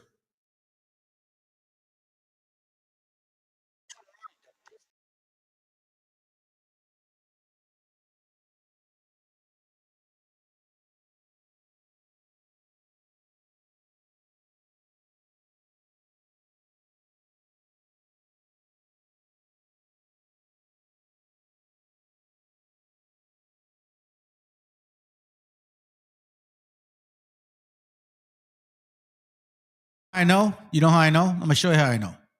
I'm going to show you how I know that you guys hate women. It's almost like it's not in your nature to love women. I don't know how to understand that. Okay, check this out. Hold on. This is great shit. This is fucking funny, bro. Watch this real quick. Remember I told you about Nicky Tricky Fuentes and shit, the butt plugger? All right, he's confirming that he's totally gay.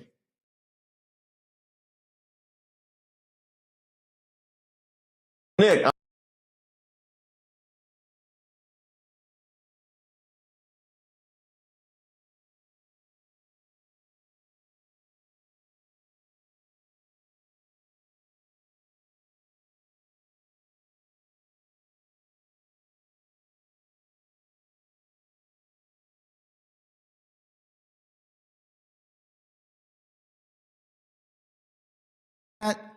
You hear the little Christmas Christian Nazi bastard?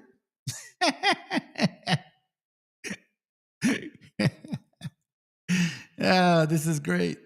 Nick, I'm gonna bring some girls over.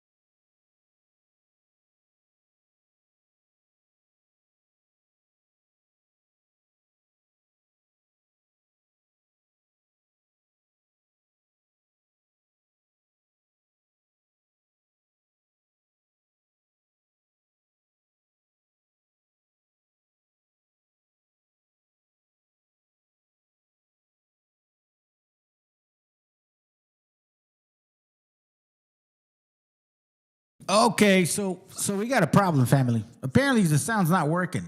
Oh shit. YouTube, I don't know. Somebody's fucking around with my channel. Apparently they don't want to play. They don't want to play it. They don't want to play this son of a bitch. Damn it, bro. Oh, I see what I did wrong. That was my bad, family. I believe in old. It's all good. It's all good. It's all good. It's all good. We're not all perfect. We're trying to strive for it. Acquit the son who acted only in subordination. What shall we say for the mother herself, who was the prime author or contriver of the whole plot? Now, keep this in mind, that this type of hatred is exactly the reason why in 1662 they passed a law, partis sequitur ventrum. That whatever comes out of the womb is what you are. So if your mom was a slave, so were you. This is why these fucking MAGA motherfuckers hate women. You guys Edomites hate women by nature, bro. You just can't. You're just weird like that. Yeah, you like them, but you hate them. That's who you are.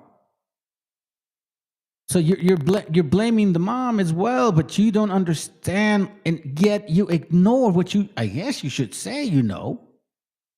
Isn't the Most High in charge of everything?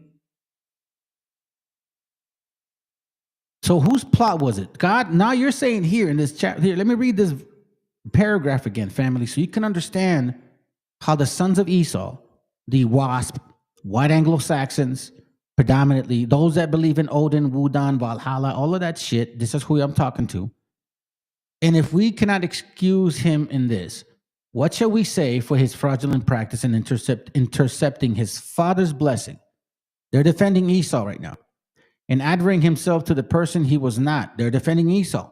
And telling a multitude of positive lies and listening to the instigation of the crafty mother. Now they insulted the mom and defending Esau.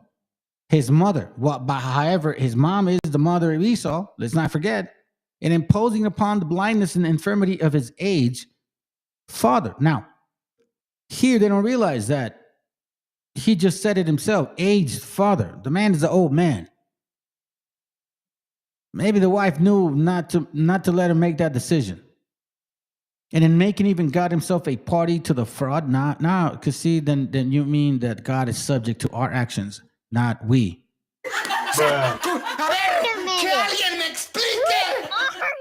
For so he confidently tells his father, the Lord thy God had brought the Venetian to me, and if we cannot acquit the son, who acted only in subordination, what shall we say for the mother herself, who was the prime author?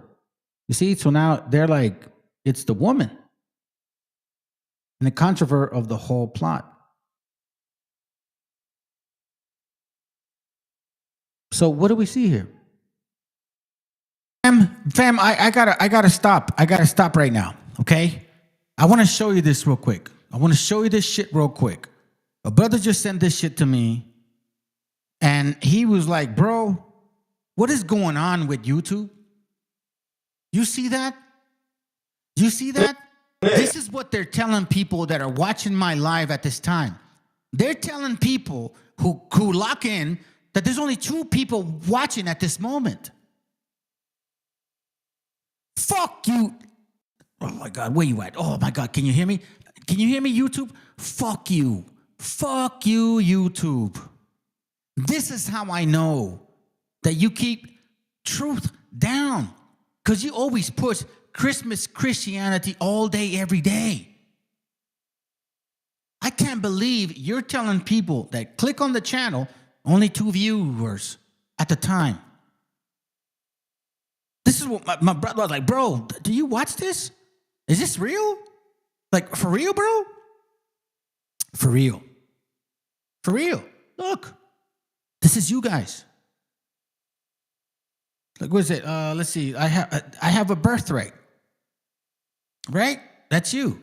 And then Hebrews 12. And then Edom. I'm not lying. Listen, it doesn't matter, bro. It doesn't matter. You want to keep the views down? It's okay. I'm not doing nothing illegal. I'm just teaching our people who they are. We see a root, a spirit, a complainer, one that doesn't understand exactly what they created themselves.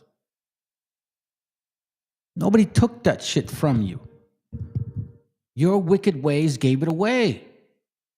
And like every mom that is a Hebrew would know their son. See, you Christmas Christians don't show love to the woman like that. We all understand our space. She still can also understand the children. Isn't that what the scriptures talk about? Don't the men in the Bible go to war and the woman raises the children? Don't your New Testament say the same shit? Paul talks about that too. The head, the father, the woman, the kids. Do you not pay attention to your own so-called beliefs? You don't, because you're not. You're Esau. Edom. You're hateful. This is Esau's. is a Celtic god. So this is where you get that name, Jesus. So for all of you that misunderstand exactly what we believe in this channel, because I do know people here, I talk to them, we don't believe in the same Christianity that you believe. That white Jesus that you're talking about, this is the one that they're worshiping right here. Jesus. I'm going to show you something. Why do you think that name is important?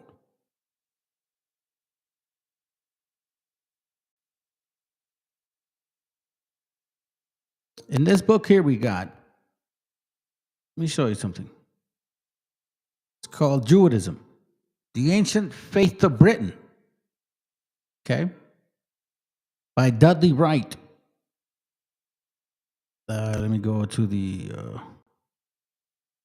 additional information here. Printed and bound by London, you know what I'm saying? You see that shit. There it goes. The Ancient Faith of Britain by Dudley Wright, 1924. Let me see if I could find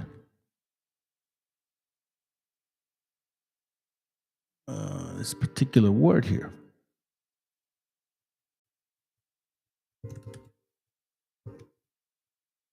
Check this out. On page 35, the Creed of Judaism. The Helvetia, okay, that's, Greek, I think. A work published in the 16th century gives the following list of Druidical deities and divinities. Theotatus or Taut or Jesus. Now, these names come up often related to that name. And, again, these are names that are being used in these Egyptian practices.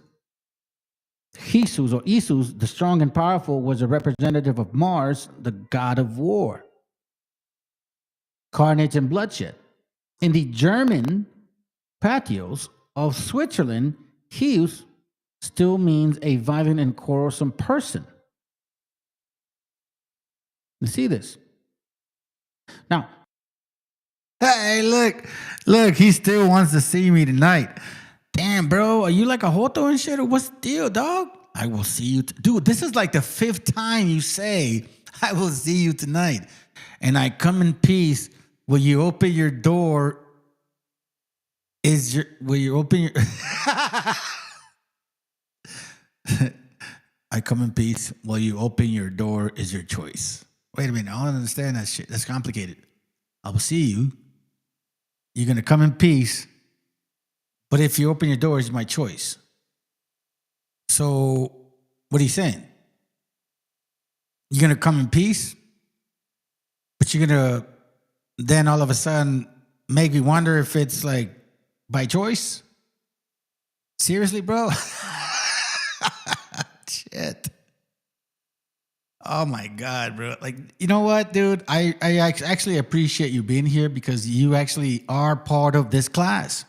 I've been calling out Esau, and you an exemplary point of what I'm saying. Let's just consider, some writers have stated that this divinity was pictured with the head of a dog. If so, it's probably identical with the barking Anubis of the Egyptian mythology, who was claimed to be the son of Osiris and Nephthys, and to have had the nature and characteristic of a dog. This divinity had a special guardianship of the tropics. According to the Welsh triad, Heus or Jesus or Isus brought the people of Singri into the Isles from the summer. Again, we see this. This is interesting here. Being an identical with the Hebrew Jah, the Latin Deus being derived from the same word, another maintained. Emily, I hardly ever say this, but please hit the likes and share. Make sure that our gente knows this stuff. Because guess what? When people show up to this channel, YouTube is telling them there's only like a couple viewers currently. I've had a couple brothers text it to me, bro, I know you have more viewers watching because they're posting, but it looks on my end that you only have like 2 viewers. Please, let's break that shit. Name has Iusus. Comes from Syrian Jesus or Hasis, meaning strong and powerful in war. Or Jesus again.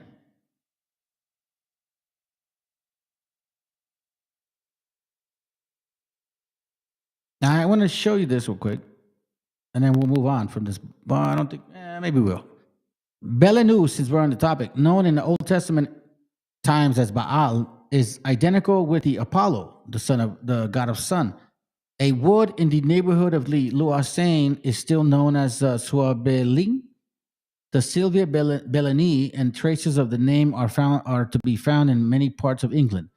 Belus is also a Babylonian title of Ham, whose descendants include the Cushites and the Cadmeans. Both were zealous adorers of the sun and addicted to riots of fire. Ham. Anyhow, we see the name Isus. So now check this out. Let me bring you back to some of this stuff real quick, because my son he needs my help, so I'm about to finish. So here we see the name called Astargis. Atargatis was the chief goddess of northern Syria, classical antiquity. So this is what it is. There's different names of the god, but again, it goes back to what? The eagle. And here's where it gets really interesting, okay? This religion, this creed, these gods, these theories, concepts, or philosophies that they start generating. It says here, her consort is usually Hadad, as Atarateth, doves and fish are considered sacred to her. Christianity is very heavy on that shit. You see the stickers on cars with the fish and shit, or you see the doves, you know what I'm saying? All those pictures. This is basically their beliefs. So Christianity has a lot of influence in this shit.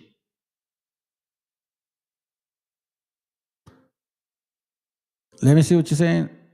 Everything just came into fruition. It all makes sense. Black and white checkerboard squares, Freemasonry, the Caucasian, Asian Moors, Berbers. Yeah, yes, sir. There you go, bro. You got it.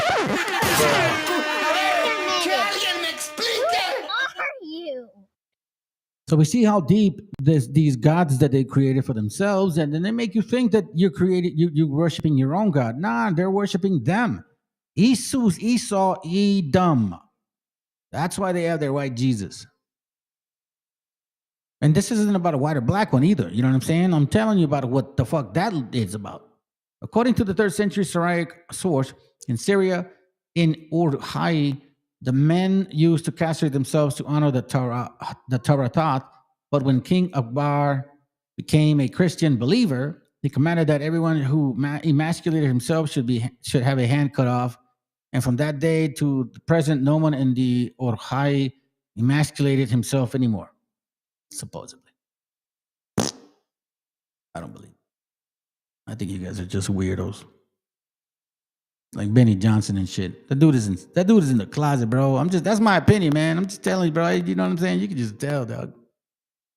Now, keep this in mind of who the hell this is here. Sarah was a goddess in ancient Semitic religion. She also appears in Hadvite writings. So this is another name for what we just read. And we see here, where is that word? Damn it. I think I lost the word, family. Is this, I think it's behind. Hold on. There it goes. Here. So check this out. So mythology on this name, okay? This name, which as you can see who it is, right? Edom. This is their history. Okay, so now watch this. Diodorus Siculus, which I've showed you many, matter of fact, I showed you even the history about us, how they knew we were here, but they never landed. Anyway, let's continue. Quoting Theseus of Sinus tells how Deserto fell in love with the beautiful young youth named Simois, also ichthys, I guess, meaning fish, and bore a daughter, but becoming ashamed of the illicit love, the Deserto flung herself into a lake near Ashkelon, and her body was changed into the form of a fish, though her head remained human. So that's where you get the whole like mermaid shit. In Diodorus' version of the legend, Deserto also despised a child from this union, and had exposed the daughter to the desert, where she was raised by doves. This child grew up to be Semiramis. Doves, Semiramis, the legendary Assyrian queen. Lucian also knows that the erection of the temple of Hierapolis was ascribed by some to Semiramis, who dedicated it to her mother, Deserto. Now, you guys should know who Semiramis is.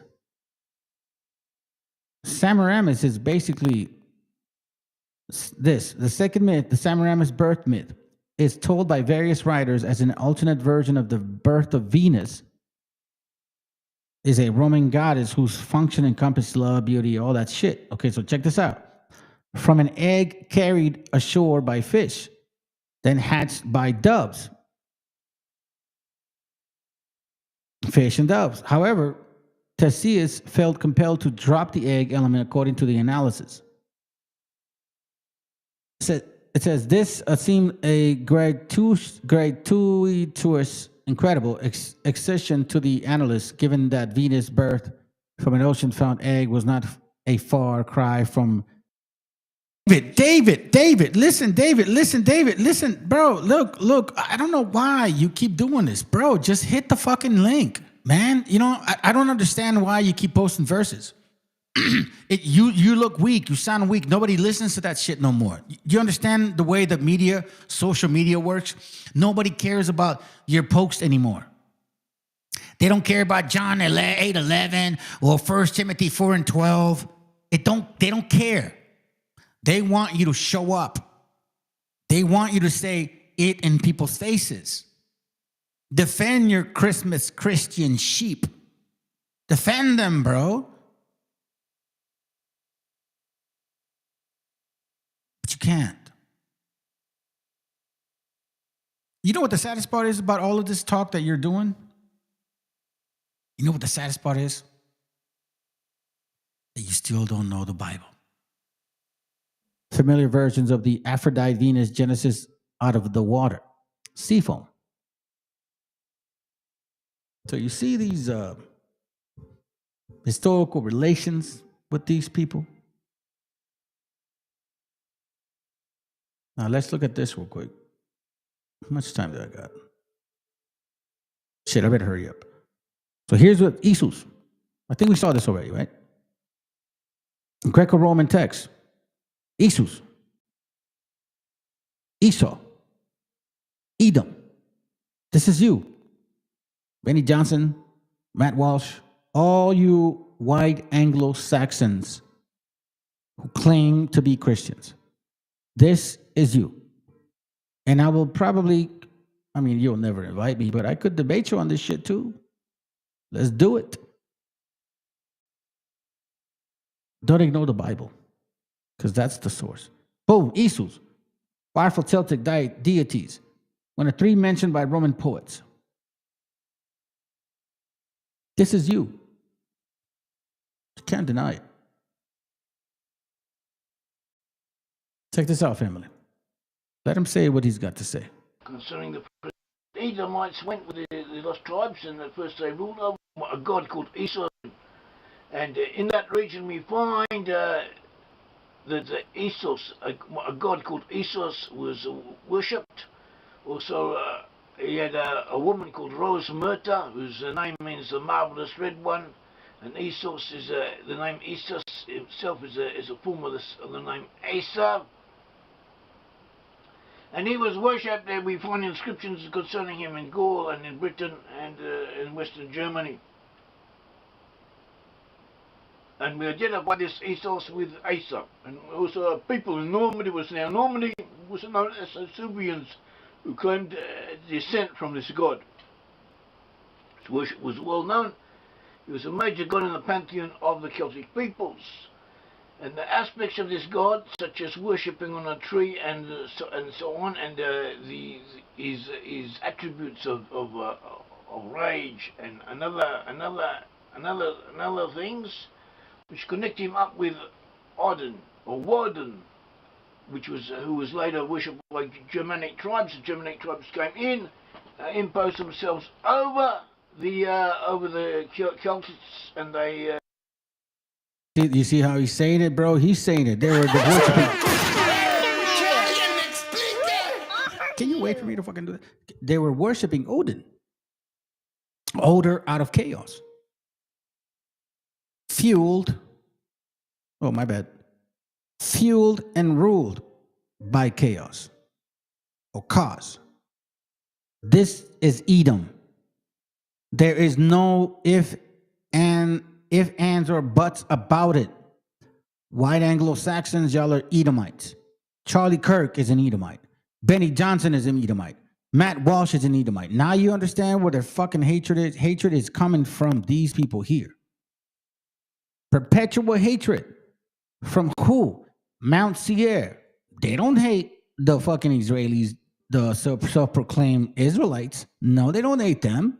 We're supposed to support them. Shut the fuck up. If you really are these people, then guess what, bro? You should not be supporting them. See what I'm saying?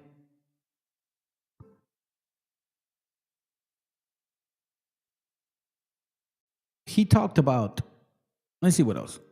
Let's see this right here real quick. I think he said it in Edom's violence against Jacob. For thy violence against thy brother Jacob, this is Obadiah 1 and 10, shame shall come over thee, shall cover thee, and thou shalt be cut off forever. What are we battling here? Hatred, bro. You guys keep saying anti-Semitism, but then you're like, okay, well, who are the not Semites? Corrected the kingdoms of Germany and France and the British Isles, and not all of them were of one caste. There were different people. Some of them were Israelites, some of them were also the Edomites, descended from Edom. The Suwabi were partly from Joseph and partly from Esau. They were very important. Suwabi were mainly from Esau. They were one of the dominant groups over the Germans. And they too worshipped Odin, and there are different versions of different aspects of the worship of Odin. It may be that the type of worship known to the Scandinavians was different from that of the Germans. Nevertheless, we have aspects of Odin as it was worshipped by the Germans, such as Wild Hunter and so on, which relate him back to Esau. Wild Hunter. Now, family, I want to tell you this right now. In this channel of ours, I don't have to prove that the so-called indigenous people of the Americas are the Israelites by just talking about the curses.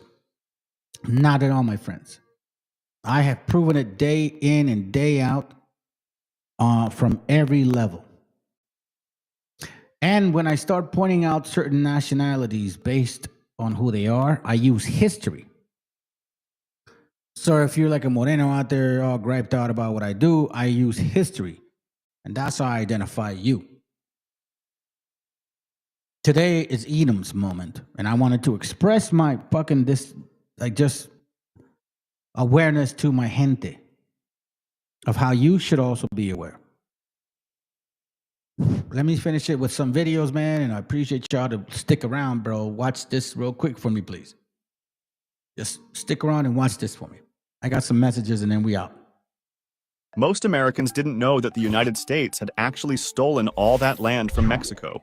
Going back in history to the 1800s, the U.S. was actively expanding westward. At the time, newly independent Mexico was looking to grow its economy. It began renting land to American settlers in Texas. The settlers brought slaves with them, which was completely illegal for the country. When the Mexican government tried to ban it, the settlers revolted, won the war, and declared their independence as the Republic of Texas. After 9 years, the United States annexed Texas, but President James K. Polk wanted to get his hands on California as well. He offered Mexico $20 million for the land, but was turned down. Then he sent U.S. soldiers into the disputed region on the border, knowing it would lead to conflict. The Mexican army attacked them, and Polk used this as an excuse for war against Mexico. The United States, being more powerful, won easily and forced Mexico to sell a huge amount of its territory for $15 million. In less than 20 years, Mexico lost half of its territory. Most Americans didn't know that the United States... Now, a lot of you guys will be like, it's fucked up, homie. It's fucked up, homie. Do you know what's more fucked up? When people lie to you. What's more fucked up is when people lie to you, bro. Because that happened around that time. Do you understand that shit? This is fucked up when people lie to you. So when they took this little area here, like, it wasn't just white folks.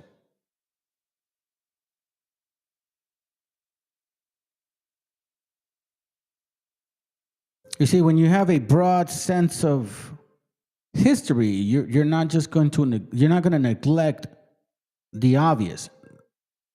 People work together, man. This is a checkerboard, like the brother said. Check it out. This is how they did it. This is why they target things. And again, you know, this is just news. It's just news. If it's true, I hope it is. If it ain't, well, then I don't know. Maybe I'm wrong. Hopefully I'm not. We work many different ways, but perhaps the most common is that we will identify a third world country that has resources our corporations covet, like oil, and then arrange a huge loan to that country from the World Bank or one of its sisters. However, the money never goes to the country. Instead, it goes to our own corporations to build infrastructure projects in that country, power plants, highways, industrial parks, things that benefit a few rich people in that country, as well as our own corporations, but do not help the majority of the people at all. And yet the whole country, is left holding a huge debt. And it's such a huge debt they can't possibly repay it. So at some point, the economic hitmen go back and say, you owe us a lot of money, you can't repay your debts, so give us a pound of flesh. When I failed to bring them around, to get them to accept these loans, to get them to put their countries into servitude, then I knew that standing right behind me were what we call the jackals. And these are people who overthrow governments or assassinate their leaders. And both Jaime Roldos of Ecuador and Omar Torrijos of Panama were assassinated by CIA-sponsored jackals because I failed to corrupt them. We work many different ways.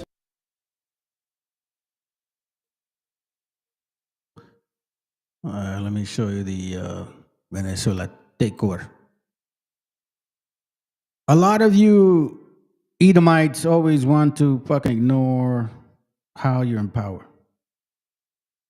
And how you miss the fact that every other country, which is not from here. By the way, think about this for a moment. Edom, Esau, sons of Esau, daughters of Esau, you know what I'm saying? Sons of Odin, Woden, sons and daughters of, you know, Valhalla. You know what I'm saying? Isus. Think about it for a moment. How do you think other countries function? Do you think they function without your dollar bill? Or do you think they function with your dollar bill? Okay, so that's the first question. Second, if they function with your dollar bill, how can they, since you got complete control of your dollar bill, take advantage of your dollar bill? How can they try to manipulate contracts if they're subject to SWIFT accounts or SWIFT, you know, the whole system between how these transactions parlay? Do you understand what we're talking about here? Are we ignorant or are we stupid? Or are we just the sons of Esau that just some bola de pendejos and full of hate? Oh shit, my bad. deporting Venezuelans for months since he took office, let's examine why we, the United States, are the reason they are trying to emigrate here in the first place. In 2005, Venezuela started selling cheap oil to poor Caribbean countries like Cuba, Haiti, and Nicaragua, either on credit or in exchange for goods instead of cash up front, keeping energy costs low so these countries could invest more in healthcare, education, and food programs. In 2013, the Obama administration, realizing U.S. oil companies couldn't match Venezuela's generous prices, but we still wanted to dominate the market, launched the Caribbean Energy Security Initiative. And under the guise of helping them go green, we began to pressure Caribbean countries to switch to more expensive U.S. natural gas and renewable energy, something that required massive investments up front that these countries couldn't afford anyway. Now, in 2014, the State Department warned that countries dependent on Venezuelan oil could be destabilized economically and that eliminating Petrocaribe would create a serious humanitarian challenge in our near neighborhood. But that doesn't deter us, right? In 2017, before ultimately admitting we were seeking regime change, the first Trump administration began financial sanctions against Venezuela, preventing them from accessing U.S. banking and borrowing money,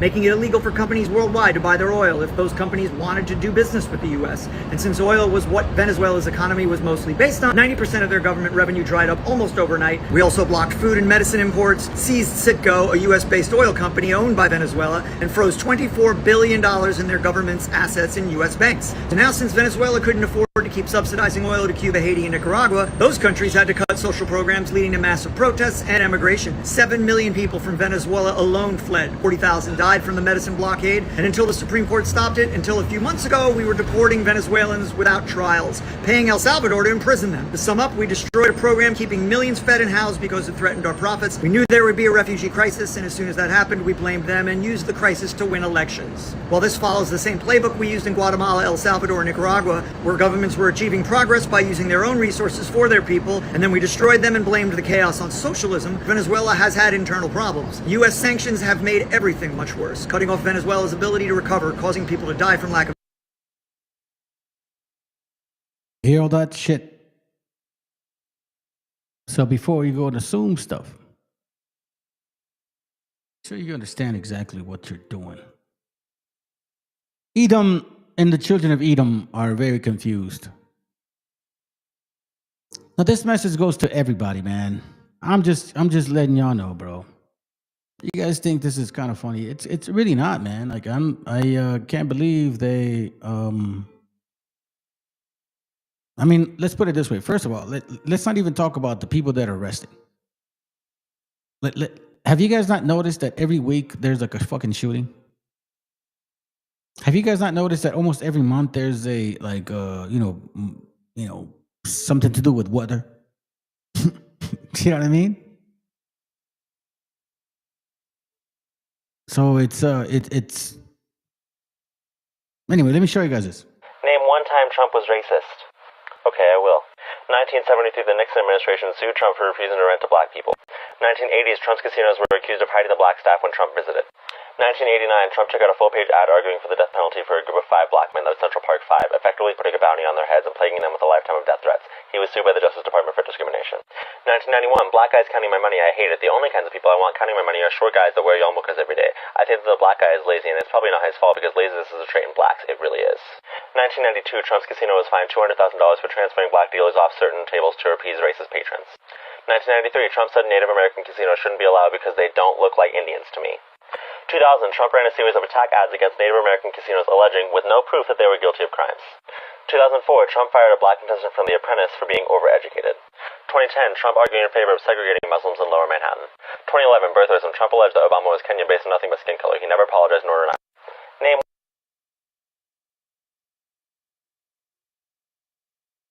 Everybody follows, bro. Like I said, bro, you're collateral damage, man. You are collateral damage. Here, let me show you this real quick. Is this one? Nah, I don't want to waste my time on this shit. I think this is funny. The Simpsons. Maybe, I don't know. Who knows? Most High is in the power of everything.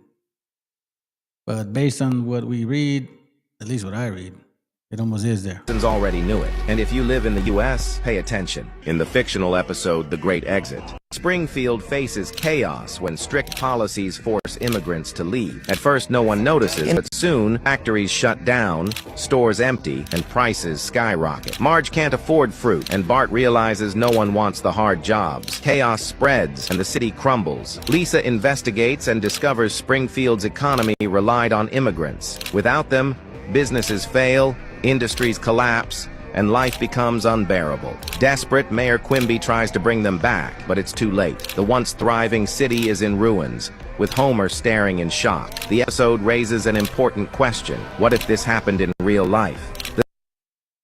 That's probably what could happen. It's probably what should happen.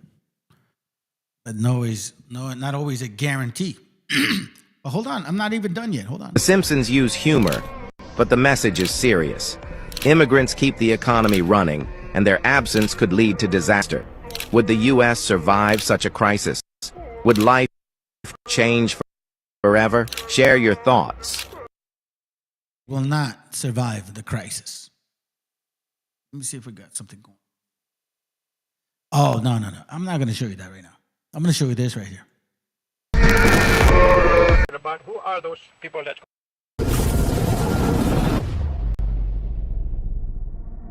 I see skies of blue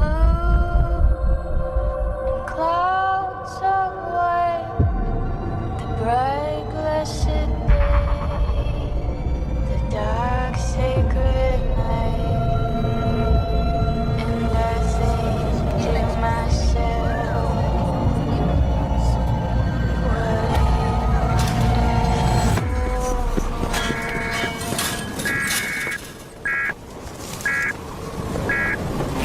broadcasting this emergency action notification. This is a global emergency. Emergency information to follow.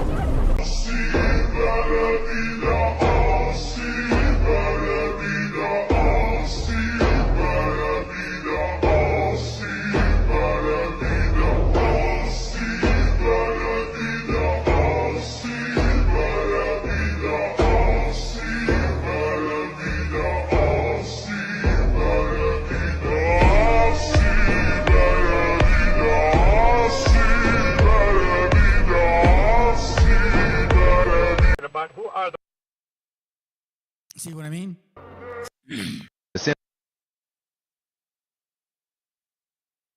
Some people are really asking themselves those questions, man.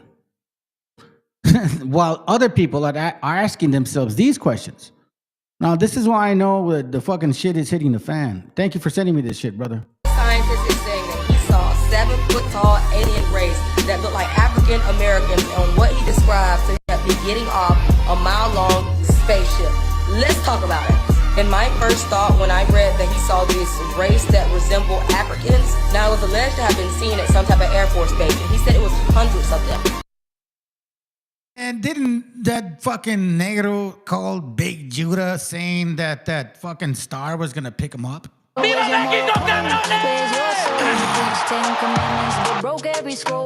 Wow. And he still got about 70,000 followers, even though he was wrong 100%. And they looked like a black race, and they were huge. And he said they had an arrogant look of like conquerors that have never been conquered. I know that's right, aliens. Y'all better serve. From now on, everything's flammable. A Hebrew man's a whole different animal. I had a lot of hate in my heart. I still do. Somebody that'll lie to your face or get you killed too. You can name a time and a place, I bring a grill through. Return of the real Jews. I'm sick of bad raps and these dad hats. Hope the next drug they take me a bad batch. All my enemies is red, they some lab rats. When I die, flame emoji by my... NASA scientists. I didn't expect that shit. Thank you for saying. I didn't realize that it was all that shit. Yes, sir. Hold on. Fuck that puto. Fuck that puto. We called him here. So what I say. Right there, bro. Oh my God. This is fucking funny. You can't really hear that. She said a bunch of aliens looking like them. Woolly hair. Woolly hair, dog. Hey, man, well, you know what I mean? It is what it is, bro. Somebody has it wrong. I know that. I don't think it's me. You know what I'm saying? I don't think it's me. So if I have it wrong, then I have it wrong. And that's the way it is. That's the difference between people that know who they are or people that think they know who they are. Let me end it with this right here, family. And then we'll call it a day. Bible study ministry. What nation came out of Esau? What nations came out of Esau? It says here, let's get to this point. What the question was, what nation came? This was the Celestine prophecies. I've been letting y'all know since 2022 that all of these things were going to occur to you. That they were going to treat you like Palestinians, that Sakari was going to fall, that these negros were going to turn on you, that Wabos were going to start claiming Hebrewism. I've been saying facts for a long time. And there's people that have been following this channel that can say, yeah, he's not lying. So when I say the Celestine prophecies, I'm talking about the heavenly things that I've been talking about for a while. That's why I got brothers and sisters that have been watching for years. I don't fucking lie to my gente. And I don't ask for fucking money so I can put a plug in my ass like Sakari or Gorilla or whatever the fuck he was doing. And that other guy. I think they're both leaders were doing that. Gorilla Hebrew and Hakag would plug in their butts with stuff. That's what you guys follow. That's not what we do. Came out of Esau. In fact, Esau helped give rise to the formation of numerous nationalities. He seems, however, to have played more of a elite developmental role, and not significantly that of the begetter of the masses of the people. I guess I forgot the medieval times when you guys were like shitting in your own fucking rivers. Stop, please. Just fucking understand that y'all were dirty too. Dirtier than most people. Then it says Esau, Genesis 25:25, was a twin brother of Jacob, otherwise acknowledged as Israel. Genesis 32:28, Genesis 35:10. Esau was also known as Edom. Odin, remember that name? Odin, Wooden, you know what I'm saying? Valhalla, cause, chaos. He was born hairy, reddish in color. In Hebrew, Adami, usually understood as meaning red-haired. Esau was a warrior living by the sword. This term, implying red-haired, was also applied to, they say that, whatever. So let me continue. Let's see what we got. Okay, here it goes right here. Check this out. This is interesting.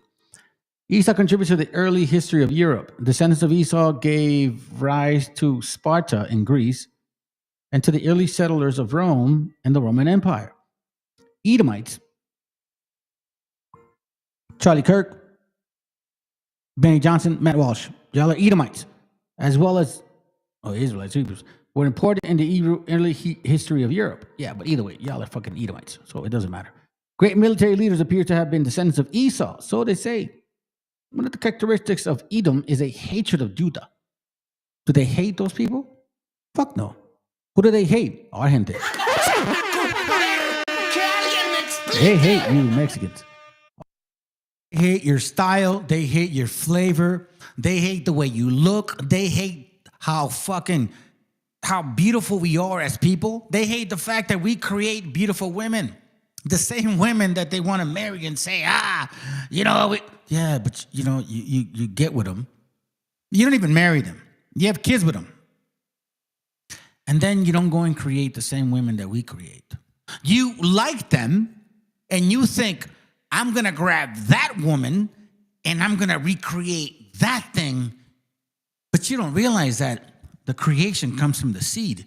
It comes from the Father. So we create those women. That's why your women love us a lot. I know you don't want to admit it because that's just the way it is. It's all good. Listen, I'm going to say it to you right now, fam. There was a time where I was who I am. Okay, I'll give you an example. All right, let me be boastful here, because I think our gente needs to know this. Our gente needs to know this shit right here. Okay, I'll give an example. That's what I look like today. You know what I mean? I'm bald. I got a beard. I'm 50. All right? Fine. That's what I look like today. But there was a time where I looked like this. See that? You see that skin tone? Okay. That's when I was in my boxing times.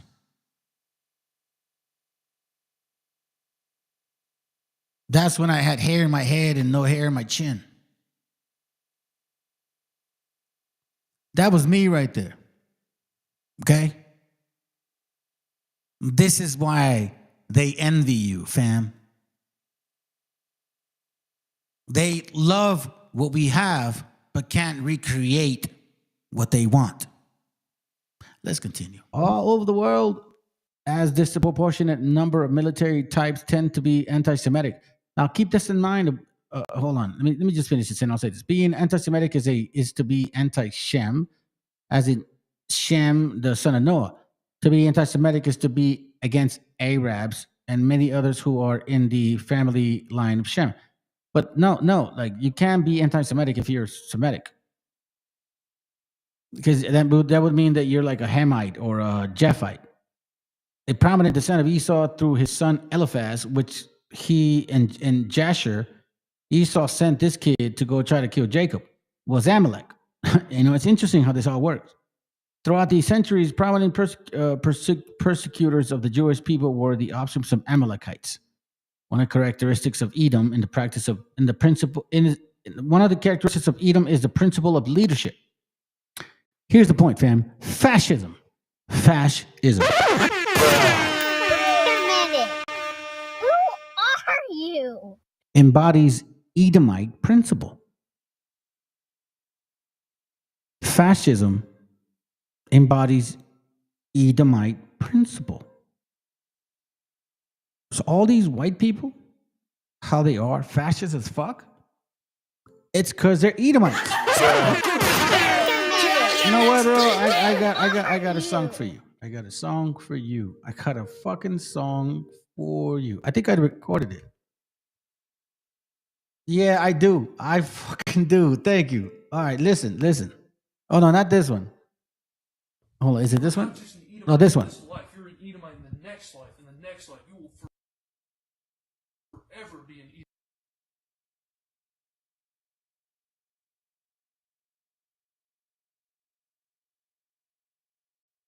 Watch this.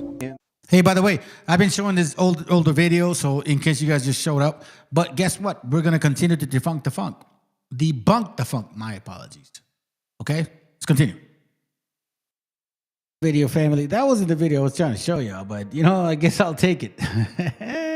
Shit, it's funny, man. Fascism. In First Chronicles 152, we have understand where fascism came from.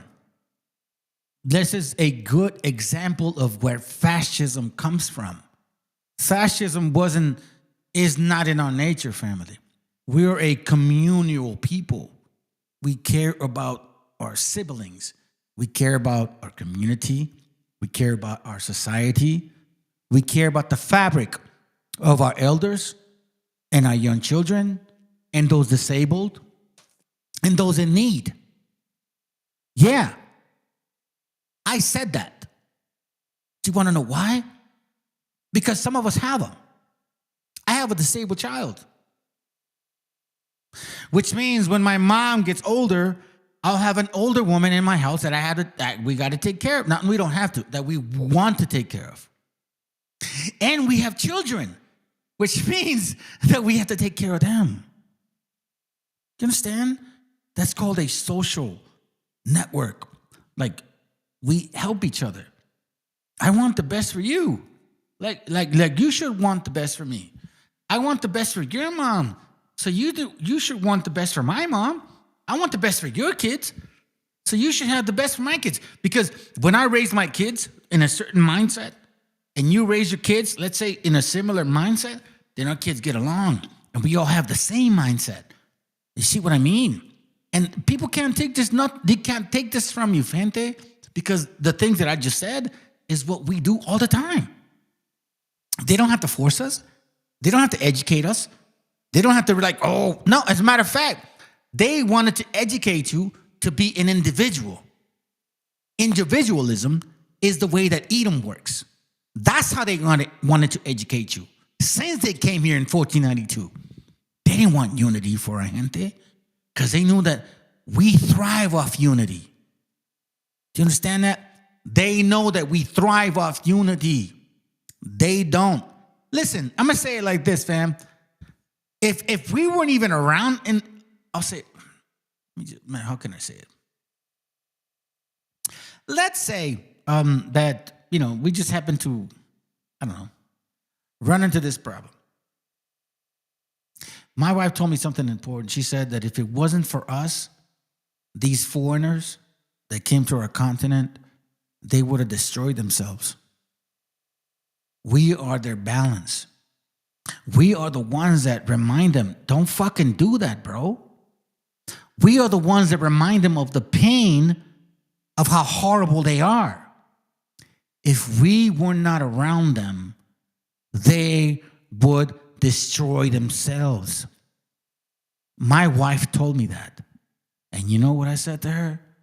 Oh, mama, I love you because you are so right. ¡Viva México, cabrones! And that's why I love these two things. Ahora la serpiente emplumada, bien picada, desquiciada el águila real. Le arrancará la cabeza quien dañó su nopal.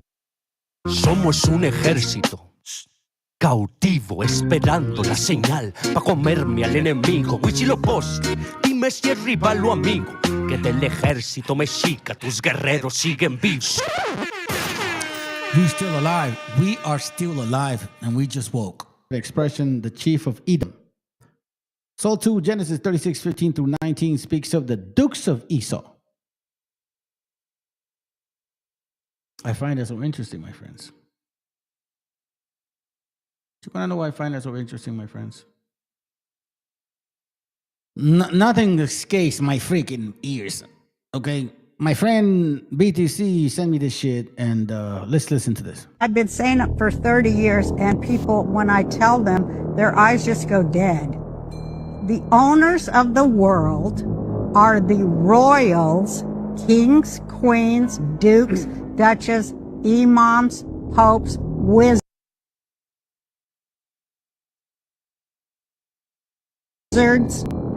that own every single dime on earth and bank at the Bank of But is they're calling themselves out and they don't even realize that they're calling themselves out. International settlements.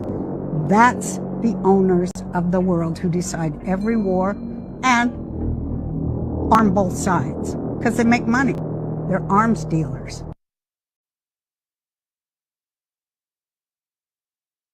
I've been saying it for 30 years, and people, when I tell them, their eyes just go dead. The owners of the world are the royals, kings, queens, dukes.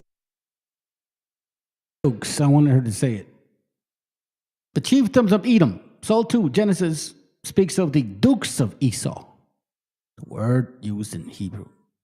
Translated as dukes, as aloofims. Aloof, connotating leader, instructor. The English word help may derive from the Hebrew force. Source, fascism and Nazism as a political system is in effect embodied Edomite Prince of motherfucking Poles. I'm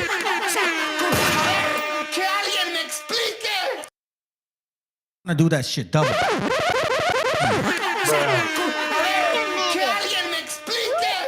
You see this shit right here? Edom, this is motherfucking Poles. Edom, this is your system. Fascism is your system. Fuck your free Edom. You want free Edom through fascism. Fucking dirty bastard. We figured you out. The unfortunate part is that Raza doesn't want to actually hear that shit. I think Raza's scared, bro. I think you guys are scared to eat them, huh?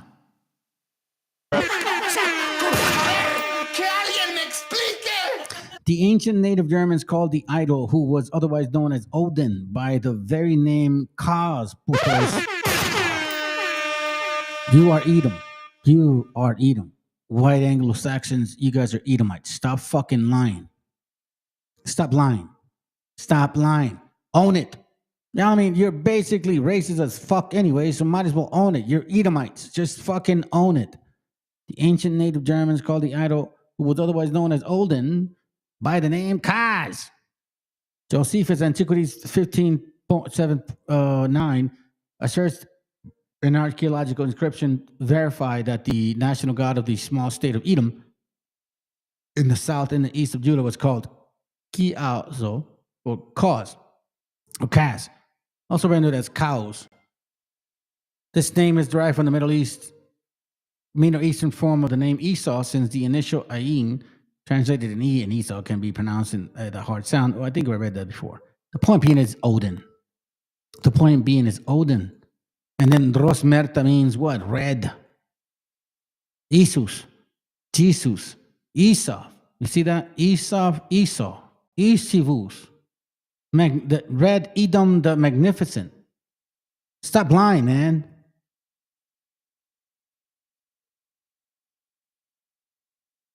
Did somebody just read my shit? Okay, I guess it did. Hold on, family. I can't roll down the screen. Hold up. Give me a second.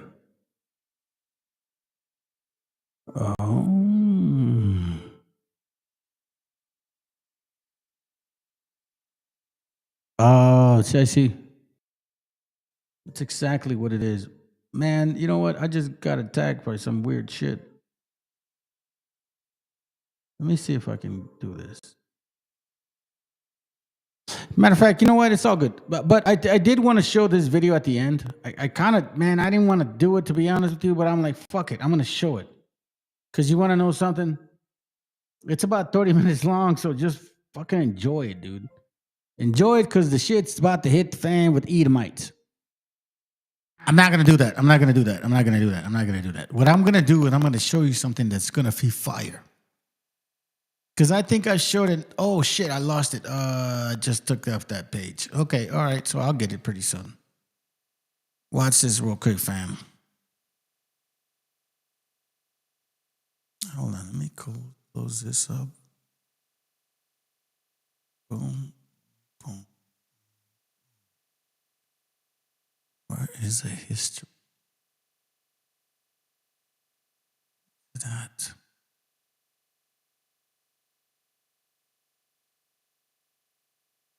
I'm probably not going to find it, bro.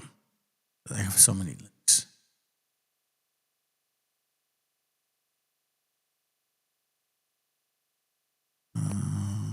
Nah, I won't find it like this. There's absolutely no way I'll find it like this. All right. Sounds good. Look, I'm going to show you this real quick. Last page. Okay. So here's this book that I have. And it says, the Israelites believe they were the chosen people of God. For thou art an holy people unto the Lord thy God. The Lord thy God had chosen thee to be a special people unto himself above all people that are upon the face of the earth.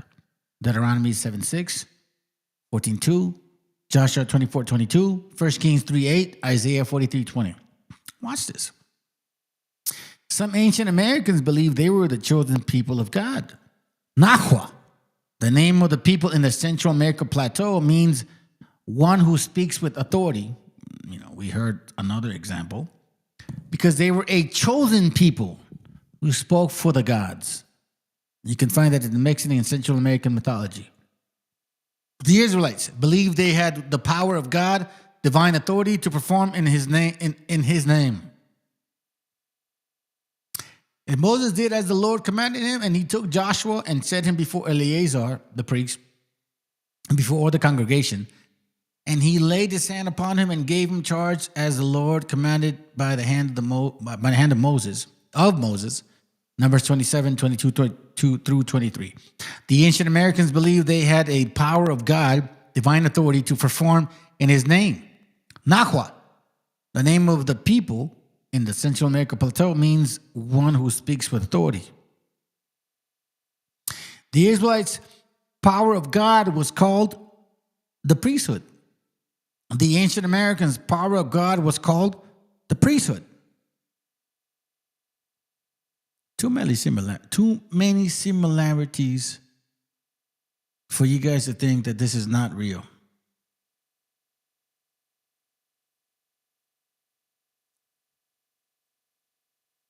In 2024, I told you guys that Shane Baum will be voted, and so will Trump. And I also said that they will be at war. In 2024, before they both got voted, I said it, that her and him would be at war. He will be supposedly the Prince of Peace, and she will be the defender of war.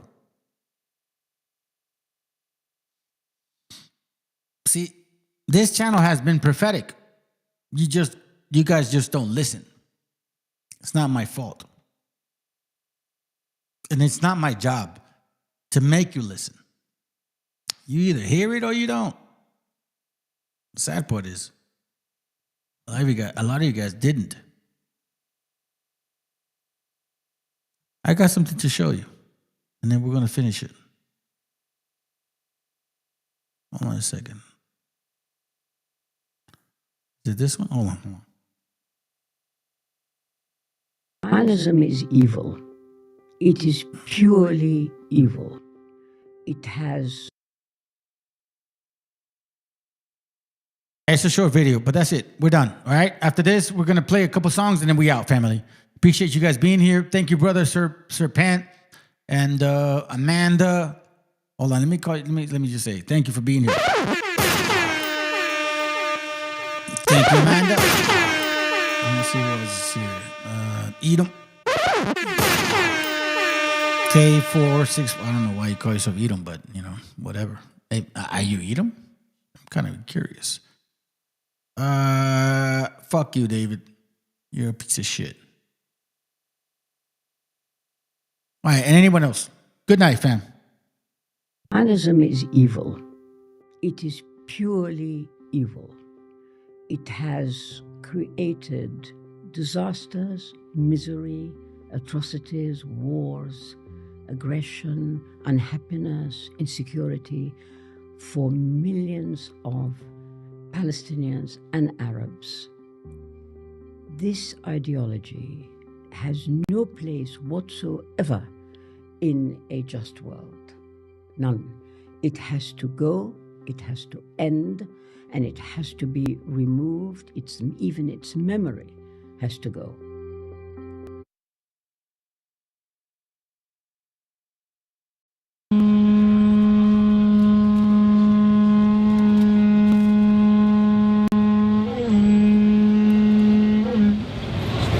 Colossians 3:17. Who are we? We are the real Jews that the Bible speaks of. And guess what? We got next. Right. But MESHIACHA, who you ignorantly call Jesus Christ, is a black man that's coming back to destroy the United Snakes of America for the destruction of the so-called Negro, West Indian, Hispanic, Native Americans, Argentinians, Chileans, Panamanians, Colombians scattered from North, South, Central America. The Most High, the one you ignorantly call God is Christ, is coming back for bloodshed and revenge to restore the nation of Israel. That's right. Get prepared for war, Negroes. That niggas better stand the hell up, man.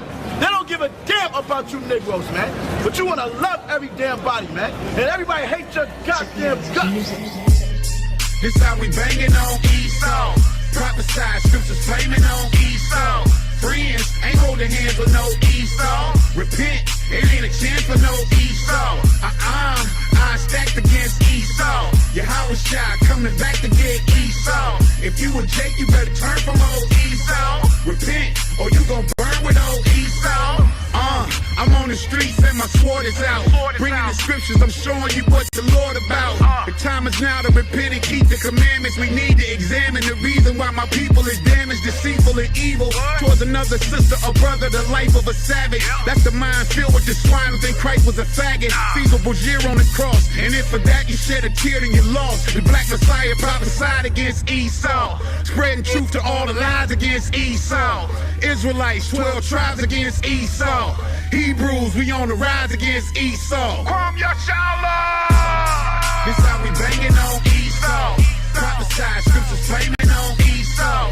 Friends, ain't holding hands with no Esau. Repent, it ain't a chance for no Esau. I stacked against Esau. Yahushua coming back to get Esau. If you a Jake, you better turn from old Esau. Repent, or you gon' burn with old Esau. 28, that's the proof that we needed to show who we are today, the people you call Jesus is foe. We men of the Lord, and one thing that you heathens should know, when he return, we gon' even and score. 200 million angels and chariots hover the earth, bringing destruction and redemption to a third of us that suffered the curse. Put us back in the Holy Land, that's right, we taking it back. The Israelites exterminating you rats. The black Messiah prophesied against Esau, spreading truth to all the lies against Esau.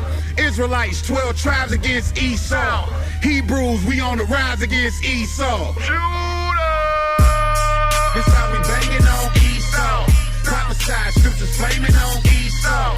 Friends, ain't holding hands with no Esau. Repent, it ain't a chance for no Esau. I stacked against Esau. Yahushua coming back to get Esau. If you a Jake, you better turn from old Esau. Repent, or you gon' burn with old Esau. These bastards claiming to be the people of God. The Bible prophesied the name of Israel shall no more be in remembrance. So how the hell you trying to claim to be an Israelite by saying you're an Israelite?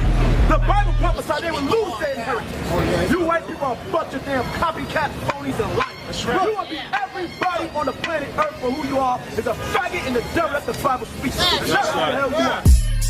This how we banging on Esau. Prophesy, scriptures flaming on Esau.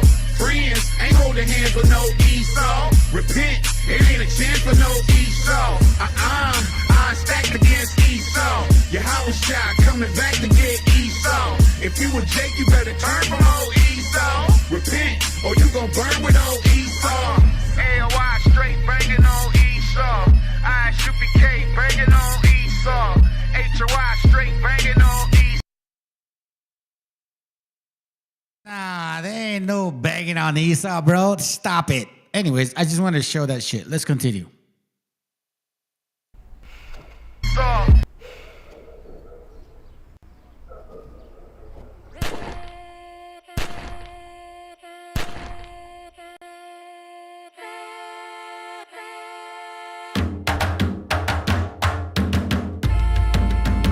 Estamos aquí, oye, que estamos aquí. Mírame, estamos aquí. Desde hace rato, cuando ustedes llegaron, ya estaban las huellas de nuestros zapatos. Se robaron hasta la comida de gato y todavía se están lamiendo el plato. Bien encabronado con estos ingratos. Hoy le doy duro a los tambores hasta que me acusen de maltrato. Si no entiendes el dato, pues te lo tiro en cumbia, bossa nova, tango o vallenato. A lo calabo y bambú, bien frontú, con sangre caliente como Timbuktu. Estamos dentro del menú.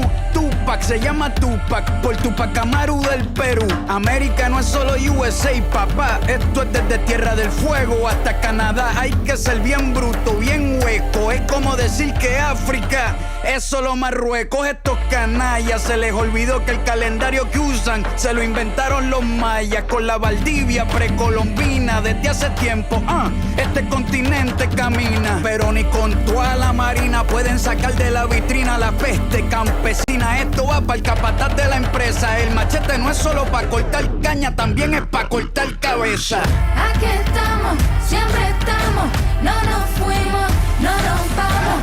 Aquí estamos pa' que te recuerdes, si quieres mi machete te muerde. Aquí estamos, siempre estamos,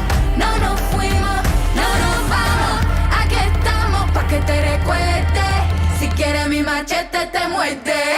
Si quieres mi machete te muerde. Si quieres mi machete te muerde. Si quieres mi machete te muerde. Te muerde, te muerde. Los paramilitares, las guerrillas, los hijos del conflicto, las pandillas, las listas negras, los falsos positivos, los periodistas asesinados, los desaparecidos, los narcogobiernos, todos los que robaron, los que se manifiestan y los que se olvidaron, las persecuciones, los golpes de estado, el país en quiebra, los exiliados, el peso devaluado, el tráfico de droga, los carteles, las invasiones, los emigrantes sin papeles, 5 presidentes en 11 días, disparo a quemarropa por parte de la policía, más de 100 años de tortura, la nova trova cantando en plena dictadura, somos la sangre que sopla la presión atmosférica, Gambino mi hermano, esto sí es América.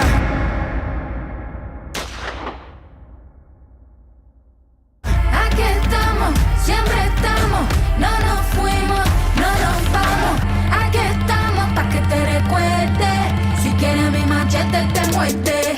Aquí estamos, siempre estamos, no nos fuimos, no nos vamos. Aquí estamos pa' que te recuerdes. Si quieres mi machete te muerde. Si quieres mi machete te muerde. Si quieres mi machete te muerde.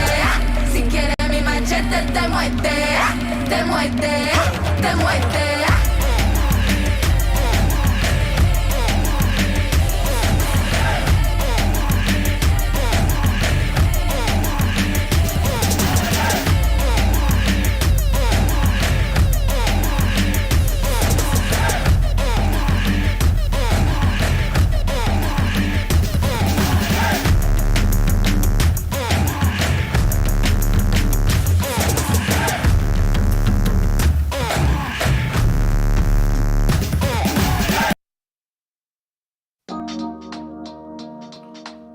Yeah, man.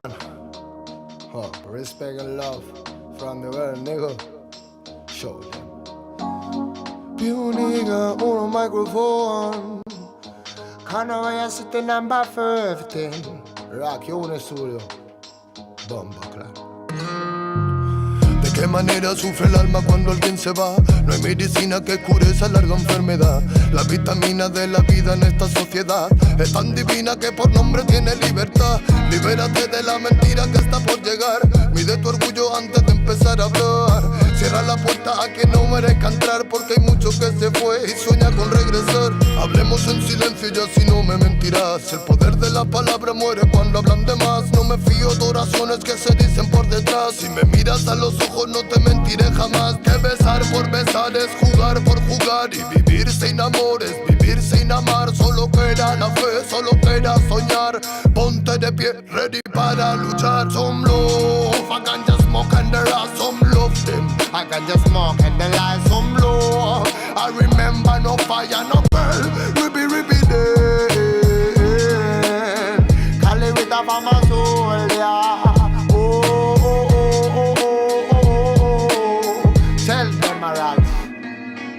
¿De cuánto tiempo hablamos cuando hablamos de querer? Si la mitad lo malgastamos solo en comprender. ¿De qué manera es más fácil aprender? Que nacemos para ganar y morimos al perder. No puedo dejar de animarte, que cuando te caigas debes levantarte.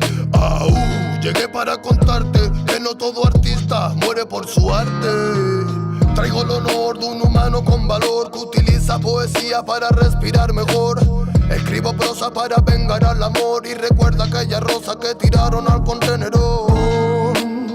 ¿Dónde se quedó el amor? Hey, I know I sit here on no microphone forever, never.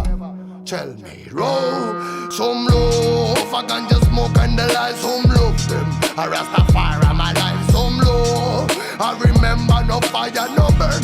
Ribby day. I live with a farmer soul, yeah. Reggae man a farmer warrior, warrior day.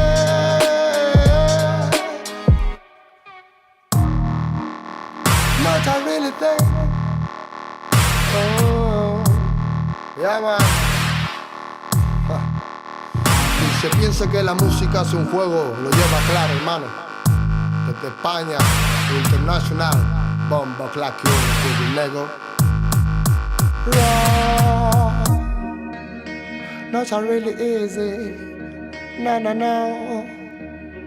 Pure nigga on a microphone. Hey, tell us what? Tell us anything. Tell if I'm a rasta feeling on my sin. Hey, more love.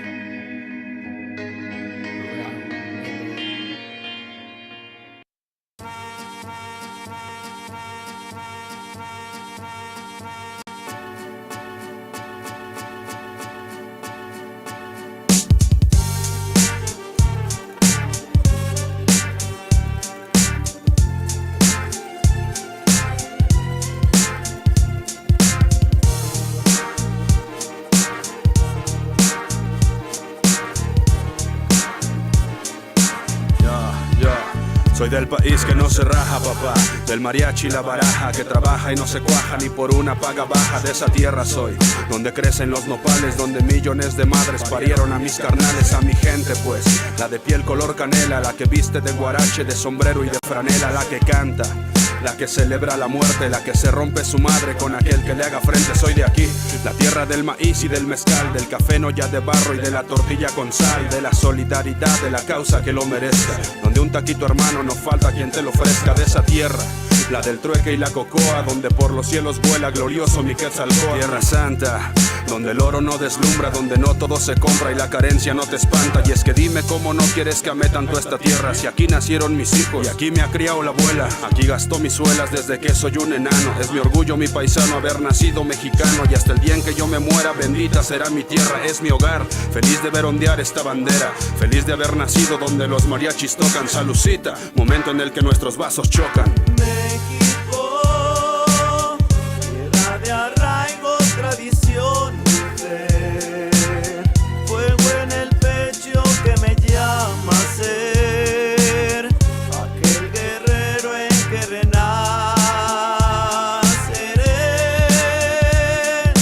México está en la sangre y en el alma ser, pueblo bendito al que me entregaré, savia pura de maguey. Soy un rapero bien honrado que le gusta lo mejor. Las mujeres no me faltan, ni el dinero ni el amor. Cuando estoy en el Tenampa me llaman el desesperado. Hay tantas aventuras en esta tierra de encanto. Escucha mi cantar, voy con las penas ahogadas. El tequila siempre fiel, el mariachi me acompaña. ¡Viva México, señores! ¡Vivan sus trabajadores! Que todos nuestros campos sigan regalando flores. Y la luz entre magueyes donde el sol quema duro, donde los niños nacen con espíritu puro. Inquebrantables somos, crecemos, trabajamos. Las deudas no perdonan, honor al adversario. Lloran las guitarras, apuntan las trompetas. Fusilamos la mentira y de paso la tristeza. Festejamos a los muertos, estamos medio vivos. En las peores situaciones nos mantenemos unidos. Somos los sobrevivientes, los hijos de la injusticia, los que brincan la frontera arriesgándose la vida. Y no estamos huyendo, no es cuestión de cobardía. Este sistema nos obliga porque faltan garantías. ¿Qué puedo hacer? Nada más que sentir orgullo por haber nacido aquí. México es número uno, hijo del pueblo como José Alfredo me conocen. Por todo el mundo encontrarás a la raza de bronce. México, tierra de arraigo, tradición y fe, fuego en el pecho que me llama a ser aquel guerrero en que renaceré. México está en la sangre y en el alma ser, pueblo bendito al que me entregaré, savia pura de maguey.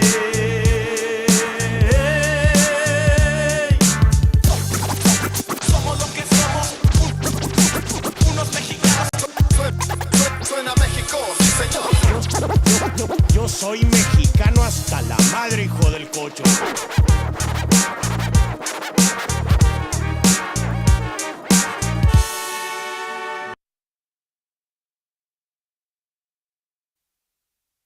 Yeah man, real bomba clock and I set the volume 8. This is the music from the my niggas. Yeah man. Oh, ribby damn, ribby damn. Hey, hey. La la la la la la la la la la la la. Human attribute for Black Uhuru Ray. Hey, hey, hey. Broken microphone, mystic lover sound, a dream of soul. Will my head alone, living in Zion, but Babylon. Broken microphone, mystic lover sound, a dream of soul. Will my head alone, living in Zion, but Babylon.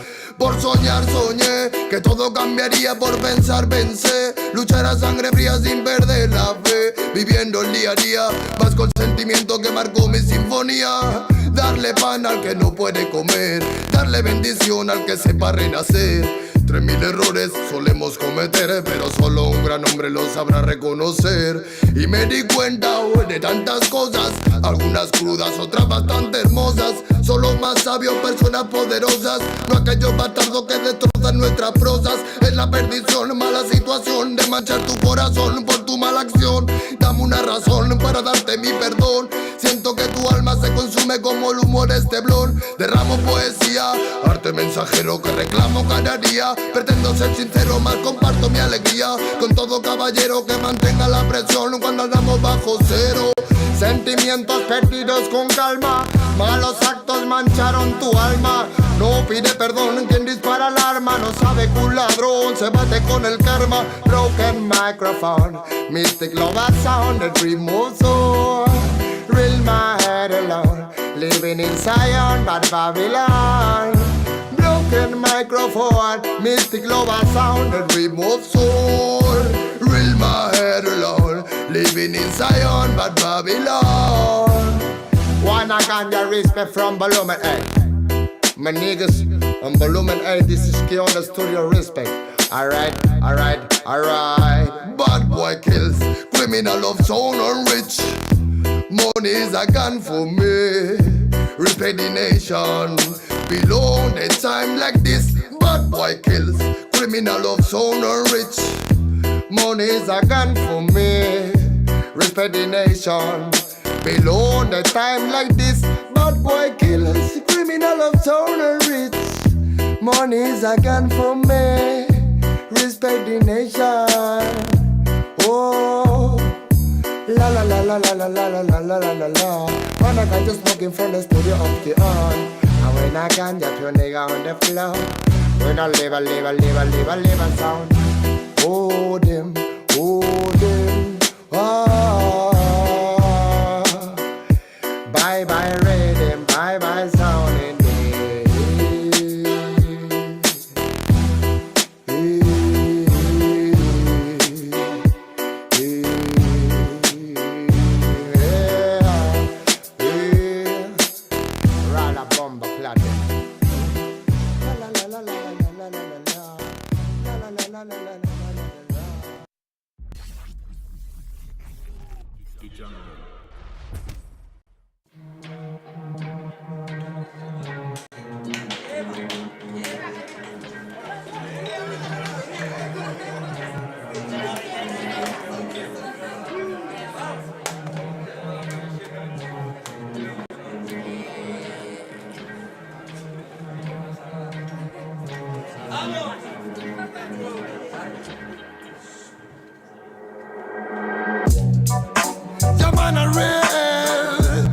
This is the cipher dream.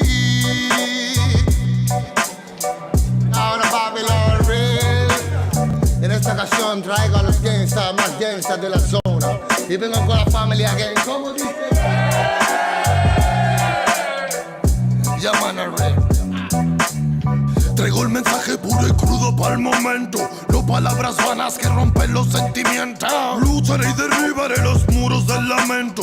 Pídeme pues te daré los sueños que están muertos. Nunca el demonio dio mensajes de amor, pero tampoco los dio el ángel que nos abandona. Quizás miremos diferente el reloj, pero tu cielo es el infierno donde el amor murió. Political violence, criminal silence, physical redemption hasta caca del baile. Typical style, musical fraile. Mucha es la promesa en la que se han llevado el aire. Love, love, love. Siente verdad como doy mi corazón.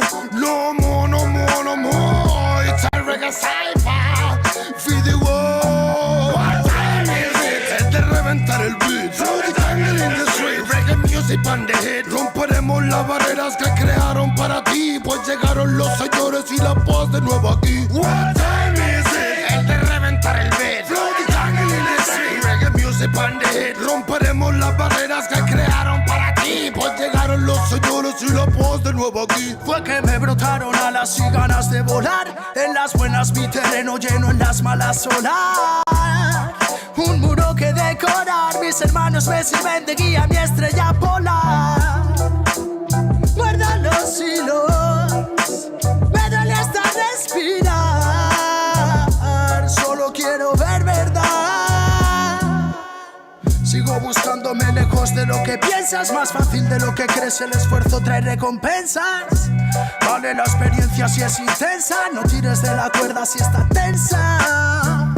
Miraban al ocaso con tristeza, las estrellas devolvían con grandeza su mirar. Nos vimos floreciendo en la maleza, la belleza de las piezas y comienzan a encajar. El de reventar el beat. Flow the jungle in the street. Reggae music on the hit. Romperemos las barreras que crearon para ti, pues llegaron los señores y la paz de nuevo aquí. What time is it? El de reventar el beat. Flow the jungle in the street. Reggae music on the hit. Romperemos las barreras que crearon para ti, pues llegaron los señores y la paz de nuevo aquí. 51, 52, con un micro de bambú, más vueltas que Passepartout. Me siento en la old school. It's magnetic kung fu, it's a reggae magnatur. Por las almas sonrientes que acompañan a Zazú. En bambalinas y balú, son rimas de menú, no salidas de Benur, pero cálida y del sur. Homie, always lonely, but I feeling like a gangsta. 52, 53, a mí sí me ves venir, por eso me llaman King, ese fue mi devenir. De marchar o seguir, nunca tuve que elegir, la music me eligió a mí, no tengo nada más que decir. Saifa, Puniga, Loba, Grimble, Fire, Killerman, Smoker, Chusta, Feel Light, Rasta, Child Metal, Kimanes, Original Reggae, Saifa again. Interna en la villa del pingüino, entre los Kalin en la antena y los que se encuentran dormidos zarandean tus emociones cual barril de vino, cosas feas quizás en tus ideas, pero aquí no, yo no atino, disparo sin mirar a todo aquel vampiro que el diente quiera hincarme, bro. Si lo digo, no es para pensar, sino para aclarar lo que de siempre estás pensando. Acaba el tan magnífico, imposible de torcer metal, so start my friend, yo. Reggae warriors again, making connection after connection, my new world, creating the freedom from them, me more. Nanny boy, represent this game. What time is it? El de reventar el beat. Flow the jungle in the street. Reggae music on the hit. Romperemos las barreras que crearon para ti, pues llegaron los señores y la paz de nuevo aquí. What time is it? El de reventar el beat. Flow the jungle in the street. Reggae music on the hit. Romperemos las barreras que crearon para ti, pues llegaron los señores y la paz de nuevo aquí. Falta presentación si existe nivel. Sobreviviendo en Babilonia escribí al papel mis problemas cuando al final pude entender que para ser feliz solo tienes que querer. Que solamente hay una vida y es para vivir. Busca siempre una alternativa para seguir. No dejes nunca que te digan que no es así. Y prende un poco de sativa para estar chill. Ey, superando ansiedades con el humo de cancha. Manchas de un pasado trágico en la cancha. Seguimos siendo fuertes, su mierda no me engancha. Mientras otros esperando a que lleguen en lancha. No matter where you come, no matter where you come from. Solo importa que prestes atención a este sound. Desde the original, Killer Man al mando. Oh, na, na, na. Mira, soy un warrior, sonido legendario. Disfruto cada segundo cuando me subo al escenario. Tengo fuego en los labios, sigo cual mercenario. Pasos de gigante, cora revolucionario. Siento que es necesario, suena el reggae en los barrios, para que cale el mensaje y para salvar a los más sabios. Entre mi imaginario, que mocheques bancarios. Si vienes con la mala vibra, mejor bro, cambia tu itinerario. Ya, ya, ya, ya, ya. Cuando ruge el león suena la música real. Venimos con el ya, ya, ya, ya, ya. Sonido de guiones, el sonido original. Ya, ya, ya, ya, ya. Reggae de corazón es el que se hace en unidad. Ya, ya, ya, ya, ya, ya, ya. Show you this track real quick. Chicanos killing Chicanos is what they want. Blacks and Chicanos killing each other is what they want. That's how they run this place. Once we get together, they don't run shit. You got a lot to learn about being Chicano. Yeah, Alcatraz, midget loco. Yeah. They never seen this coming, man. What up, Loom? What up, Oreo? 500 years of captivity. What else? Now they trying to tell us how we supposed to be, how we supposed to act, how we supposed to rap. How I'm brown, but my flow too black. Come on, y'all kidding me, right? Nike Air Flights fitted cock back fresh. Representando Mexicanos on the map. No estoy jugando, got bars like I battle on Smack. But hold on, I'ma bring it right back. My people indigenous. I'm not sure if you getting this. By the time I'm done, you gon' be feeling this. I come from the people they call MESHIACHA. I've been to the motherland, Chichen Itza. Seen the Mayan ruins, intellectual architects. Been in the cenote, seen ancient artifacts. Really? Cali is Mexico, those are the facts. They raped women, gave elders heart attacks. It was a battle, our people were outgunned. Took life and cattle, we were outdone. However, 2 wars proudly we take to the grave. Those we call our Independence Day. It's time to stand up, educate our people. Stay on our ground, let them know that we equal. We see your plan, but your plan is see-through. You can't stop my people. Mexicano, I'm brown and proud. Mexicano, I'm brown and proud. Mexicano, I'm brown and proud. Mexicano, I'm holding it down. Yeah. Story with Mexicans, Mexicano. Gave birth to the word that we know as Chicanos. Aztec warrior, man, it's all in my blood. From the Tenochtitlan, that's the heart of the love. Now I'm Mexico City, that's a modern day name. Don't let the books confuse it to be a modern day slave. Gotta get your facts right and study the culture. Don't be like Cortez, he came like a vulture. Came to just steal and take away the land. He seen what we got and he was like, damn, who would've guessed it had to be a white man. Damn again, now we got stolen lands. They say go back to where the fuck you from. Man, this is my land, that's what you stole from us. I'm not Hispanic or Latino, I'm a Mexican. Man, fuck La Militia, you can have that bitch. It's time to stand up, educate our people. Stay on our ground, let them know that we equal. We see your plan, but your plan is see-through. You can't stop my people. Mexicano, I'm brown and proud. Mexicano, I'm brown and proud. Mexicano, I'm brown and proud. Mexicano, I'm holding it down, yeah. Y va de nuevo mi tono. Mexicano bandido, todo el barrio prendido. Siempre ando bien juido, siempre poniendo ruido. Mexicano está el grito de guerra. Yo defiendo mi tierra. No me dejo de nadie, yo cuido a los míos, mi raza se aferra. Soy mexicano, esa es mi bandera. Yo la levanto por donde quiera. Verde, blanco, rojo hasta que muera. El barrio prendido ya quemó afuera. Soy mexicano, esa es mi bandera. Yo la levanto por donde quiera. Verde, blanco, rojo hasta que muera. El barrio prendido ya quemó afuera. Me voy tendido, me voy empinando mi bote. Un poco mareado por la bebida y el borlote. Me tiene hasta la riata la gente con su mitote. Pero me despreocupo, me pelan todo el garrote. Me para la chota, ya es por mi apariencia. Que hay tantos delitos, que hay tanta demencia. Yo no cargo nada, no más mi presencia. Pinche puerco joto, atente a las consecuencias. Si no topa el poli en breve nos para en la calle. No puede salir uno conmigo porque ya hay detalle. No quiere que conteste, quiere que yo solo calle. Quiere mi dinero pero que chinga su madre. A la dica este sistema nos quieren ver abajo. Pero tumbar gente, quien les dijo que es trabajo. Puro chingar al indio, váyanse mucho al carajo. Loco no me rajo, lo bueno porque se armó la alianza más pesada del país. Todo el mundo ya conoce las rimas de estos MCs. Pa' ponerme más feliz, unos paisas de hachís. Mis paisas en el gabacho, bien truchas con la polis. Loco en Guanajuato, con los ojos bien tumbados. De coto con el quesada, rifando por todos lados. Atento si prendo un blunt en cabina cuando grabo. Represento Nuevo León, junto a mi carnal el Davo. Cuando voy pa' Jalisco, el pasado está olvidado. Con el perro de la C, bien grifo, pedo y enfiestado. Chécate mi banderón, unido como como había soñado. Bien bajado ese balón, compa Lefty bien bajado. Puro hip hop mexa hasta que amanezca. Pásenme un mezcal y que no se apague la yesca. Ya saben que aquí andamos pilas pa' lo que se ofrezca. Si escribo estas rimas es pa' que se enorgullezca.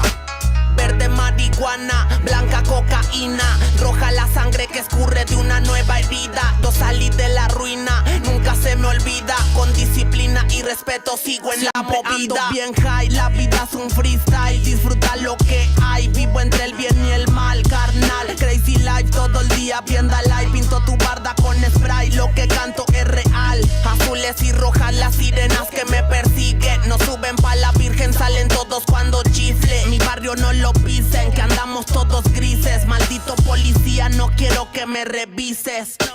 Prende la mota en canala o en hitter. Ando con mi flota y el dealer. Tenemos lo que se te ofrezca, tú nada más pide. Me dijo mi madre que de la envidia me cuide. Soy mexicano, esa es mi bandera. Yo la levanto por donde quiera. Verde, blanco, rojo hasta que muera. El barrio prendido ya quemó afuera. Soy mexicano, esa es mi bandera. Yo la levanto por donde quiera. Verde, blanco, rojo hasta que muera. El barrio prendido ya quemó afuera. Ya, ábranse cabrones, llegó el mexicano partiendo sin necesidad de palanca. Todos jugamos en la misma liga, yo soy titular, tú ves desde la banca. Disfruto cada cosa que me pasa, colaboro y mi carrera se levanta. El mismo cabrón que antes no tenía nada, se la pasa viajando y dice que canta. Por eso me caga enfermarme de la garganta. Pero aguanta, traigo mata natural y humo de planta. 2, 3 cabrones dando lata y yo haciendo más plata. De esto la vida se trata y pa' que sepas no es barata. MC Davo los desbarata con cada escalón que sube. Yo tuve la suerte de hacerme fama en YouTube. Hay 2, 3 raperos de antaño que me bajé de su nube. Los mandé pa' su casa y de premio hasta les pagué el Uber. Si alguien me tira es porque sabe bien que domino el negocio y quiere de mi parte. No quiero darlas de grande, pero si me tiras la neta me toca humillarte. Soy capitán, llevo el estandarte. Somos muy pocos los que hacemos arte. Este flow si es de Marte, tú dale like y comparte. México lindo y bandido, diario a Diosito le pido que me cuide a la familia si un día el cora ya no late. Estoy bendecido porque me cuidan los míos. Orgullosamente me exatamos locos de remate. Jaque mate, no hable de volar si viene gateando. La cosa por la frontera se pone violenta, no importa el rango. Toda la raza jalándole duro, si hay algo seguro es la muerte en donde ando. El sudor y la sangre en la frente, los de alzada controlando. Se roban la atención, ya saben quiénes son. Vatos locos con sazón como el de un corridón. No quiera tomarme el pelo si ando todo pelón. Levantando la bandera, viva México cabrón. Es el perrito de la C. La bandera con un águila, Simón, mi tierra es esta. Me vale si mi piel o si mi acento les molesta. Acá jalan horas extras, nunca duermen la siesta. Están los que van pa'l jale y los que la viven de fiesta. Otros que en el pintón se tatúan de corazón. 3 colores en el pecho, morirían por su nación. Aunque su puto gobierno los puso en la situación de no terminar la escuela y terminar en la prisión. ¡Viva México, ladrones! ¿Qué hubo, les presidente? Ya saben que por mí policías chinguen a 20. Y ahí están mis 20 pa' la cagua. Aguas, que es tierra caliente de Chiapas hasta Chihuahua. Wow, wow, wow, yipi yo, yipi yucas. Buenas Montequín, Aguas, Tijuas y San Lucas. San Luis Potoyes, Mataulipas, La Puebluca. Dime si o no loco, acá tienen lo que buscas. Soy mexicano, esa es mi bandera. Yo la levanto por donde quiera. Verde, blanco, rojo hasta que muera. El barrio prendido ya quemó afuera. Soy mexicano, esa es mi bandera. Yo la levanto por donde quiera. Verde, blanco, rojo hasta que muera. El barrio prendido ya quemó afuera. Puro hip hop mexa, perros, 2023. Ey yo, ey yo. Somos la santa carnal. Los machilones de la plaza. Oye, DJ Dundeque en los scratches. Desde alzada, mi perro. No saben quién soy o sí. Oye.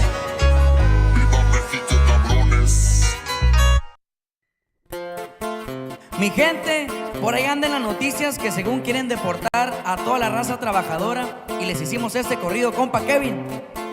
Para que le pongan oído, dice más o menos así, compadre. Años tengo trabajando de este lado, buscando el mentado sueño americano. Los gringos aquí ya no nos quieren, que según les estorbamos. Se me menciona mucho en los noticieros. Traen muchos mitotes esos del gobierno. Resulta ya quieren deportarme, en eso no estamos de acuerdo.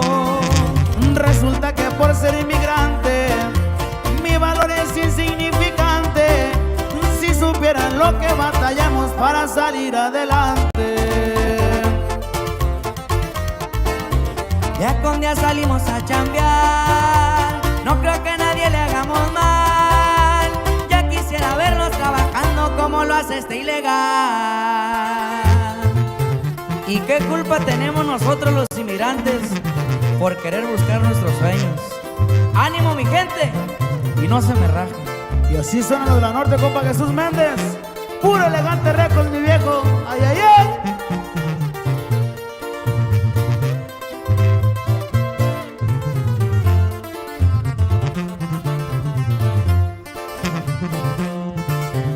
Unos días no duermo y otros como mal, pa' que a mi familia nada le pueda faltar. Se murió mi madre y a mi padre, espero volverlo a mirar. Canto por mi gente, no se vayan a agüitar, que Diosito es grande y de esta ley nos va a salvar. Nomás acuérdense de Florida, nos volvieron a ocupar. Resulta que por ser inmigrante mi valor es insignificante. Si supieran lo que hemos sufrido para salir adelante. Día con día salimos a chambear, no creo que a nadie le hagamos mal. Ya quisiera verlos trabajando como lo hace este ilegal.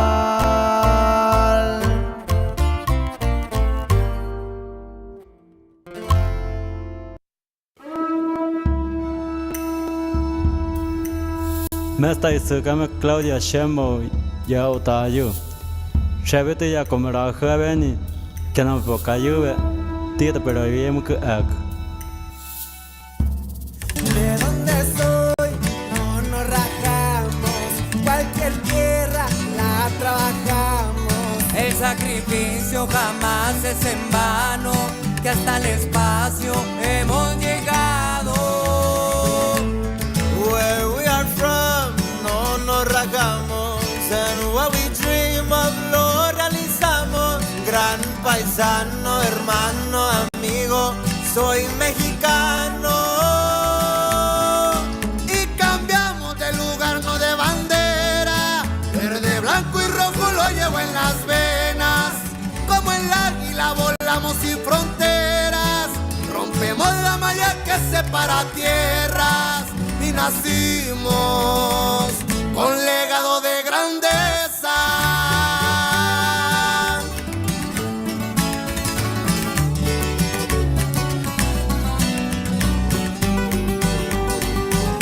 Extraño mi rancho, también mi familia, pueblo querido que no se me olvida. Aunque de este lado me trajo la vida, siempre paradela como Pancho Villa. Y cambiamos de lugar, no de bandera. Verde, blanco, rojo lo llevo en las venas. Como el águila volamos sin fronteras. Rompemos la malla que separa tierras. Y nacimos con legado de grandeza.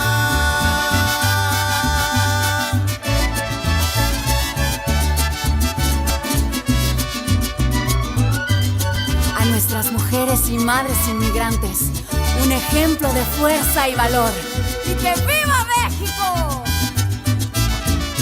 Y aunque el acta diga americano, hay en puro mexicano. Y cambiamos de lugar, no de bandera. Verde, blanco y rojo lo llevo en mis venas. Como el águila volamos sin fronteras. Rompemos la malla que separa tierras. Y nacimos con legado de grandeza. Y cambiamos de lugar, no de bandera. Verde, blanco y rojo lo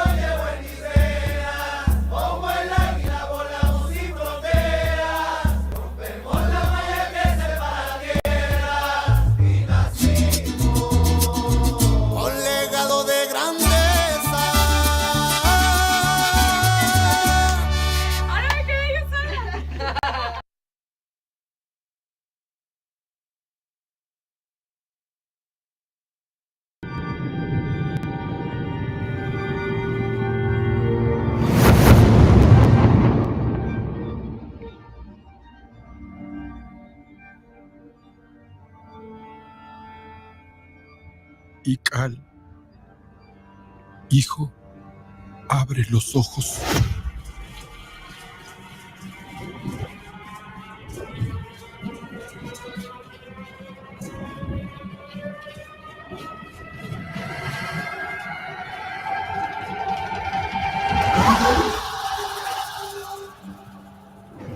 Tu cuerpo se queda con nosotros, pero tu espíritu debe seguir.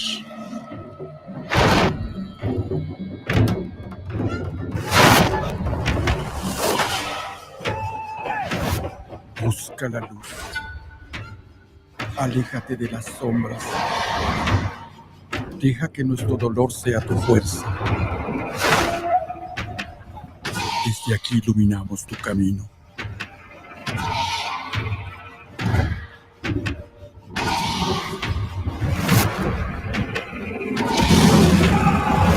Lucha como nosotros ante esta pena tan grande. Yo soy tú. Tú eres yo.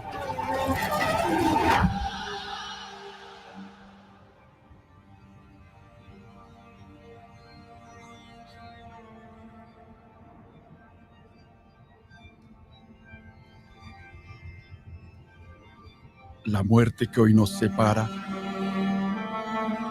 mañana volverá a unirnos. Eres libre, hijo.